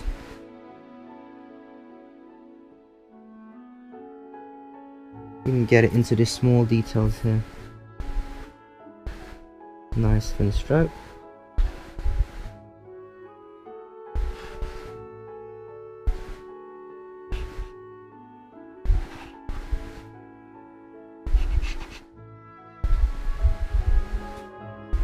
Some nice detail there.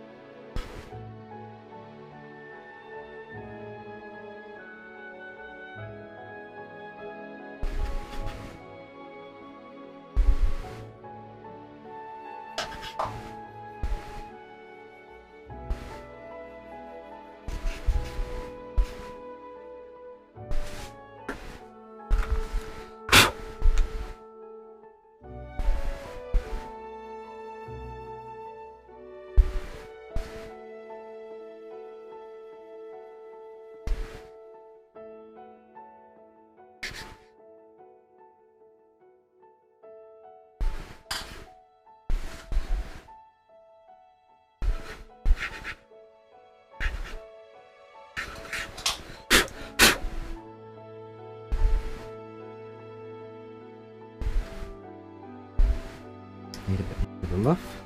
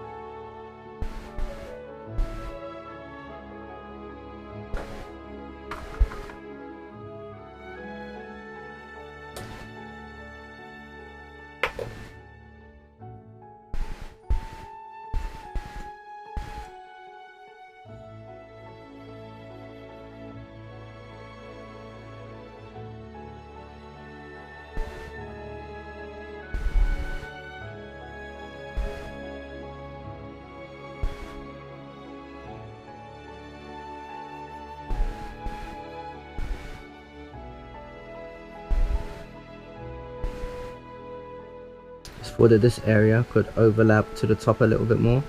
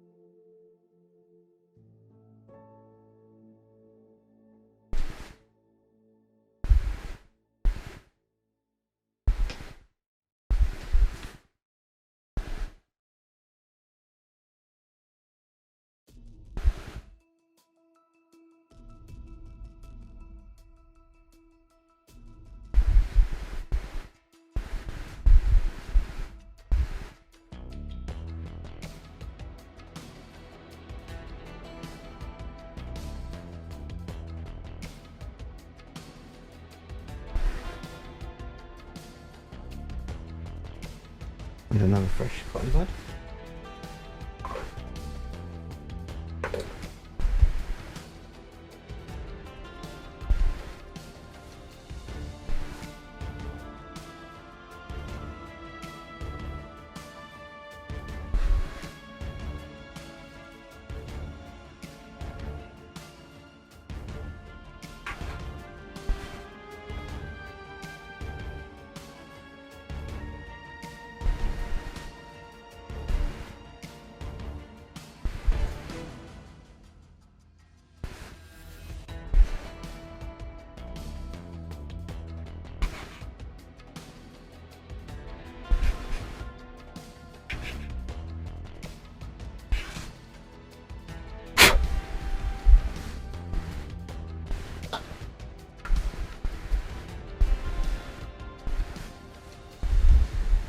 Yeah, you really need a little rubber buff for this compared to how many cotton buds you need.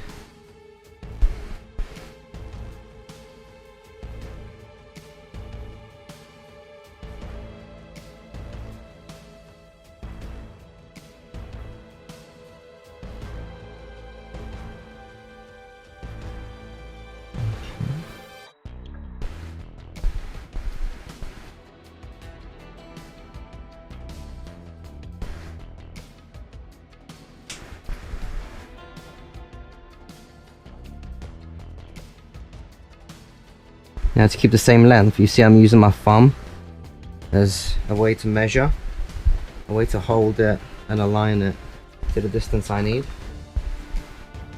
Got the correct term for that. Same for here.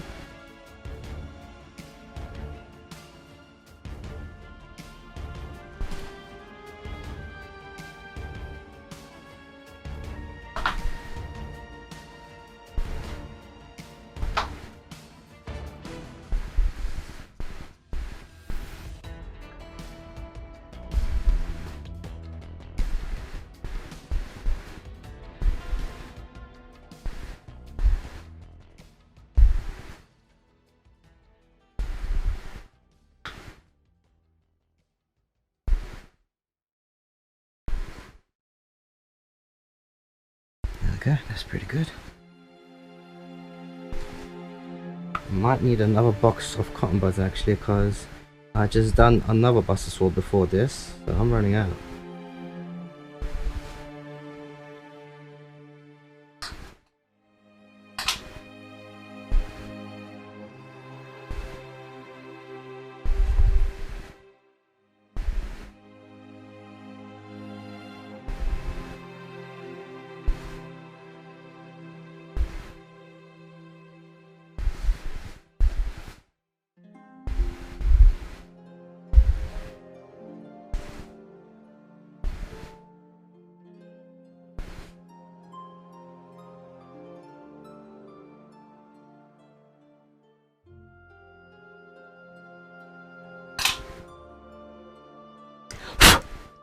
That's very nice. Now just check if I'm missing any bits here, and I think I'm pretty good. So now I just need to do the edge,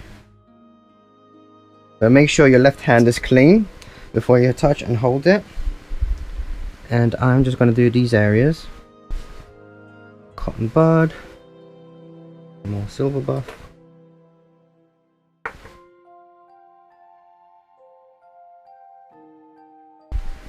Okay, so let's do it. Oh, you see that I missed that edge.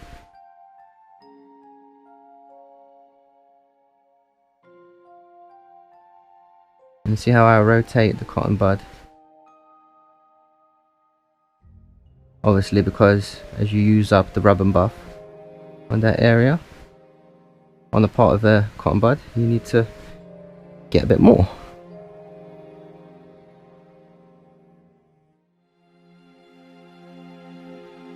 Okay, get more cotton, get more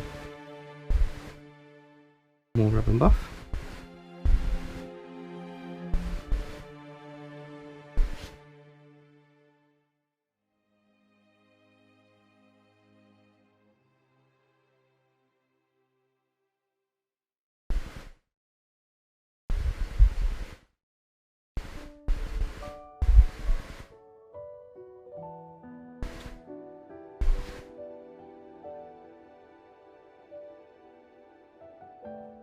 a bit of a problem here, see? So, let's see if I can get it off with... No, that's there. There might need to be some paint. Yeah. Yeah, mistakes happen. Considering how many things you need to paint and go over, you're gonna get some.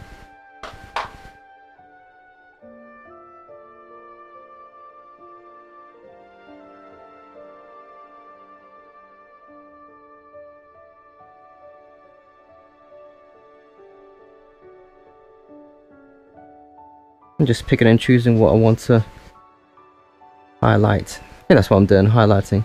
Well, not in a way, because highlights would mean I'm adding reflections in a way, which is not what I'm doing. I'm just adding more of a wear and tear, weathering. You could call it highlights.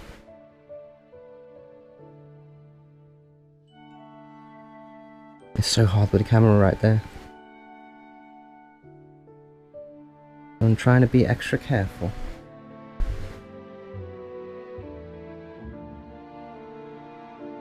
I'm going over these details because it's a bit rough. It looks very sharp with the rub and buff. I'm just kind of blending it in a bit.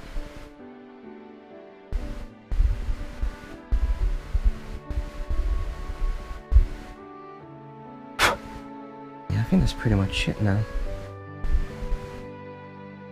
Now it's just a matter of repeating it on the other side.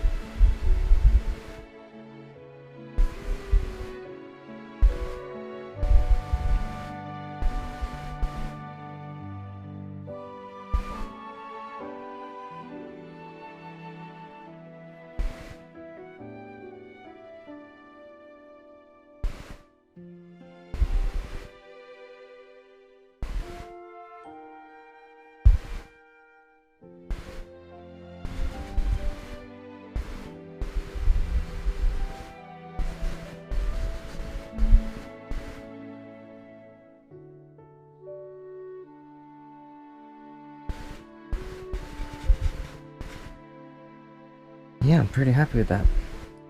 Onto the handle, we're gonna need the leather strap, the super glue. I use Gorilla super glue, and some good scissors. First of all, we want to cut the leather for the base first. And here's my little stencil. If you don't have one, which you probably won't, you just want to undercut it first. If you overcut, you can't recover from that, obviously, so go with smaller angles first, like that, for example, until you find the correct angle for the strap. It should overlap each loop around 5mm, I would say. So I'm not going to cut this much. I'm going to cut off a little bit less for starters. So let's say around that much maybe for starters.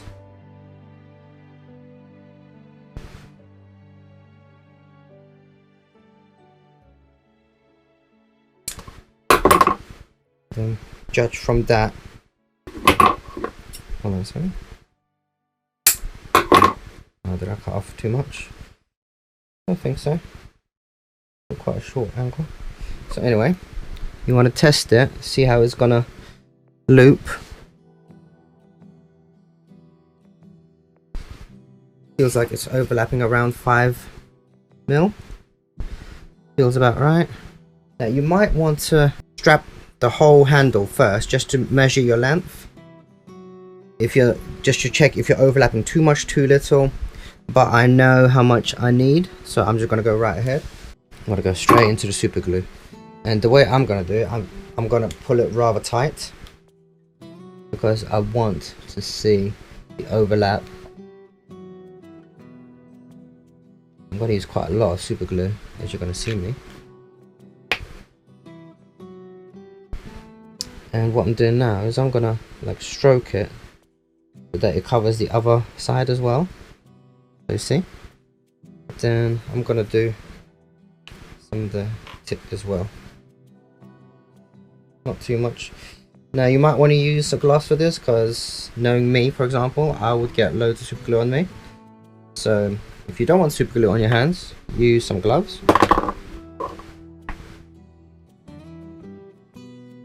Anyway, right, where am I? So right up to the edge, push it down.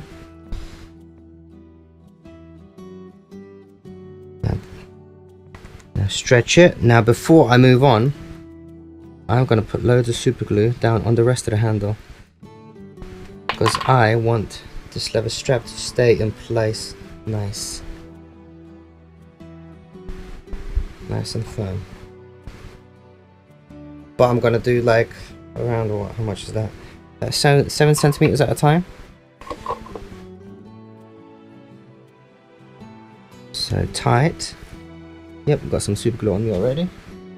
The other side. Now stretch it. Now stretch it.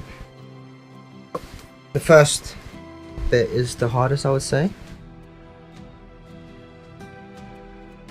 Then it gets a bit easier. Let's see, that's around 5 mil overlap. Yep. And now you just keep stretching. Make sure not to get the super glue on the leather itself, as on the front side.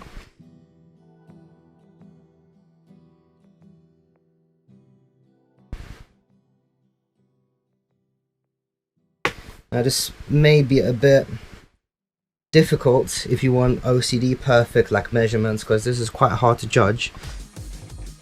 So try to fight your OCD about perfection and just go with what feels about right, I guess. Okay, need more super glue.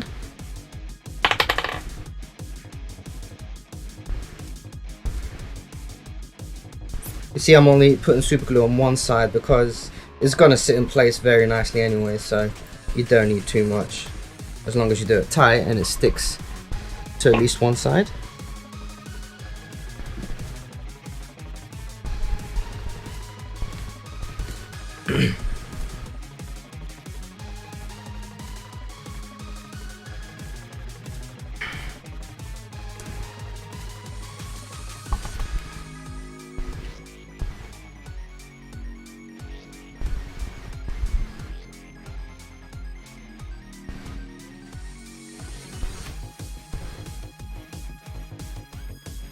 Just have a look at how it's done. It looks very good so far. So more super glue.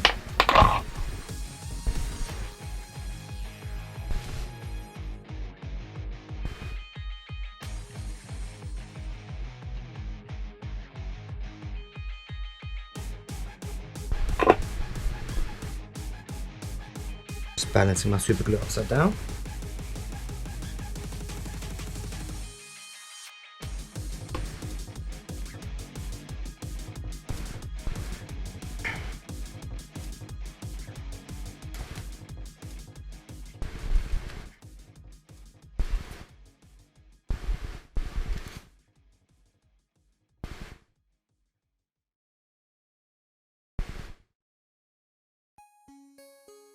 Looking good.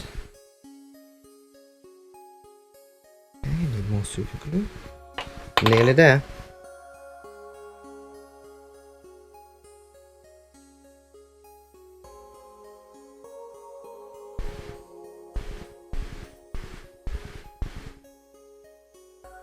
Like I might have. Ooh, shit. Looks like I might have quite a bit of excess cut off.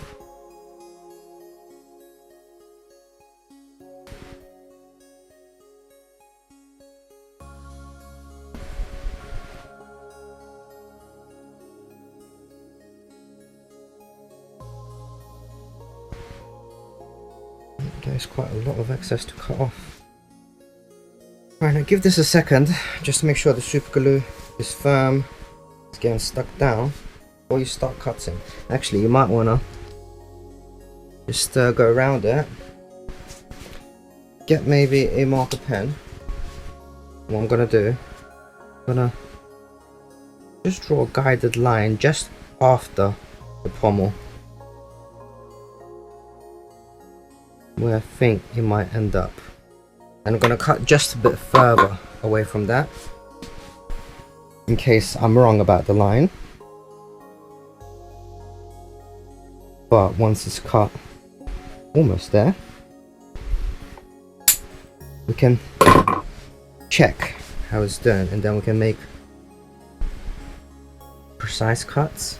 You see, I need to cut way more, obviously, otherwise it'll start looping like that. Yep, I need to cut way more.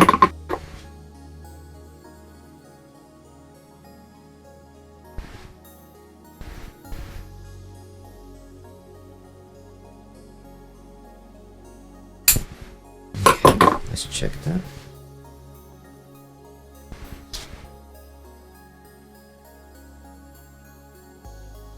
Okay, so the tip is fine, but where the start of the cut, I think I need to angle it a bit more, so I need to get rid of here more. So it needs to be a steeper angle basically. Yeah, so let's do that.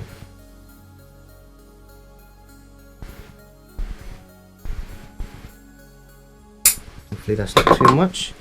Let's give it a go.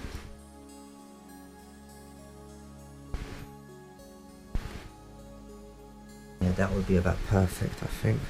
But it's overlapping a bit too much here, I think. Let's test that. Yeah, that will be perfection. Okay. So now, we need to brace ourselves. So we're gonna do quite a bit of super glue here. Then we're gonna hold it in place once we're gonna leave that much overhang before we stick the final tip down, just to make sure this area is nice and stuck in place. Now for the tip, there will be some super glue seeping out just under the pommel, but that's just the way I'm gonna go about it. If you can find better ways, that's great, but I don't mind the excess, a little bit of super glue for the end of the handle. I'd rather have a very, very secure leather strap than not a very secure strap. Okay, that's very good. Let's see. I'm just gonna hold this until it's a bit more stuck down, the super glue.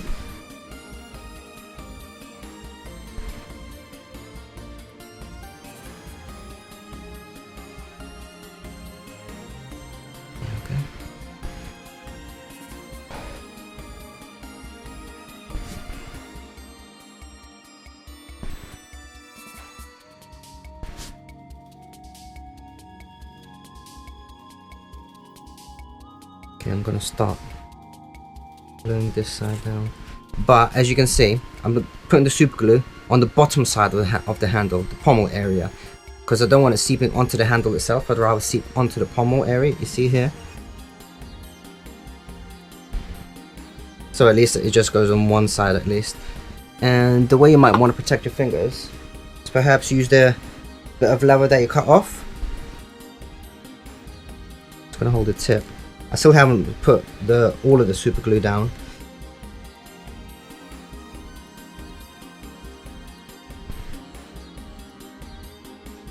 And this is quite difficult. Okay.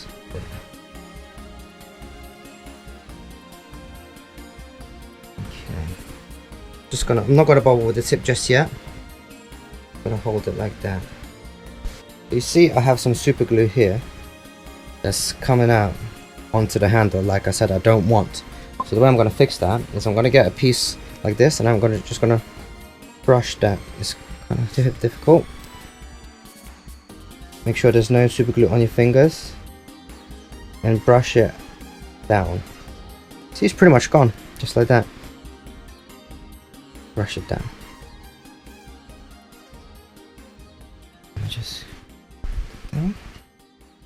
And I'm just going to put more super glue on the tip. Now this is where it might get a bit messy. but it's about strength rather than perfection and looks, I think, here. So see, it's pretty much stuck down now with the super glue. Okay, so now I'm going to use this bit. I'm going to push this down.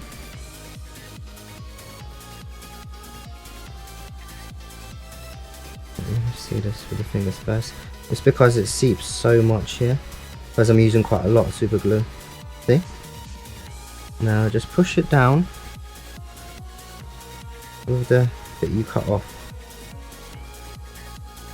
There we go, and then just hold that for a few minutes until it's securely glued down. I'm just going to use another piece that I cut off just to clean it off, clean off the excess. Okay.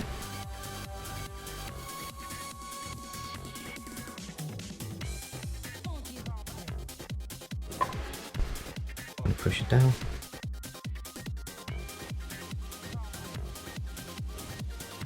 And now it's a matter of a waiting game really until it dries. I should really push this area down as well because it's kind of lifted at the moment. I'm not sure if it's in my interest. Okay, that's pretty well glued down now. So I'm just going to use a big bit. And I'm going to push down this because it's not as close to the handle. It's kind of lifted because of the way it's going round. I'm just going to push it down a bit. Yeah, this shouldn't be making contact with super glue. I'm just using it to make sure my skin doesn't touch the super glue basically. But that's pretty much it. It's the handle on. It looks very good. Hold it for like a minute.